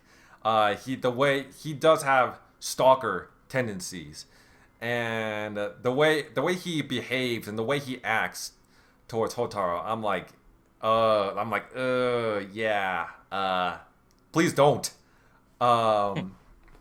But, however, I honestly, while he was very problematic during the first few episodes, I honestly feel like their relationship is actually improving. Things are improving, at least for me. Especially after the last episode, the most recent episode, where we had that really sweet scene in the playground, and it looks like they actually are officially like dating as of right now. So, in that scene where Hananori gave Hotaru the kiss on the forehead and all that, I think that was really sweet. I actually really like that. These past couple episodes, I would say, is where the series started really improving for me. And I had this, and I still think that there is, as you said, Anapo, there is a reason as to why Hananori acts the way he does. And I still feel like the reason has to do with like abandonment issues. Like he has issues of abandonment because like his parents, they're not, as we have just learned from the recent episode, his parents are not in his life a large majority of the time. His parents are always away in some other country, doing work or I guess volunteer work and all that. The only family he has really is his grandma. And so I think that's another reason. Well, that's one reason why it's understandable why he would act the way he does and why he's so possessive of Hotaru, because he's afraid of losing her. He's afraid of losing Hotaru and her not being in his life the same way his parents weren't always in his life. Also, I feel like one of the issues he has and why he's so possessive of Hotaru is that he never really found success when it comes to other women. It seems like no other woman or no other girl treated him with the same amount of kindness that Hotaru treated him when she first gave the umbrella. One umbrella. Yeah, it may seem something so trivial, but then again, it's probably. But when you think about the fact that it's probably like one of the only times that a girl showed some type of kindness towards him, like when you think about like in that context, like it really, I think that's another reason why he's just so possessive of Hotaru and why he acts that way towards her and why he has this type of stalkerish behavior. But yeah, I think that makes things so understandable, in my opinion. Yeah, I mean, I don't know if you see me now. I'm sitting like this when you tell me this because from my perspective, it's like she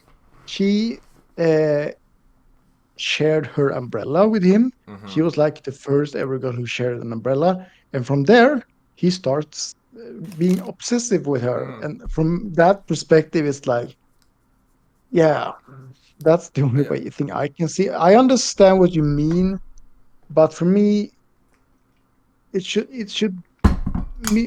be a lot more than just an umbrella, honestly, for that kind of obsessiveness.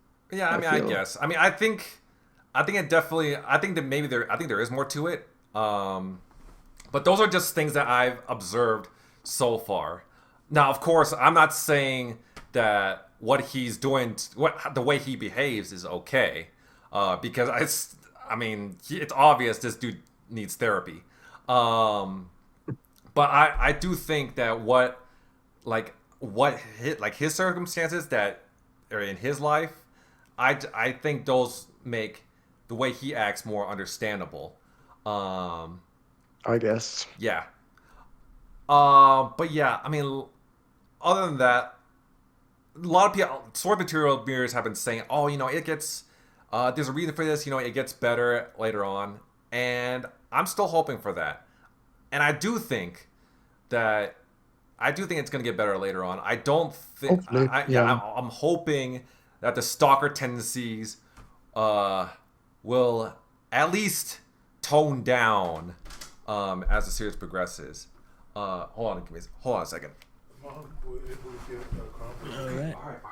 No, I don't have anything else really. Just awkward silence. He's back. I can't say anything. What, did things get really awkward while I was gone? No. Yeah. Okay. No, not at all. Okay. But yeah, I'm hoping that the stalker tendencies like dies down as the series progresses.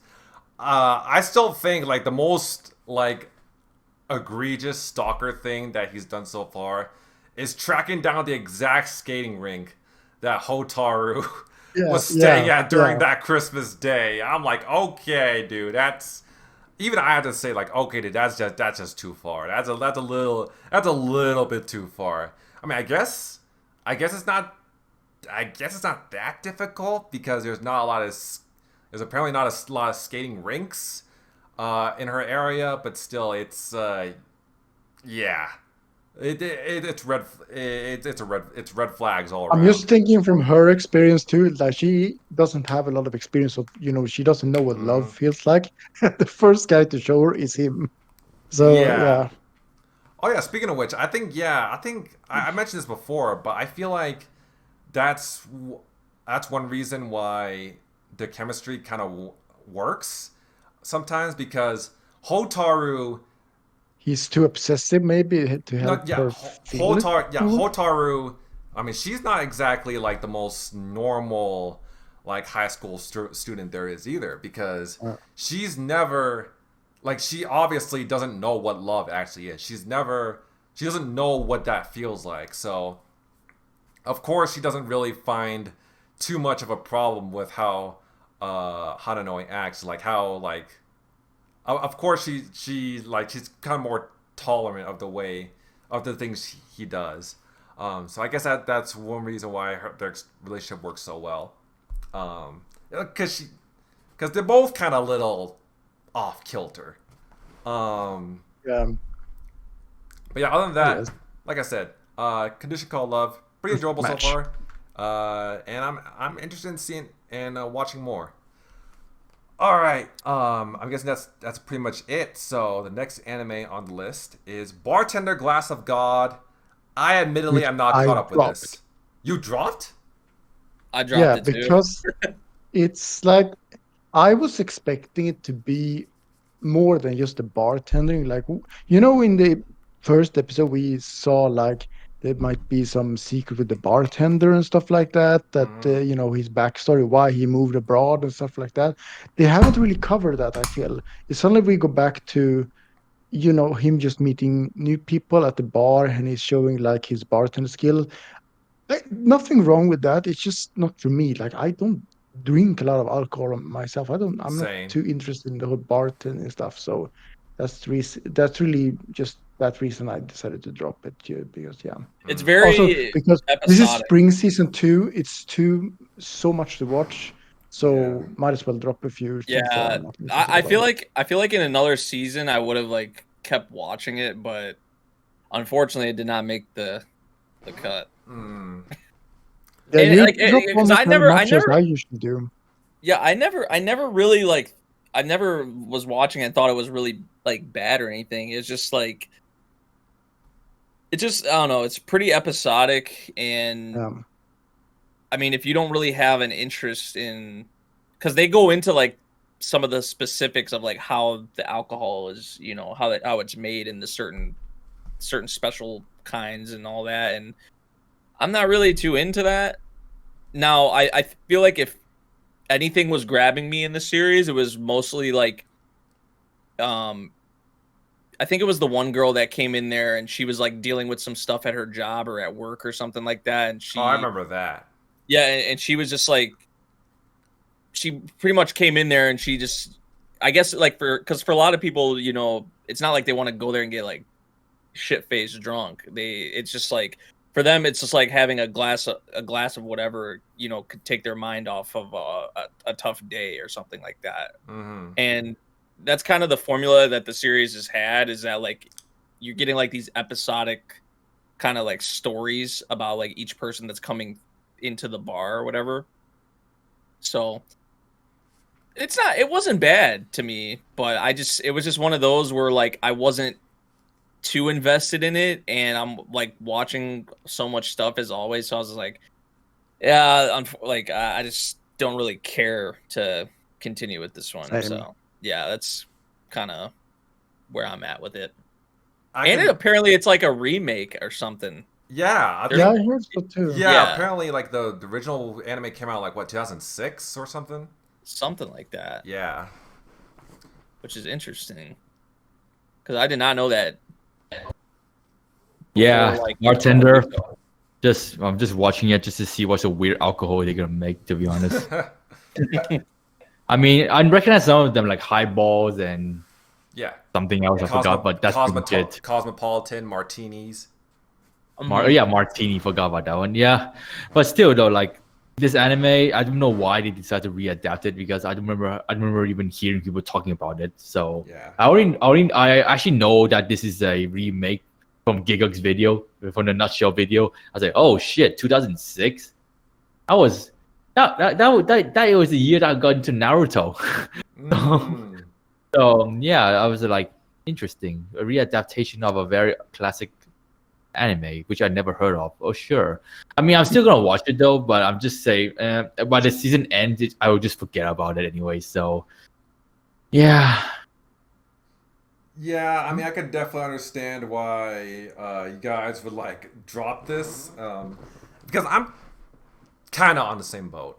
I haven't officially dropped it, but I am falling behind. I've only watched 2 episodes, and yeah, it's decent, but I'm just watching so many other shows, and that's why I'm falling behind, because I have just too many other shows on my plate. So, but yeah, it's just decent so far. I haven't seen much of it, but yeah, it's fairly enjoyable. I mean, I guess the alcohol, learning about it, it's pretty interesting. But there's not much I can just grasp onto. There's really nothing in this series so far that makes me want to look forward to this like every week or anything like that. Yeah.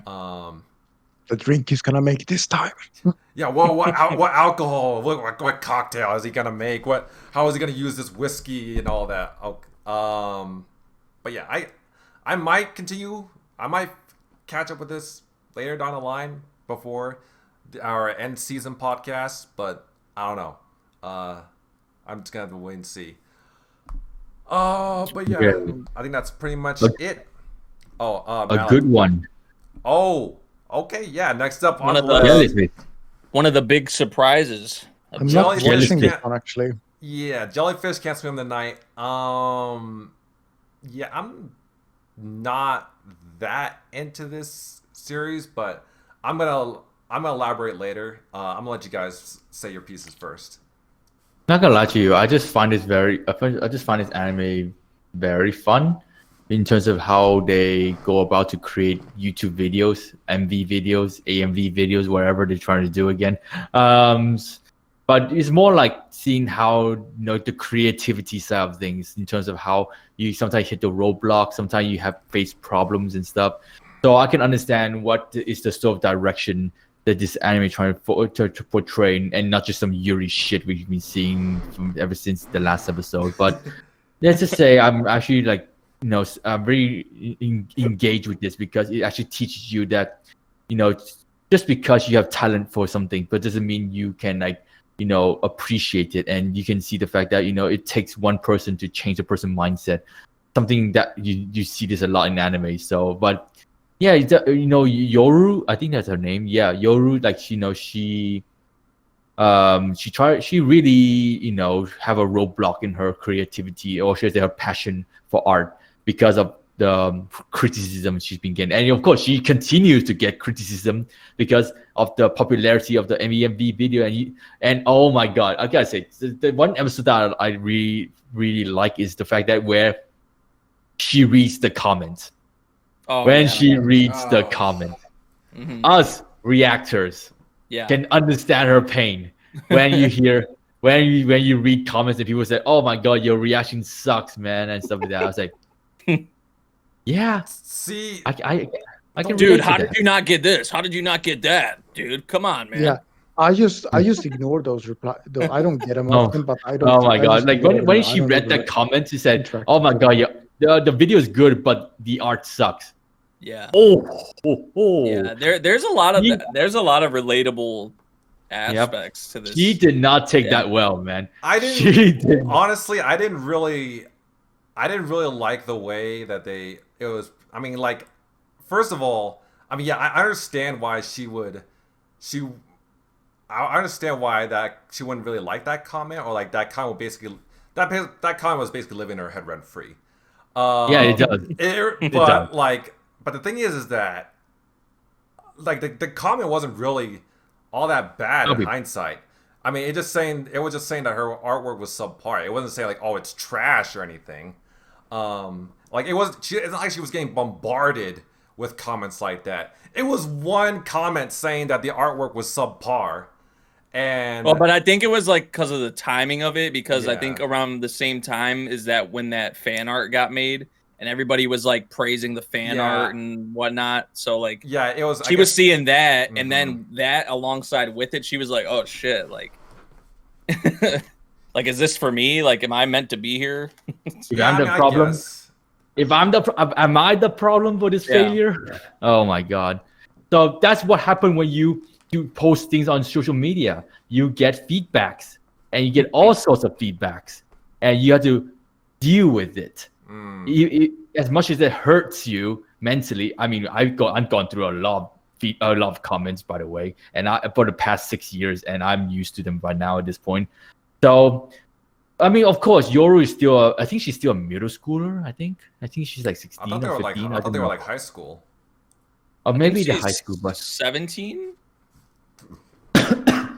But she never. But you know, all she had in her life was positive feedback from her top friends and stuff regarding to her art, but not the war thing, because the war thing what stopped her from drawing. But let's just say when you get feedback, and then you know what's worse, when you get feedback saying that you are support, and then someone else does your work, and you say, "Oh my God, he or she is so much better comparing to yours."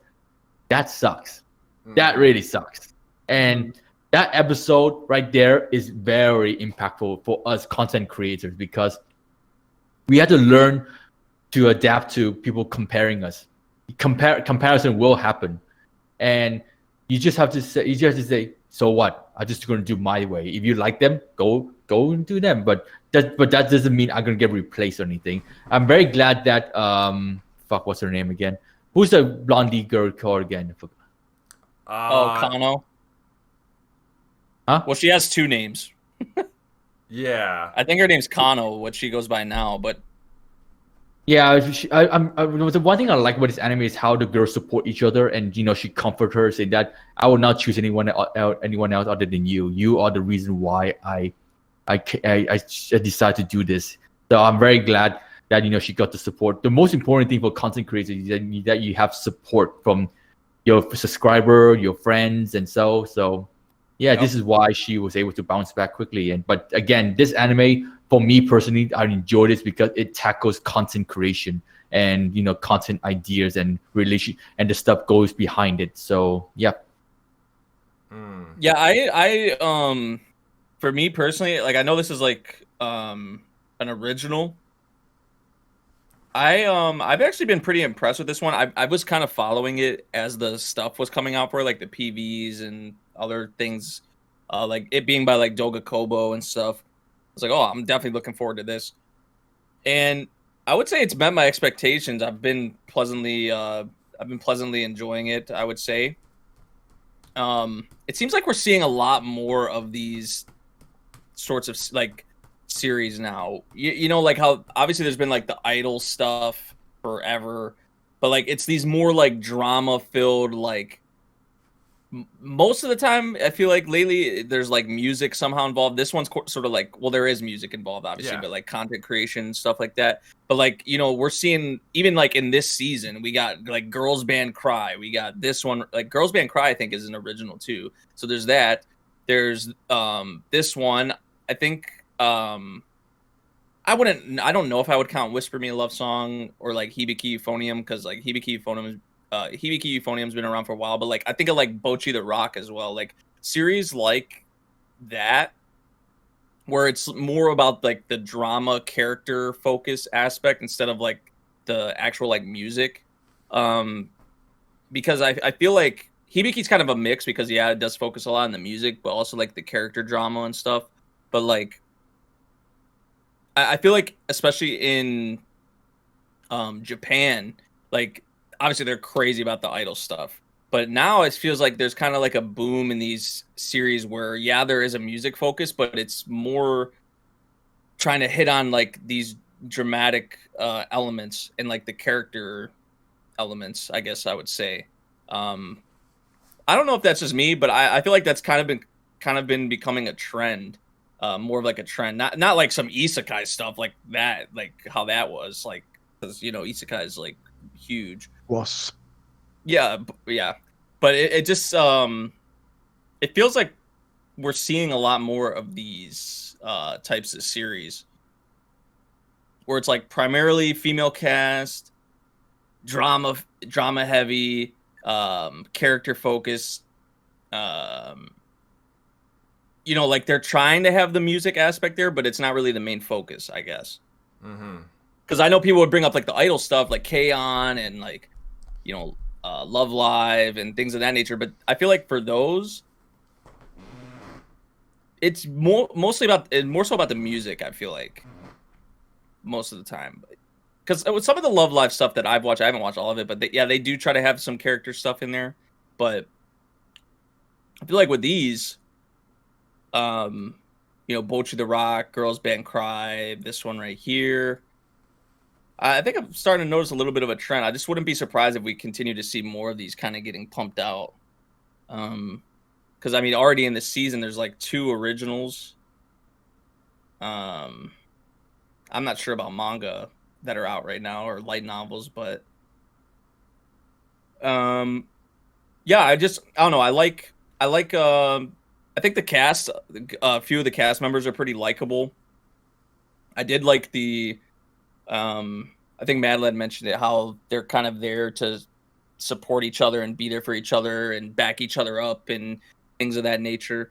I do like how it has like a relatable aspect to content creation, like Madeline mentioned as well. But yeah, I'm curious to see where, you know, like the second half of this series goes. And yeah, I think that's really all I have to say. I think it's one of the, I don't know if I'd really say it's like a hidden gem, but I would say it's one of the surprises of the season for me. Yeah, like I was following the material that was coming out, like the previews and all that, and I was like, I feel like I'll probably like this. And I guess it did live up to that, because that's why I wouldn't really say it's like a dark horse, but I've been pleasantly surprised with that. I think a lot of others have too, that maybe didn't really have this on their radar initially, and production wise, it's really nice. So that's a plus. Oh yeah. Yeah. So. Annapol, you're watching this show, right? No. Oh, you're not. Okay. Yeah, for me, I mean, I like many people expecting to get into this, expecting like a dark horse, like an underrated or like a hidden gem of the season. But so far, I just don't think there's a lot here that makes me want to call this an underrated gem or a dark horse. Honestly, I don't think this show is just not doing as much for me as I hoped. Now, I do like some things about it. As I do like the production quality. There are some really beautiful shots, and the characters are pretty likable. The music is pretty good as well. But I mean, other than that, like, there's just not much. I think there's just not much there for me. I mean, even though it does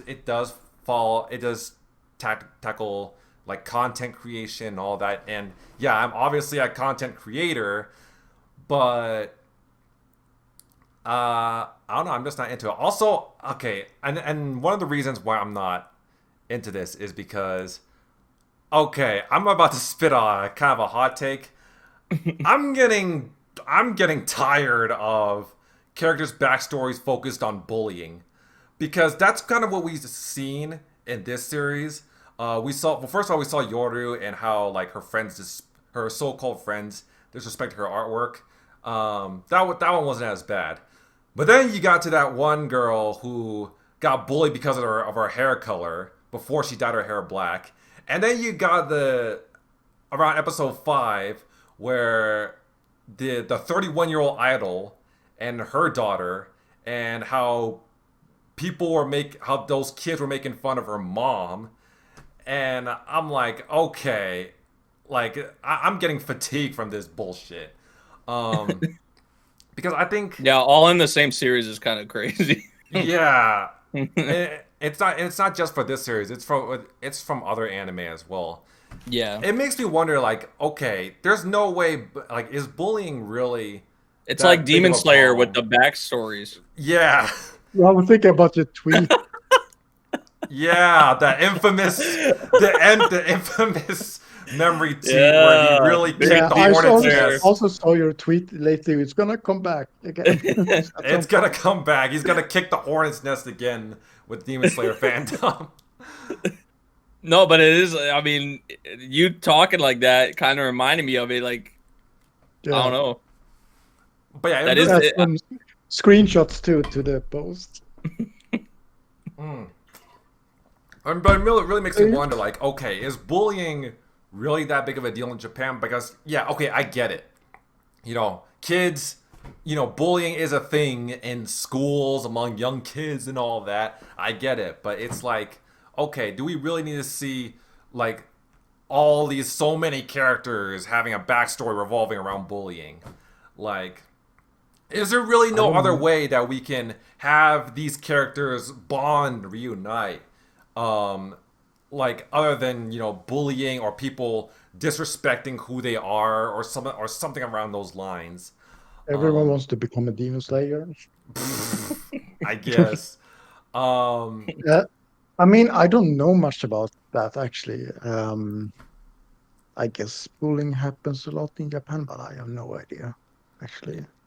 Also, this is another kind of a hot take. This show kind of reminds me of why I despise idol culture in Japan, because once again it tackles because Kano has her whole backstory is that her mom is like a producer for like idols, and how Kano herself was once an idol, but then she kind of fell out of that, and there's a lot of other stuff surrounding idol culture that this anime tackles as well, where I'm like, oh my god, this is why I'm not into idol culture at all. Because, I mean, aside from the fact that, like, the whole, like, all idol culture in general, they expect their favorite girls, their oshis, to be, like, pure and cute and can do no wrong. And if they have a boyfriend, oh, god forbid, they're gonna be burned at the stake. It's so unrealistic. Oshinoko. It's so unrealistic to expect that out of any person, just in general. Like, what? Yeah, Oshinoko. That's another reason why I wasn't into Oshinoko. And then also in this anime, it just kind of tackles how in general that there's just so much high expectations when it comes to like girls wanting to become idols and all of that, and how like there's so much. Right, you got to be built different. Yeah, you got to be built different if you want to survive. Even when your own mom is a producer, Like that's still not going to be enough.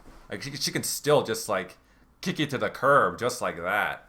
So yeah, I mean it's kind of it's tragic to see. But yeah, other than that, like I understand why people would enjoy Jellyfish Can't Swim in the Night, but honestly, I'm still wanting to see more out of this series. I do think there are some relatable moments as a content creator myself. But yeah, like I said, I want to see more. I want to see like more character development and all of that. But yeah, I think that's pretty much all I have to say for this series. So, all right. Are we ready to move on? Yep. All right, next up on the list is another romance anime. This one leading more into the Yuri route than Jellyfish Can't Swim in the Night. And that is, of course, Whisper Me a Love Song. I'm not watching this one. Okay. Are you guys watching this? Mad Lad Memory? I'm watching it, but I'm kind of getting annoyed, bro. Really? I'm kind of getting annoyed with this, man. Wait, what? I feel so, I don't know if it's me, but it feels like they're really like. I know it's like kind of typical rom-com stuff, but like it just feels like they're trying to drag this out for like an eternity.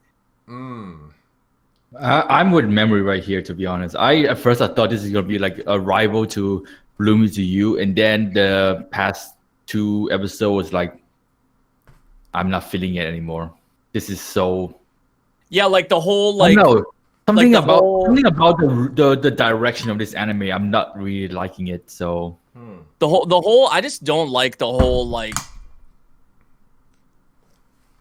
I just don't like the whole thing where like they're gonna. At least it's felt like they're gonna like drag it on where it's like, oh, like let's take time to. Which you should take time to get to know each other and see how you feel and things of that nature. But like, I don't know, it just the way it gets dragged out in a lot of these anime, it's just like, cause what's her name? Yuri, she has faced her like how she she has realized how she feels about what's the other girl's name? I think Himari. It's Himari. Yeah, so like she realizes or has come to an understanding how she feels. On the flip side, Himari, she doesn't have that feeling of love really for her, and she is trying to give it time to, I guess, reach that feeling or that I just don't. I don't know.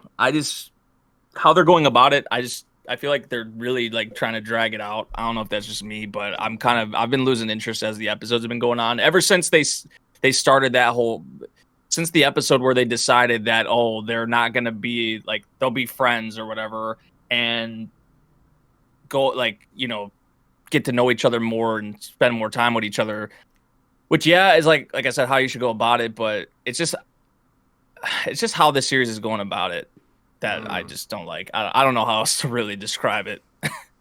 I'm with Memory here, to be honest. Well, I think the one stuff that annoys me is they decide to add in love rivals now.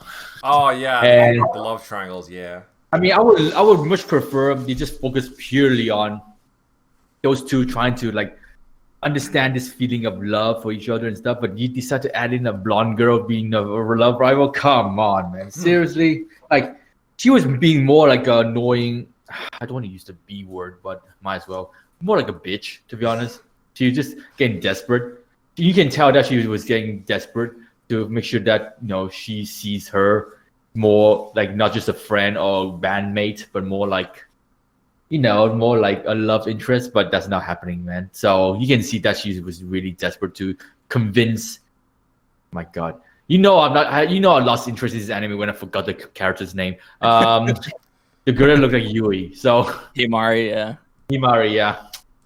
Yeah, you can definitely tell that things are at the spice is not added right for the moment right now. So I would say that this anime also lost my interest because of that. But also, what also lost my interest is that it's just, I don't know, it just felt like the Yuri element in this anime is just so overly dramatized for some reason.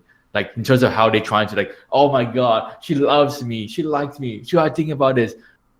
The thing about Bloom to You, sorry about to keep on comparing to it, is that she actually trying to like overcome her dilemma of not able to experience love. She's trying to figure out how to embrace this new feeling. But in this one though, she was just confused because she likes her as a senpai, but senpai likes her. She took it as like love, like actually. Yeah. So you can say that this element of this Yuri is not really for me, but I still watch it, of course, just to see how much spice they decide to add for the Yuri love. But if you're telling me if I still have any strong interest in this anime, it's starting to go this way. So yeah, I just think for me, what I would have like preferred is like they start off as friends at like the beginning of the series, and it's like exactly because there's like the whole music aspect, so you can use that. Yeah, what happened to the music aspect too? Oh my god! By the way, Asami Seto is a good singer. Like I heard the song is so good. I just feel like personally for me, I feel like it would have been, or I think I could have got into it more if it was something like where they started off as friends and it was something that over time, like they had these realizations, or they had these like they're spending time with each other, they're getting to know each other more, they're whatever, and these feelings start coming up. I feel like then they tackle it, and then they tackle it that way.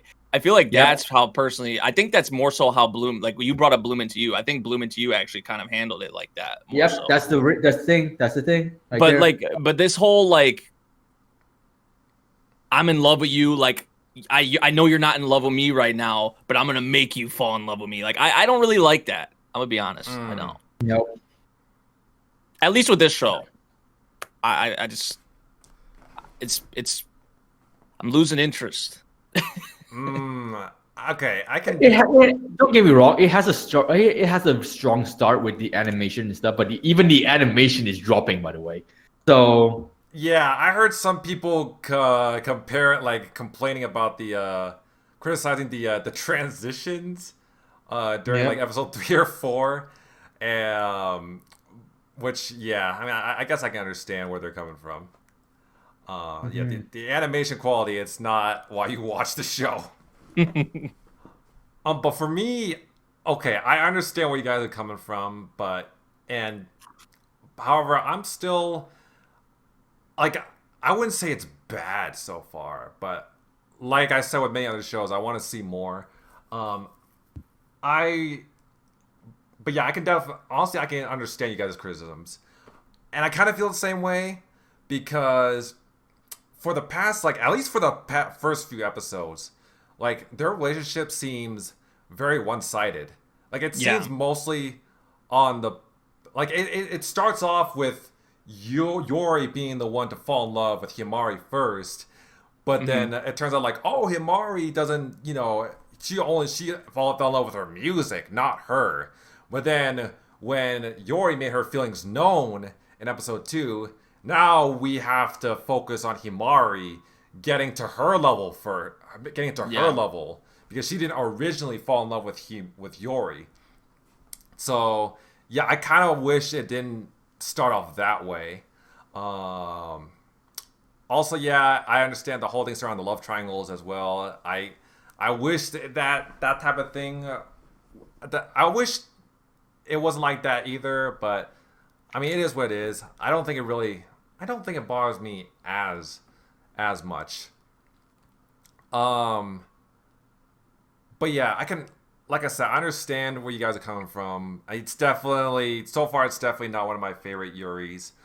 But I'm still holding on to hope because we are expecting, like, I'm not caught up on this. I haven't seen the latest episode, but we are expecting like a supposedly huge performance on Yuri.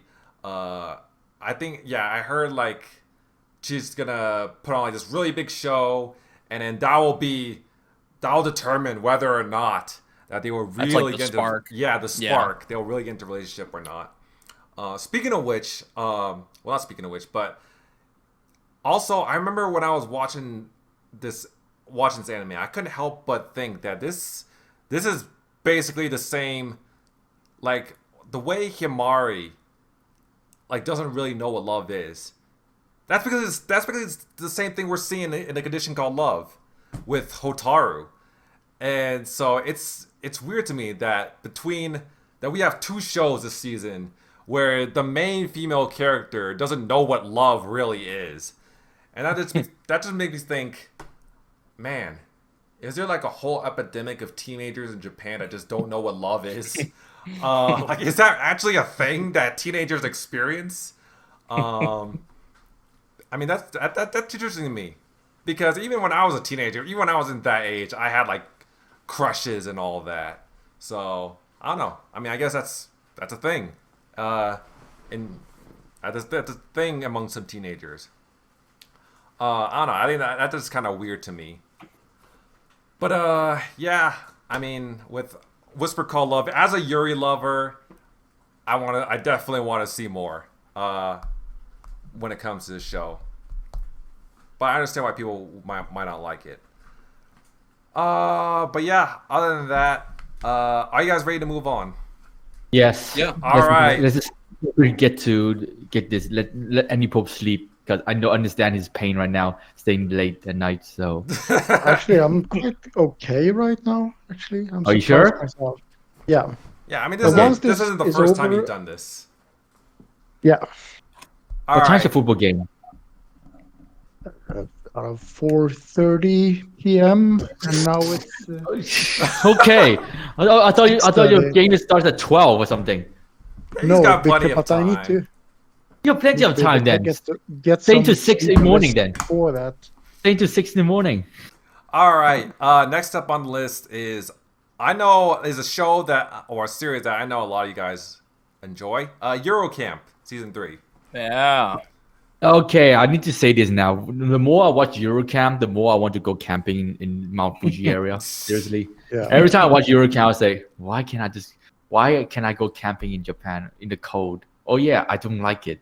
It's so try camping in -0 degrees temperature. Oh god. Oh no. As someone who don't like the cold, no.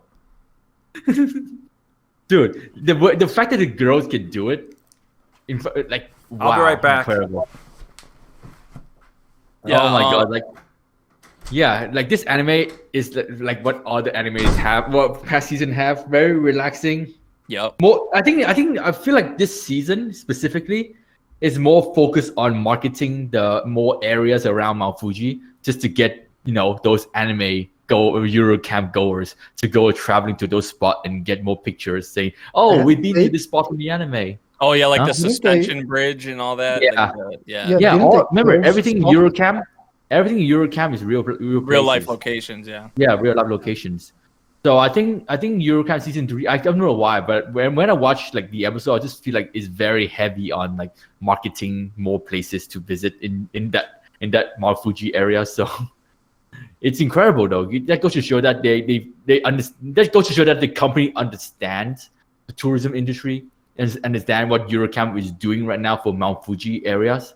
So, and because when I went to Mount Fuji, this year and last year, last year, Eurocamp is like a mini mascot to the area, because literally every time I go to like a souvenir shop, I see some Eurocamp stuff, like Eurocamp cookies, Eurocamp stuff. A very popular show in Japan. So they understood the assignment, not because they understand that Eurocamp is a very popular anime in Japan, but they also know that Eurocamp is also very popular overseas too. So it's definitely an anime where they utilize it as a business strategy You even know what I mean. So I mean, it's really nice places that they show in the anime. I gotta agree on that. It's places that you really, really want to. But the problem there's been so many places that they go to. I'm just like, I want to go there someday. I want to go. The problem was the season two. Season two was when they had closed borders, so that was a bit more difficult. But the problem is though, the places they go, you need to drive there by yourself. There's no trains to get there. Yeah. There's no like buses. Buses are, trust me, buses in Japan is shit. I hate buses in Japan. So that's why I think this is more appealing to the locals more, in order to get them traveling around the country and not just stay around Tokyo and Yokohama or those places. So, but for us foreigners, we would love to go there, but we need to rent a car. We need to drive. We need to ride. If you want to ride motorcycle, good luck riding in the cold. And of course, getting there won't be easy because some of the stuff they do is in the mountains, by the way. So it's definitely an anime appealing to those who want to explore Japan more, if you know what I mean. So season 3, I don't see a lot of camping. I see more like them just going to new places and just marketing that places. Yeah, they actually haven't done much camping. Exactly. They've been new places. Yeah, they've mostly been kind of just traveling around. Yeah. Oh my god! But still though, like people asking me, so you watch Eurocamp? Do you want to go camping in the cold?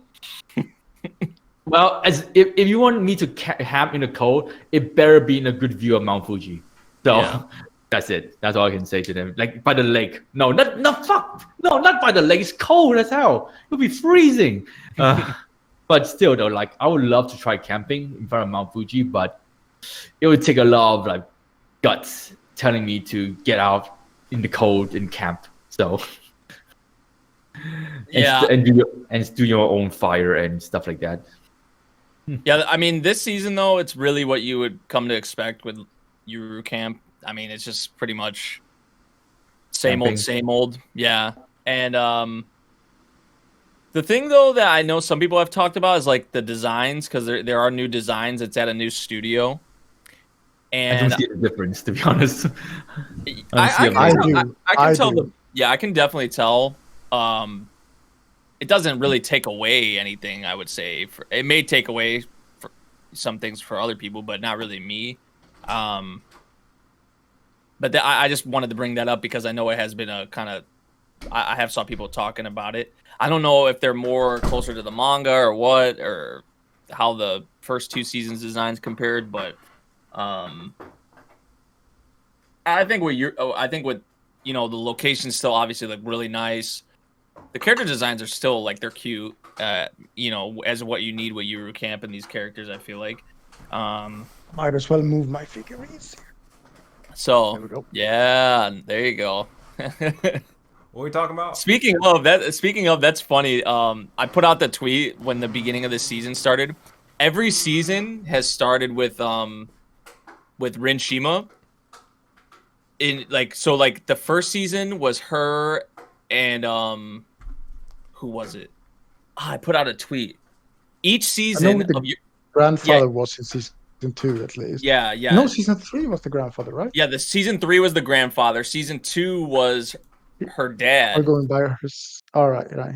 And then the first one was her going by herself, I think. So like each season of Yuru Camp has opened up with Rinshima. Literally the opening part of each season of Yuru Camp. First season, it was her by herself. Second season was her and her dad camping. And then this season was her and her grandpa. I'm just like, oh, that is just great. But would you say you feel as strong about this season as season 2? Because I remember you saying you loved season 2. Yeah. No. See, I wouldn't put this on season 2's level for me right now, at least. I don't know if it'll change, but season 2 was so good.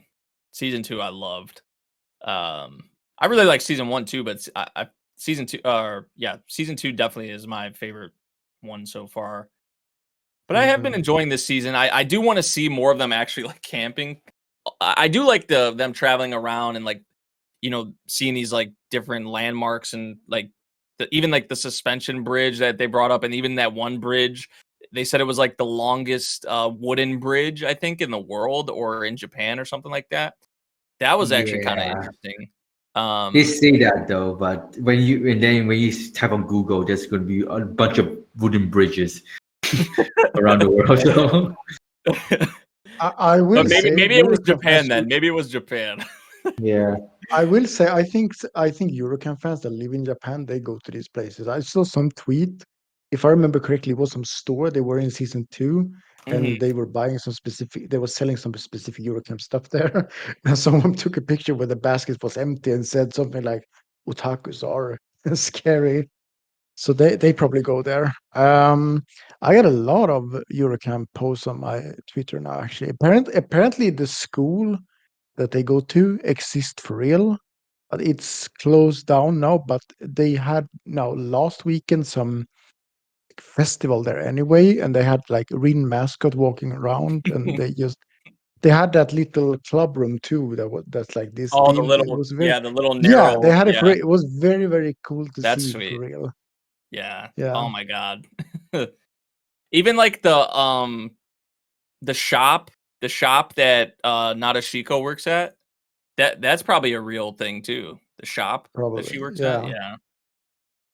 Yeah, it would be cool one day to see even like a few of these locations if I could possibly at some point. I did because when I went to Japan, memory. Go to Japan. I want to, man. I want to. You should go. That's why when I went to Japan last time, because I love Bocchi the Rock so much, I visited many places from Bocchi the Rock. You know what we want? Weebs on the round table Japan trip edition. We go to Eurocamp, all the Eurocamp spots. That would be ideal. And someone would. I just wish none of the Biori places were real. Apparently, they are not real. Otherwise, I would want to go and see like the school and the countryside there. Just go on a slice of life, like landmark tour.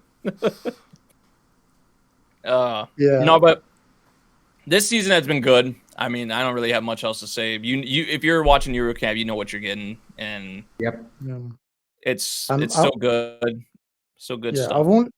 I've only watched 2 seasons of season 3 so far because I was busy catching up. And until you told me, I was actually trying to catch up to the movie. So a good thing I don't have to do that because I wasn't really into the movie, to be honest. Because kind of like what you said with season 3, I was already feeling that in season 2. Like, where is the camping here? Yeah. But I don't have much to say about season 3. I did enjoy season 2 very much, just as you mentioned. With season 3, the character design is not bad, but I can definitely tell the difference. Yeah, very like for example, Nadeshiko looks so much different. Like sometimes the character size sometimes reminds me of Charlie Brown, actually. When they look up with their mouth like that, it looks like Charlie Brown style. So I think that's the only comment I have right now is that the character style definitely looks different, but I think it's something that I will eventually get used to. It's not bad. It's just different from what we are used to.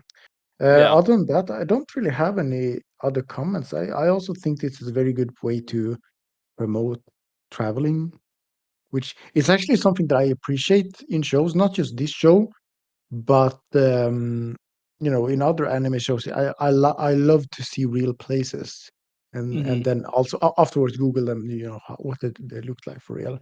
That's something I also noticed in another show, which we're gonna talk about later on. But yeah. It's also nice that I think the creator of Eurocamp they have another series. It's called like Mono or something like that. They're or Mono, something like that. It's getting an anime as well, and it's kind of similar. Like they're not camping, but I guess they use like cameras and like GoPros or like they put like cameras on like kites and like what is the thing's called, the stick thing, the selfie stick. Like selfie stick. Yeah, they use those. They use drones and stuff, and they're taking like pictures around like the city and around like their prefecture and stuff. So didn't Eurocamp have some spin-off too with the same people with the same characters? I forgot what it was called. I'm not sure. It wasn't Eurocamp. It was something else. It was the same characters. What was it called? Was it like? Did it get an anime? Yes. Hang on, I'm gonna check this one out actually. I remember watching a short. It was like Room Camp. It was called Room Camp or something like Yeah, that. room camp. Yeah, Yeah, I haven't watched it. How was that one? I honestly don't remember much from it. The episodes were like 3 minutes long. They were like 2 or 3 minutes long. So yeah. Yeah, I don't have any of the thoughts about Eurocamp actually. Yeah, it's been good. It's been good, as you would expect if you're, watching to this point. Yeah. Should we move on, maybe? Yeah. Yeah. All right, I'm next not up on the watching the list next one. is Yozakura Family. Yeah, I'm also not watching this. I'm watching it. It's Spy Family, literally. It's nothing crazy so far. I heard this from a few manga readers though, that apparently this series it takes some time, but this series actually like gets really crazy apparently later on. So I'm kind of just waiting out for a bit. There has been some parts I've enjoyed of it, but I feel like right now at least it's nothing too crazy. It's kind of typical shonen stuff I feel like happening right now, but I'm holding out hope because apparently it gets freaking crazy and it's going to be like 27 episodes or something. So hopefully we get to some of that stuff that manga readers are talking about. I for one, I can agree with Memory here because I saw panels of this anime before this anime came out. I was like, "Ooh, this looks fun!" But then, the first 3 or 4 or 5 episodes that I react to, I was like, "Nah, not gonna waste my time. Not really gonna risk my time making content for this." So I'm just gonna make YouTube short for it instead. But still, like, I'm keeping my hopes up for it and hoping that it actually gets good. But for now, it's just very episodic, I would say. Yeah, episodic. Yeah, like character introductions. The thing with the brothers kind of repetitive. I don't really care for that too much. But yeah, kind of don't really have much to say. No, I'm just waiting for the best part. Then actually, we have something to say about it. Yeah. Kawaii, you're not watching it? No, I'm not watching it. Okay, next up is Mysterious Disappearances. Okay, so this not is watching it. Yeah, I'm watching it for Tumireko. Yeah. But other than that, I don't. The only thing I know about this anime, it has plot, a lot of plot. Yeah, there are 2 big reasons why you should be watching. That's what I meant with Sumireko. Yeah. So other than that, it's definitely not crazy horror. It's not even scary. It's mostly cringe, I think. Understandable. For example, the teacher who was trying to fight bullying. That was just weird. Yeah, going back to my gripes with the bullying plots. I mean, when she was licking the floor, and I don't have. Yeah. I don't have much to say. That. I'm watching mainly for Sumireko. Other than that, no. I dropped this one. I'm not blaming you. Yeah. Well, admittedly, I didn't even bother picking it up. Yeah, well, admittedly, I am watching this, but this is another show that I'm not caught up on. I only watched the first 3 episodes. Yeah, I literally just I finished with the whole teacher getting bullied part, and then I didn't watch beyond. I haven't watched beyond that yet. Yeah, I remember I got into this because I remember thinking that this was similar. The premise was similar to Dark Gathering, which I really enjoyed last year. Dark Gathering. Yeah, Dark Gathering. I like Dark Gathering. No, I know, but Dark Gathering. What does anime has to do with Dark Gathering? Well, it's similar because like they're both deal with like the occult and like ghosts and like urban legends and all that, and like solving mysteries behind that. So I feel like there's some similarities there. And so far, it's fine, I think. Yeah, as you guys said, Annabelle, like you say, it's not really scary, so far. but of course, then again, it is very early. But yeah, like I'm really assuming Reiko's probably the best thing about this so far. And I guess I'm just gonna have to see more because so far it's not doing much. It's not doing much for me. I'm not saying it's bad, of course, but yeah, I'm really hoping we get to see more of at least like in the occult and like the horror department. Beyond like the whole. I mean, yeah, we saw the whole thing surrounding the teacher, which is just weird. But I'm hoping that we get to see more. Actually, it's scary or good stuff. But yeah, I think that's pretty much. Yeah, I don't really have much to say about this. But yeah, other than that, I think we can probably just move on now. Next up on the list, Hibike Euphonium. Ryu is here. 3. Yeah. I'm still only on season 2. I haven't caught up with the movie yet, so I cannot say anything about season 3. Yeah, I'm still on season 2 only, so I cannot say anything either. Am I the only one who's watching? Memory, go for it. Go for it. I was like, dang, if Ryu is here, I know Ryu. Yeah, you I know have Ryu something to talk loves this. about. Yeah. Trust me, if Ryu is here, this whole section would last for 45 minutes. Also, Blue Archive is next, which is something I know he's also watching. So yeah. Jellyfish 1 too, I think is really enjoying. I actually watched because I saw season 3 was coming out, obviously, so I was like, okay, I'm gonna catch up to Hibike. And I watched. You have to watch 2 seasons. There's 2 movies. There's an OVA. Or technically one, but I think there's 2 OVAs. Yeah, there's 2. Yeah. So there's a bunch of stuff you got to watch, and I did it before this season came out.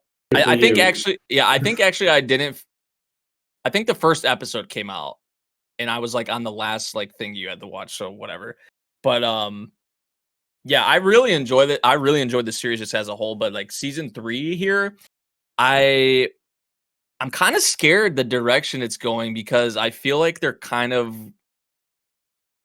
because obviously Reina, she knows she wants to, be a professional, and even beyond high school, she wants to make music a career. But Kumiko, on the other hand, maybe not in her, future endeavors. So I think that's kind of an interesting thing that the anime is kind of trying to hit on is beyond high school where they're going to go. Obviously, they're focusing on what they're focused, Kumiko as the president in the 3rd year and all that. You got the new first years coming in, and you have the. So if I read between the line, it's more you're not really a fan of seeing them trying to find the feet in the club, being the leader, the president, and stuff. What was that? You're not a fan of them trying to take control and trying to find the feet and trying to lead the club in their point of view. Where you more enjoy seeing them working with the senpais and achieving the goal, but this one is more them just trying to adapt. Is that what I'm trying to read between the lines? I mean, I do like that that part. I'm just kind of saying that I think it's interesting how they're kind of focusing on this aspect too, where it's what are they gonna do after high school? Is Kumiko even gonna be pursuing a music career? Because Reina wants to do that. She wants to be a pro musician and all that. But she obviously would like Kumiko to do the same thing, but that's not up to her. That's up to Kumiko and how she feels. So I think that is something interesting that they've kind of been focusing on and hinting at. And also, I know, well, it's not really a spoiler, but Kumiko got she's the president. She got one of the UFO roles, but there's a new student in now, and she's a UFO player too. And I know right now Kumiko won, or she won one of the spots from the auditions. But I'm kind of nervous for the future, especially if that's the direction that they do decide to go, where Kumiko doesn't pursue a music career beyond high school. Say if she fails an audition after this one that they just had for a different event or for nationals or something like that. That would be where I think it gets really interesting potentially, because if she's the club president and she's not, it kind of brings me back to the duel, or I guess that Reina and the former president had, where they kind of auditioned for the one spot. So I'm kind of curious to see what happens with that. But yeah, it's a beautiful series, has a beautiful cast, a lot to really like about it. It's KyoAni, of course, so it's gonna look beautiful. And I do like the new student that they've added in this season. She's like a transfer student, a transfer third year. I do like what she's brought to the table, and I'm curious to see how the rest of this season goes. I'm really happy for Hazuki too, because she finally she passed or won her audition, and she's kind of been shat on in the past. Like they didn't involve her, or she didn't win or pass her audition. So to see her finally catch a W is really nice. But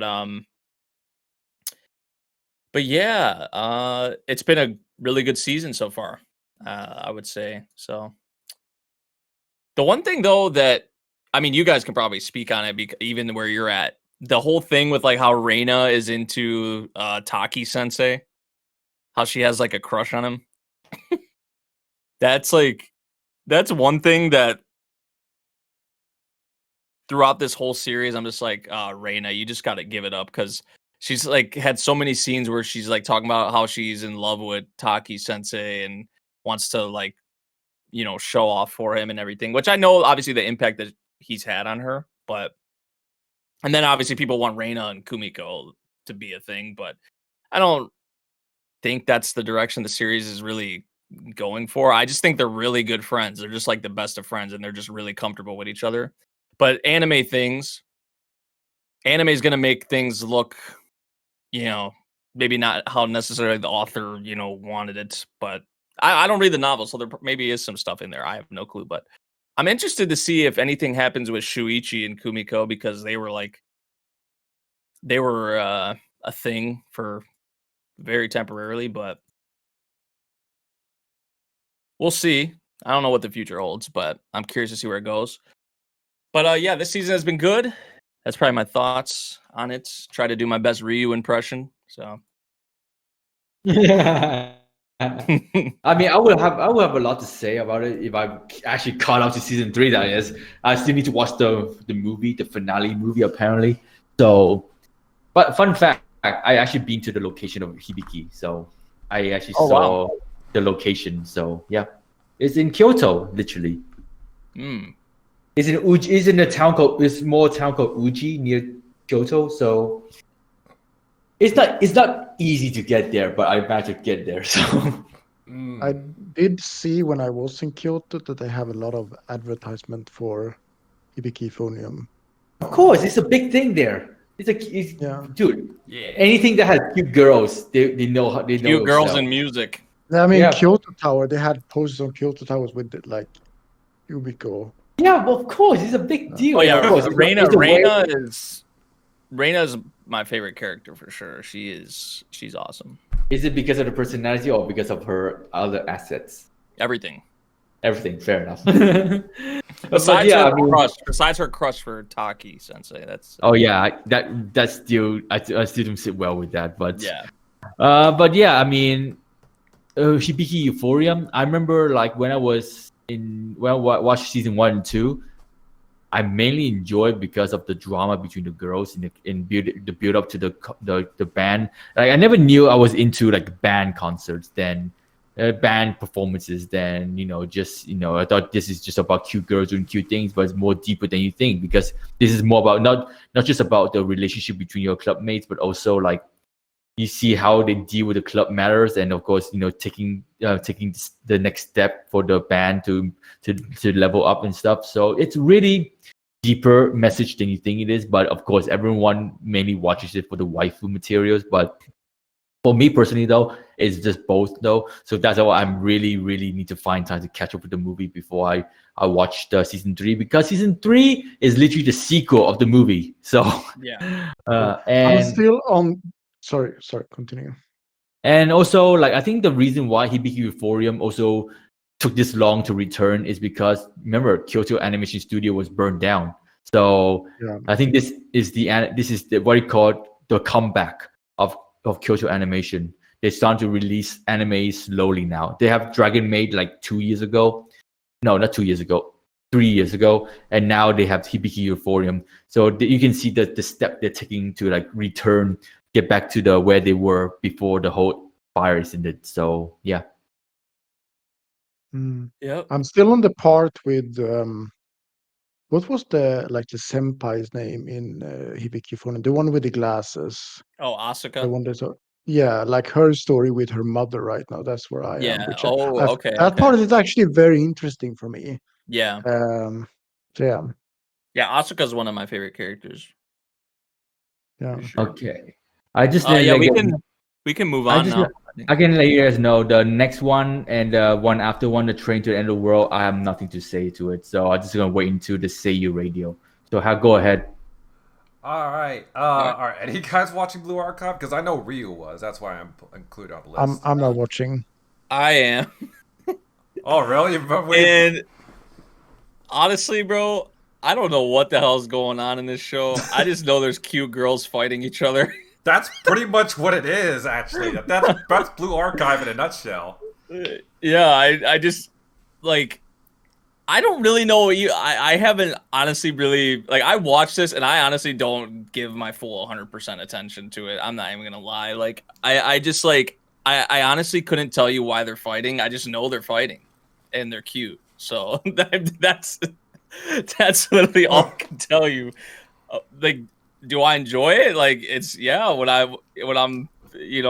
When I see whatever, I enjoy it. The OP is really freaking good too. I was actually mind blown by that. When I first saw that OP, I was like, wait, they went actually insane for that. So I will say that, but I honestly don't have much to say because I couldn't even tell you why they're fighting or what's really going on. So I've played a little bit of the game and I don't even know if there's an explanation why they're I think it's because I don't know, there's a turf war going on with the school or something. I don't know. Or but yeah, I couldn't even tell you the names of the groups or the factions or anything or I don't know. It's kind of in the same vein as I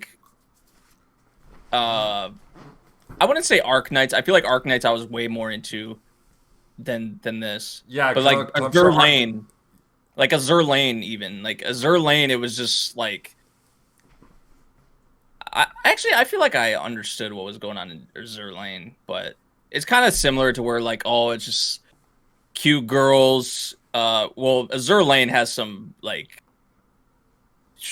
some waifus, man, for sure. Definitely, yep. Yeah, so I would probably say I actually probably enjoy Azur Lane more than this, or could get into Azur Lane more than this. Definitely Arc Knights too, but I don't know what it is. I feel like I was trying to pay attention to this, but after 2 or 3 episodes, I was I just kind of was okay, I just think these girls are these they're just fighting. It feels like every episode, shooting each other and whatnot, which it looks nice, but I couldn't tell you much beyond that. Yeah, so. I think the anime adaptation is mostly for gotcha the fans behind the gotcha game.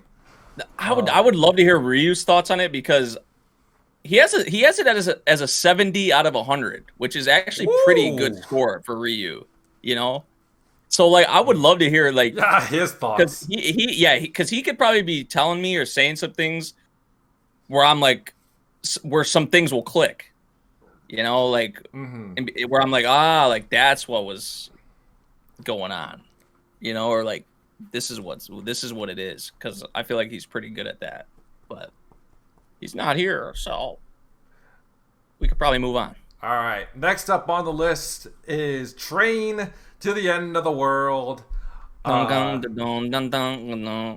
Yeah, actually, I have to start with this one because this is actually one of my absolute favorite show this season, and one that I really, really recommend. I know I recommended shows before, which apparently turned out to be a flop. I still remember Mig and Dali. which wasn't very appreciated. Don't worry. I'm not gonna hold it against you. Yeah, but this one is actually very fascinating, I would say. Both first the whole thing with the 7G incident, because at the first episode I thought it was a bit too goofy, I would say. Seeing them being animals, etc. But as they leave their city and go to this different station because they have to find their friend in Ikebukuro, and you see how not only their place has been affected by a 7G accident, but every station has its own nature and atmosphere, and it's so fascinating to watch. Like for example, the station with the golf balls raining and Yeah. the mushroom people. I think that was one of my Mushroom favorite Yeah. favorite stations actually. Also the little town that captured them. You know what I mean? Yeah. I don't remember what happened in the last episode where they are now. I completely forgot about that one. That actually, they were leaving. Yeah, all right, the zombies. Right, that's where they just left. Yeah. But yeah, as I said, this is what I wanted to come back to, because we talked about Eurocamp before, where I said, it's always very fascinating to see what real life places, especially around stations, look like. So this is something that I really like to see, the difference between the anime and the original stations. I also really like the opening song. I think it's really, really good. The BGM, you also spoken about the BGM memory. It's just so very good. Oh, and before I go silent again, the thing I like about this anime, even though I have not watched it, is the ending theme by Rokuta Denashi, because I really like her songs. So that's it. Yeah. I'm not gonna go too deep on it, but I do want, like, the theory that I have, and I hope I'm correct, because I know Memory mentioned that it might the show has to make a decision if it's going to be goofy or if it's going to be serious, and Yeah. I guess I kind of agree on that.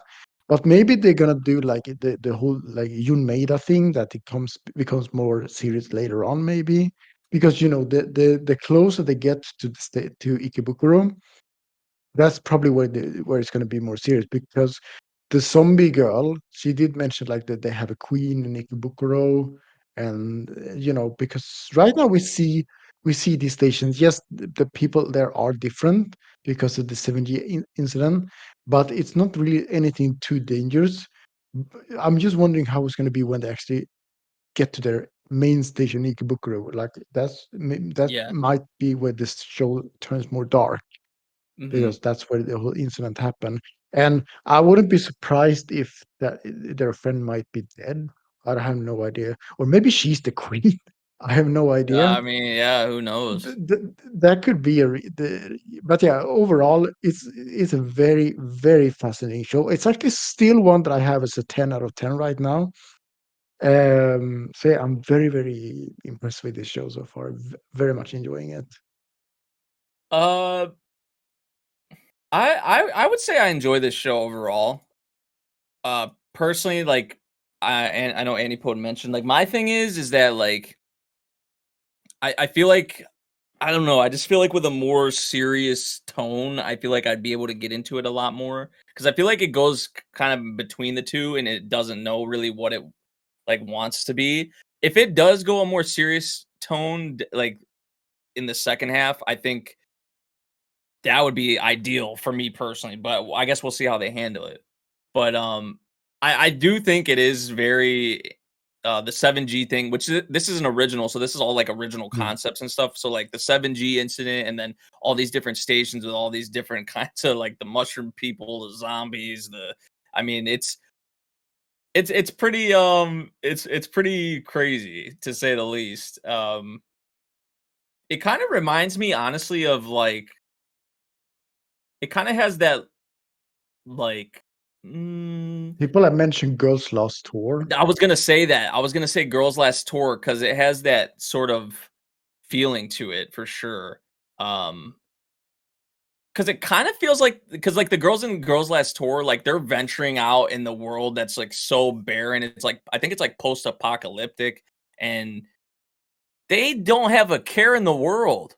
like the girls just don't have a care in the world, and I feel like that's these girls like but more often than not. I feel like they just don't have a care in the world. Like obviously they have a goal, they know what they want to do, but it's just like some of the reactions and some of the things that they do when these situations arise. It's just I have got a kick out of it. So even though I'm saying like I just feel like I would just rather it be one way or the other, I guess is kind of what I'm like. If it was purely comedy, go with that. Or if it was purely serious, go with it. When it's kind of going, like it'll have some serious tone moments or like episodes or whatever, and then it'll be like goofy. And I'm just like, I kind of would like if it made up its mind, but I think by the end of the show, it might be more serious. Yeah, I did also. I read a comment on the Crunchyroll on one of the episodes, and someone was talking about some plot hole because at each station they are trying to communicate back to their home with the hammer. The guy that they can only talk for 5 minutes before he turns old again. And someone said, well, there's a plot twist there because at one episode I don't remember what happens, if it was big waves or something like that made like the railway destroyed. And they were like, oh, they can still do this telepathy with each other. I forgot what it was called in English. But as far as I remember, it wasn't broken. It's just folded because of the waves. So that would explain why they can still communicate. Now it's still interesting how far away they are from home, but they still be able to do that. Yeah, no matter what. Yeah. But yeah, it's gonna get really. I feel like it is. I mean, dude, who knows? I mean, they might throw in like a total curveball, especially when they get to Ikebukuro or they get like closer to there. They could throw in a total curveball. Yeah, they have been hinting, right, because they are from that town. They have been hinting on like, well, we're probably gonna turn into animals as well eventually. So maybe that's a slow transformation we're gonna see later on, maybe. And maybe they're gonna be stuck in Ikebukuro after that as animals. I don't know. I don't know. I'm curious to see, like, especially the tail end of the series where it goes. But I've been enjoying this one. It's nice. It's an original. I don't think I was expecting to. I don't know. I didn't think I was really gonna enjoy it as much as I have been. Honestly, like it exceeded my expectations that I had for it before it started. So yeah, that would be what I would have to say about it. Same. Seiyuu Radio. All right, yeah. Next up on the list is Seiyuu Radio. I'm not watching. Oh, you need to unmute yourself, Mad Lad. Yes. I know. Okay, so okay.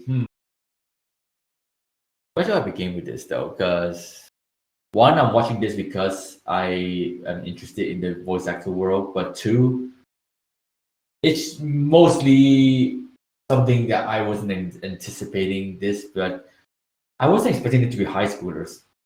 I wasn't expecting them to be high school. I was expecting to be like people that, maybe they went to like a Seiyuu training school, or maybe they like, go to like university, or maybe they just like, just in the industry already, but very rare I see voice actors.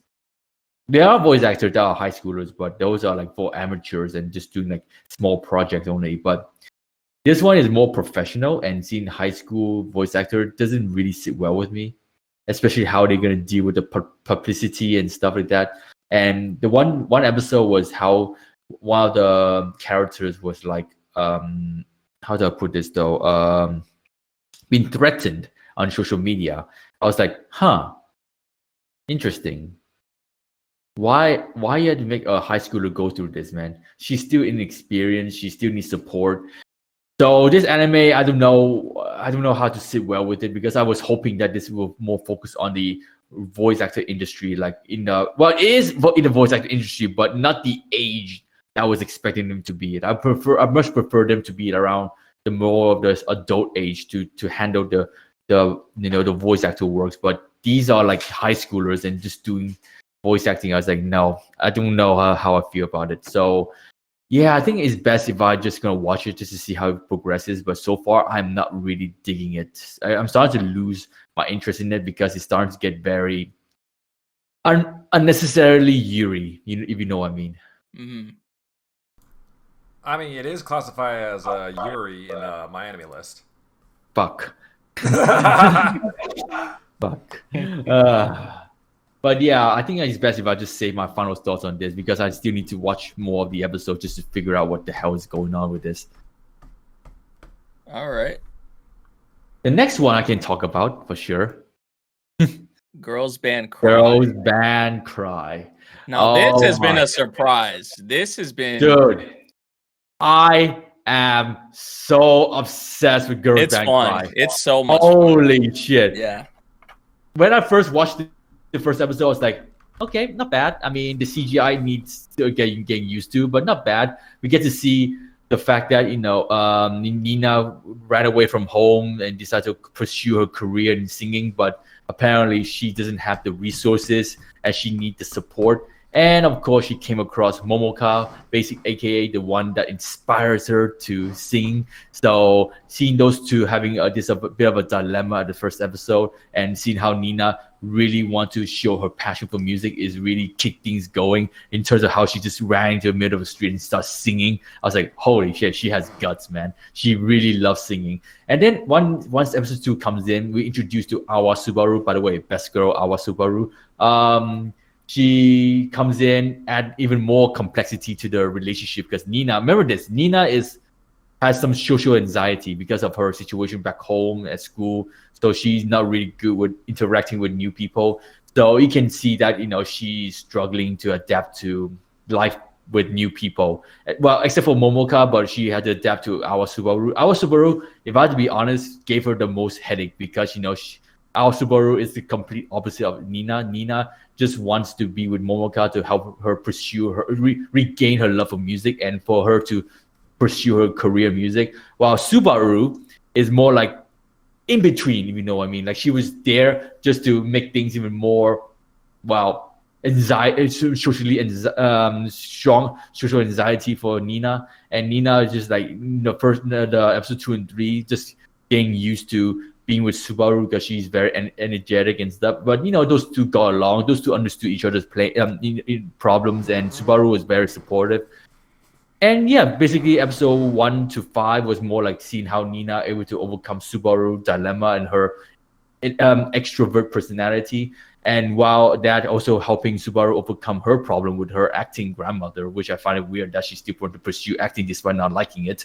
And then we have the remaining 2 girls, which they want to pursue their dream of performing Budokan, and the fact that they decide to join the girls, the Shin Kawasaki, before they rename themselves to Together. Oh my god, Together Nashi, Together Ari. That's how they pronounce. Together Nashi, Together Ari. What the heck? You find it hard to pronounce the name. So those 2 join them and add more instrumental impact to the songs, and that's how you start a band. You just have to impress new people and they want to join you. And the thing that also sold me for this anime, and not because of the great plot of the story of band building, dealing with individual members' social anxiety and stuff, is also the music. The performances are amazing. Holy cow! By the way, they're really I downloaded the first album. This is their first album. Yeah. I downloaded on Google on Apple Music, and I've been awesome. listening to the songs. And dude, by the way, Nina voice actor is only 16 years old. By the way. Yeah, I was just looking at that. All of their VAs this is their first roles for every main character. It's their first roles. And they're not just that, they're quite young too, and they have passion for music too. So you can see that where toy animation is going with this anime. It kind of lines up with the series, what the series is doing. Exactly. Kind of careers. Suddenly, the teenagers in Seiyuu Radio start to make sense. Well, kind of, but still not seeing well with it though, to be honest. But still though, like seeing how, because Together Nashi, Together Ari is like an actual band now outside of anime, but they try to promote the band by creating anime for it. Yeah. Or I heard this. I'm not sure if I hear this correctly, but apparently, what we saw in the anime almost kind of resembles what the actual voice actors are going through in some ways. Yeah, I don't know. That would be, if it goes that deep. Even with that, I heard people on Twitter, Japanese Twitter, talking about it. I was like, interesting. Okay, sure. So, but I'm not gonna buy into it until they actually reveal it. But yeah, I think I can see the fact that this anime is very enjoyable because now they are the team. Now I'm more curious to see how will they band together to create music, because there will be conflicts of interest, and we already saw this in the latest episode where Momoka wants to quit the band while Nina tries her best to convince her that I'll quit school so that I can focus on music. Fuck university, fuck college. I want to do this as a passion. And so you can definitely tell that you can see that, this anime is now starting to head into that direction now, where Nina gonna dedicate her heart to pursue her goal in singing. And in order to convince Momoka that she is serious, Momoka, don't leave us. Be with us. We have a passion project to go for. We need you to be there for us, to support us. And of course, secretly she want to get back at her friend too, which joins the rival band. So, yeah, definitely this anime is my second favorite for this season. I know when I posted this on my YouTube community page and on my Discord page and on Twitter, people were very surprised to see someone like me to give Girls Band Cry a high ranking, because I have because of my reputation for not really liking Bochito Rock. People thought that I might not like this, but then people were really surprised to see that I really enjoyed this. So, yeah, this is my second favorite anime for the season, mainly because we get some cute girls doing music, beautiful girls doing music, but also the plot and the music is really, really attractive for my taste. So that's why I really enjoyed this for this season, other than They Are Alive, of course. So yeah, I'm very much looking forward to the next episode, because next episode is where they encounter the rival band, and I'm curious to see how Nina retaliate against them, because I'm pretty sure Momoka will be struck with some PTSD over her band member, because they'll appear next episode. So I'm just want to see how would she react to it when it comes to like dealing with them, because I'm pretty sure sooner or later they're gonna start competing with together Ari. So I'm actually like, it's really excited for more to come, because we're now at the second half of the season. I think, and for any music related anime, second half of the season is usually where things get serious now for the girls. So yeah, definitely very much looking forward to more Girls Band Cry on a Friday. I dropped Misfit reaction and replaced this anime for my reaction. As much as I feeling the threat of Toei Animation, because I know Toei has a reputation for copywriting reactions and stuff, but I've managed to find a way to hopefully overcome it by only subtitle and a timer. So I'm just praying to God that doesn't get me in trouble. So, because this is the one anime that I can spend time talking about it. Misfit, I can't even talk shit about it. So yeah, I have nothing to say about Misfit anymore, because Misfit is getting too complex for me to enjoy. True. Yeah, this one, Girls Band Cry, I would say is like probably the biggest surprise of this season for me. Really? I thought Jellyfish was your surprise. No. Because like Jellyfish I was keeping up with before like it came out, and like I was like really impressed by like the previews and stuff. So I was like, okay, I think I'll like this. But like this one, I didn't keep up with anything. I didn't know anything until really I watched the first episode, and then I was just like, I saw her flicking people off in the first episode. I was like, this is great. I was like, this is great. By the way, you know the restaurant they go to, Yoshino, is an actual brand name. They went to an actual Yoshinoya brand. So oh really? Where she flicked the finger. So yeah, that is great. Like the characters just have like, I don't know, their personalities. Yeah, like just they ooze out. Like it's it's just I really like it. The performances are phenomenal. Like I really like the performances. That's one of my favorite things. Makes sense to why Toei Animation went for CGI though. Yeah.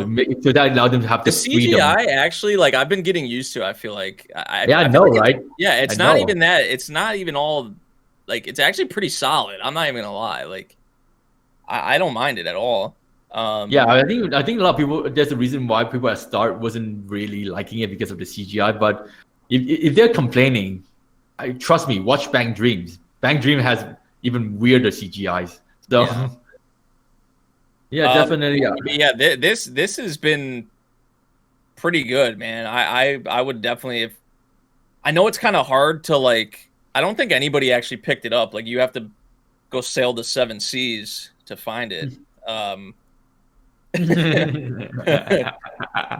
nobody picked it up. That's probably my least favorite thing is that it's not licensed like about this series. It's probably my least favorite thing, but which is kind of a shame that nobody picked it up. But I'm liking the cast.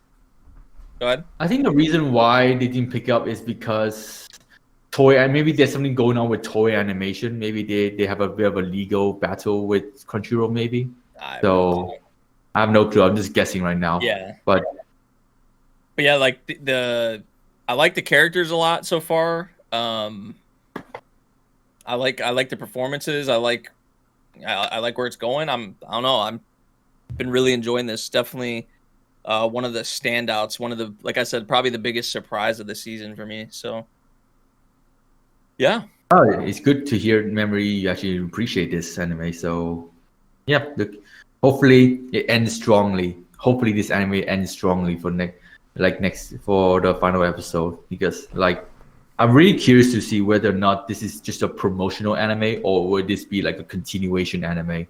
Because for Bocchi though, I feel like it's more marketing wise for the songs, and for Bang Dreams more like marketing for the game. But this one though, since it's a new anime, new band and new voice actors, I just want to see what's the marketing direction they're gonna go for this once we reach the final episode. Whether we're gonna get a sequel. If there's no sequel, then I just conclude the fact that this is just a marketing anime, just to get us to like follow the band. So yeah, there's no game for this announcement just yet, but. Definitely, this anime really took everyone by surprise. How good is it? Especially like since we have, I think some people will enjoy because of Bocchi the Rock, because of the hype around Bocchi the Rock. So they were expecting this to be something similar, and they've been treated something more mature. I would say more mature, like something that is more focused on outside of high school than inside of you know what I mean. All right. Last one. All right, and the last one on the list is Shinigami Bocchan Season 3. Oh boy. Well, I'm not the only one watching this. Adipode and Memory, I know you guys are watching this, so what do you guys think? Can start Memory. I've been enjoying this season. I mean, it's kind of like same old for me because I really enjoyed season 1, season 2. I'm enjoying this season. Was the most recent episode, was that the dance one?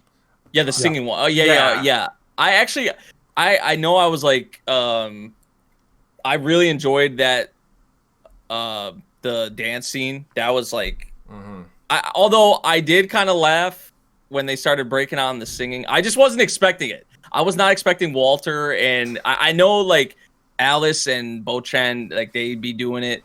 I thought that was like their thing, kind of.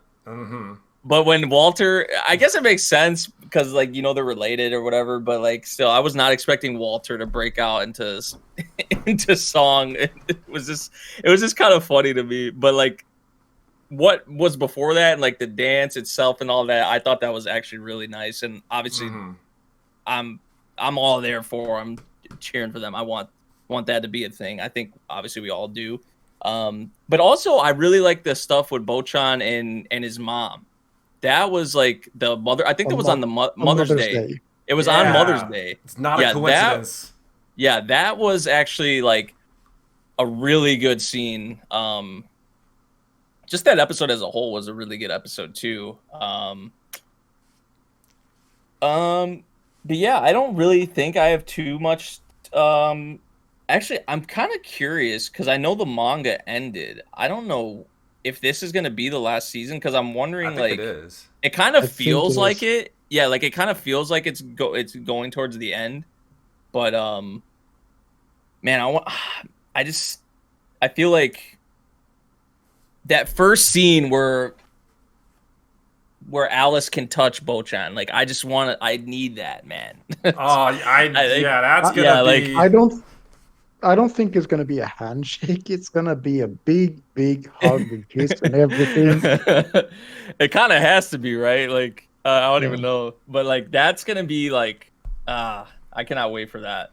Like, because the build up for it and just like 3 seasons worth, and I feel like we've grown like so attached to them and just a lot of the cast. So like that payoff is gonna be tremendous, and I cannot wait for that. So if this is the last season, like it's seeming like it will be, then I cannot wait. But yeah, I've been enjoying this season. This season's been strong, just like the other 2 seasons.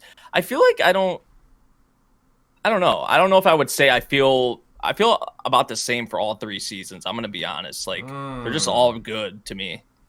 Like all 3 seasons. I don't really feel like more strongly about this one than the other, like than season 2 or season 1, for example. It's just good stuff. You kind of, if you're watching to this point, you kind of know what you're getting into.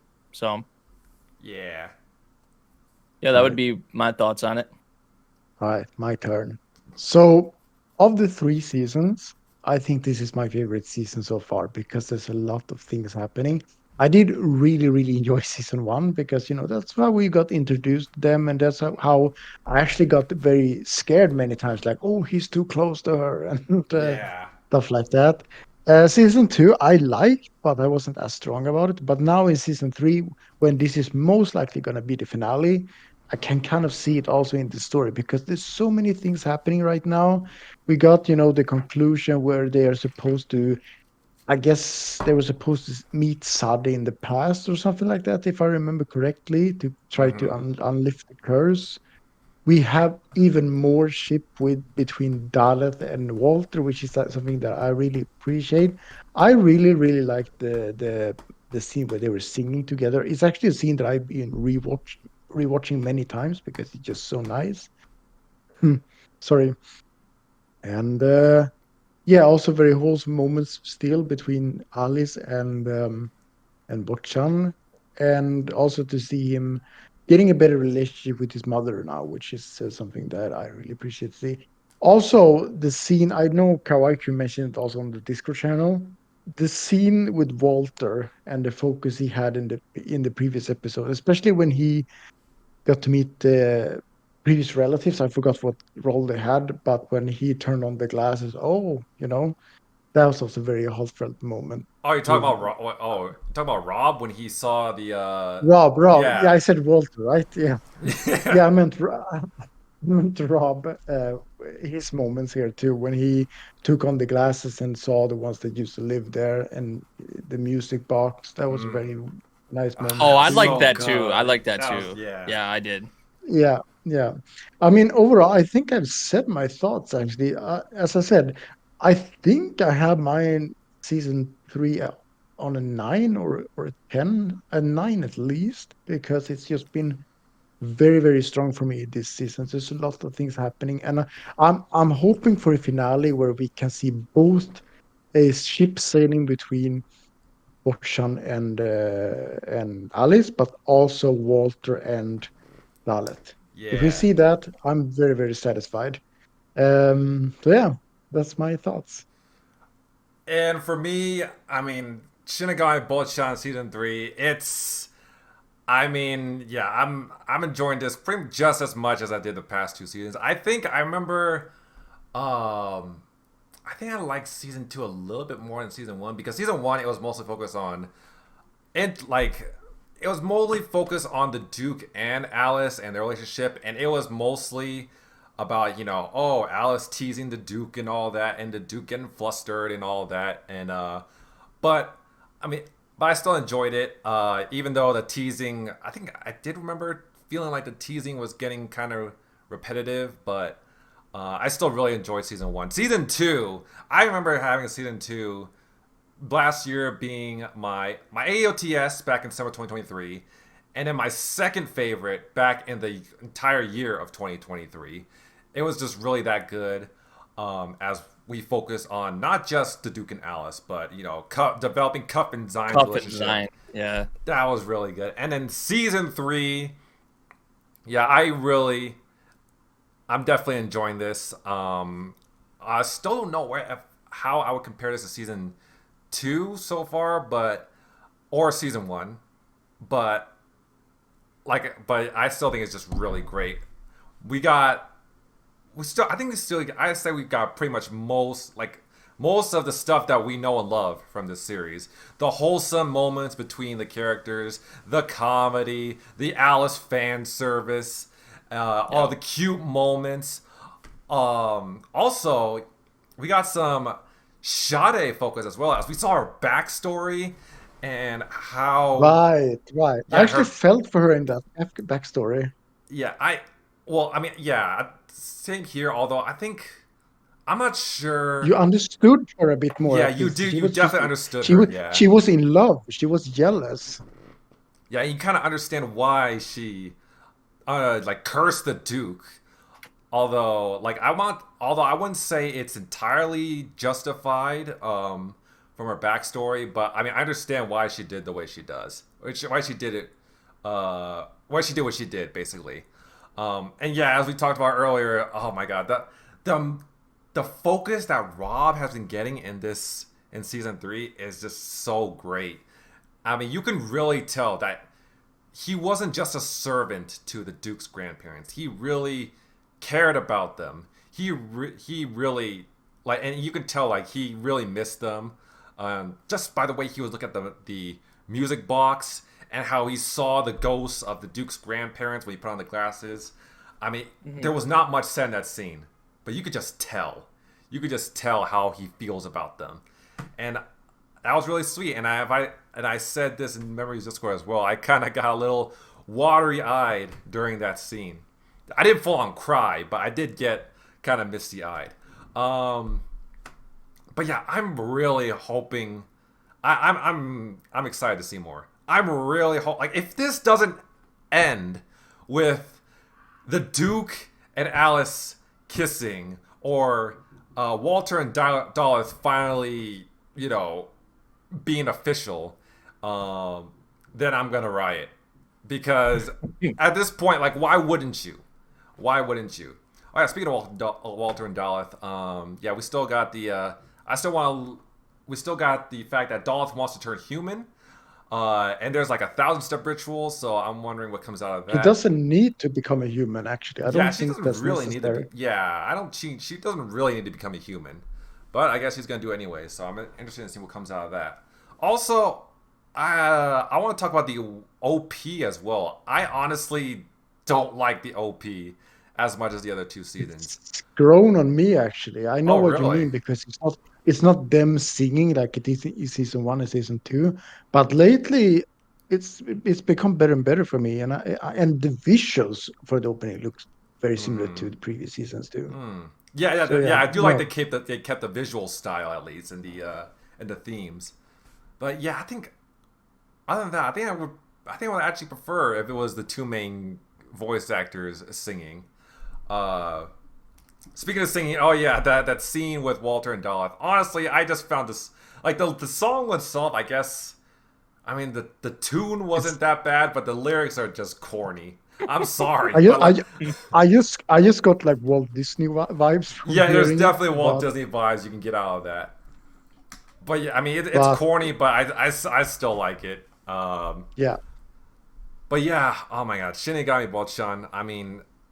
It's definitely come a long way. I remember when I first got into season 1, I wasn't sure about it because of the CGI, but then it grew on me fast, and then well, here we are, 3 seasons in, and I'm still fucking with it. It's kind of like what I said before. Like this is one of the few moments where CGI animation is really, really good. Oh yeah, and also this kind of CGI is quite alright actually. I think it's good CGI. It kind of fits with the anime actually. I would definitely have to agree. Also, this is Shinigami Bocchan, easily one of my favorite series from JC staff, which I know they're not known for their great animation and their butchered adaptations, but they did right with Shinigami Bocchan, that's for sure. At least in my opinion. But yeah, that is the last anime for this season that we're going to be talking about. So you're not going to talk about this one, Mad Other Culture? Why? I have nothing to say about it. Okay. All right. So is there anything else you guys want to talk about, or are we ready to wrap this up? Well, the level 2 cheat thing, the only thing good about the anime is the opening.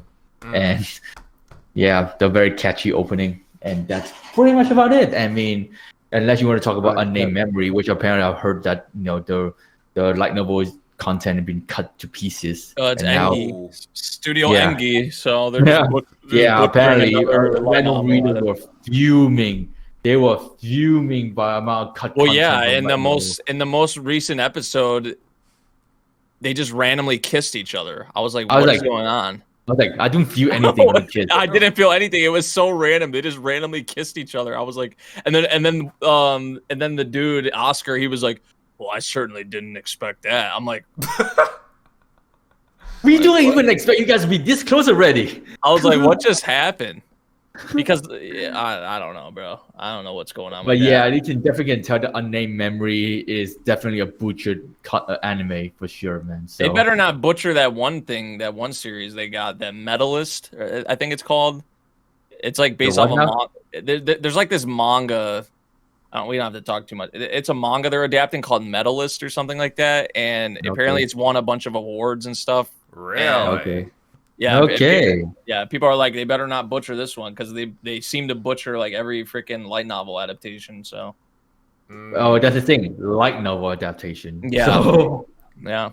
Maybe they just need to try their hand at manga adaptations. I don't know. Well, definitely. Like Unnamed Memory is also another anime that I only watching it just to see how the romance is going between those two. Even though I'm aware that there's a lot of stuff being cut out in between, but still, I just want to see whether or not they actually get married or not. Which I can see that the direction of it is going to be very cliche in some ways, but.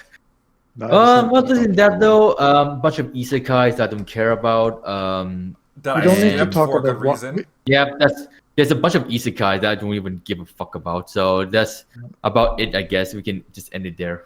All right. Yeah, we can end it.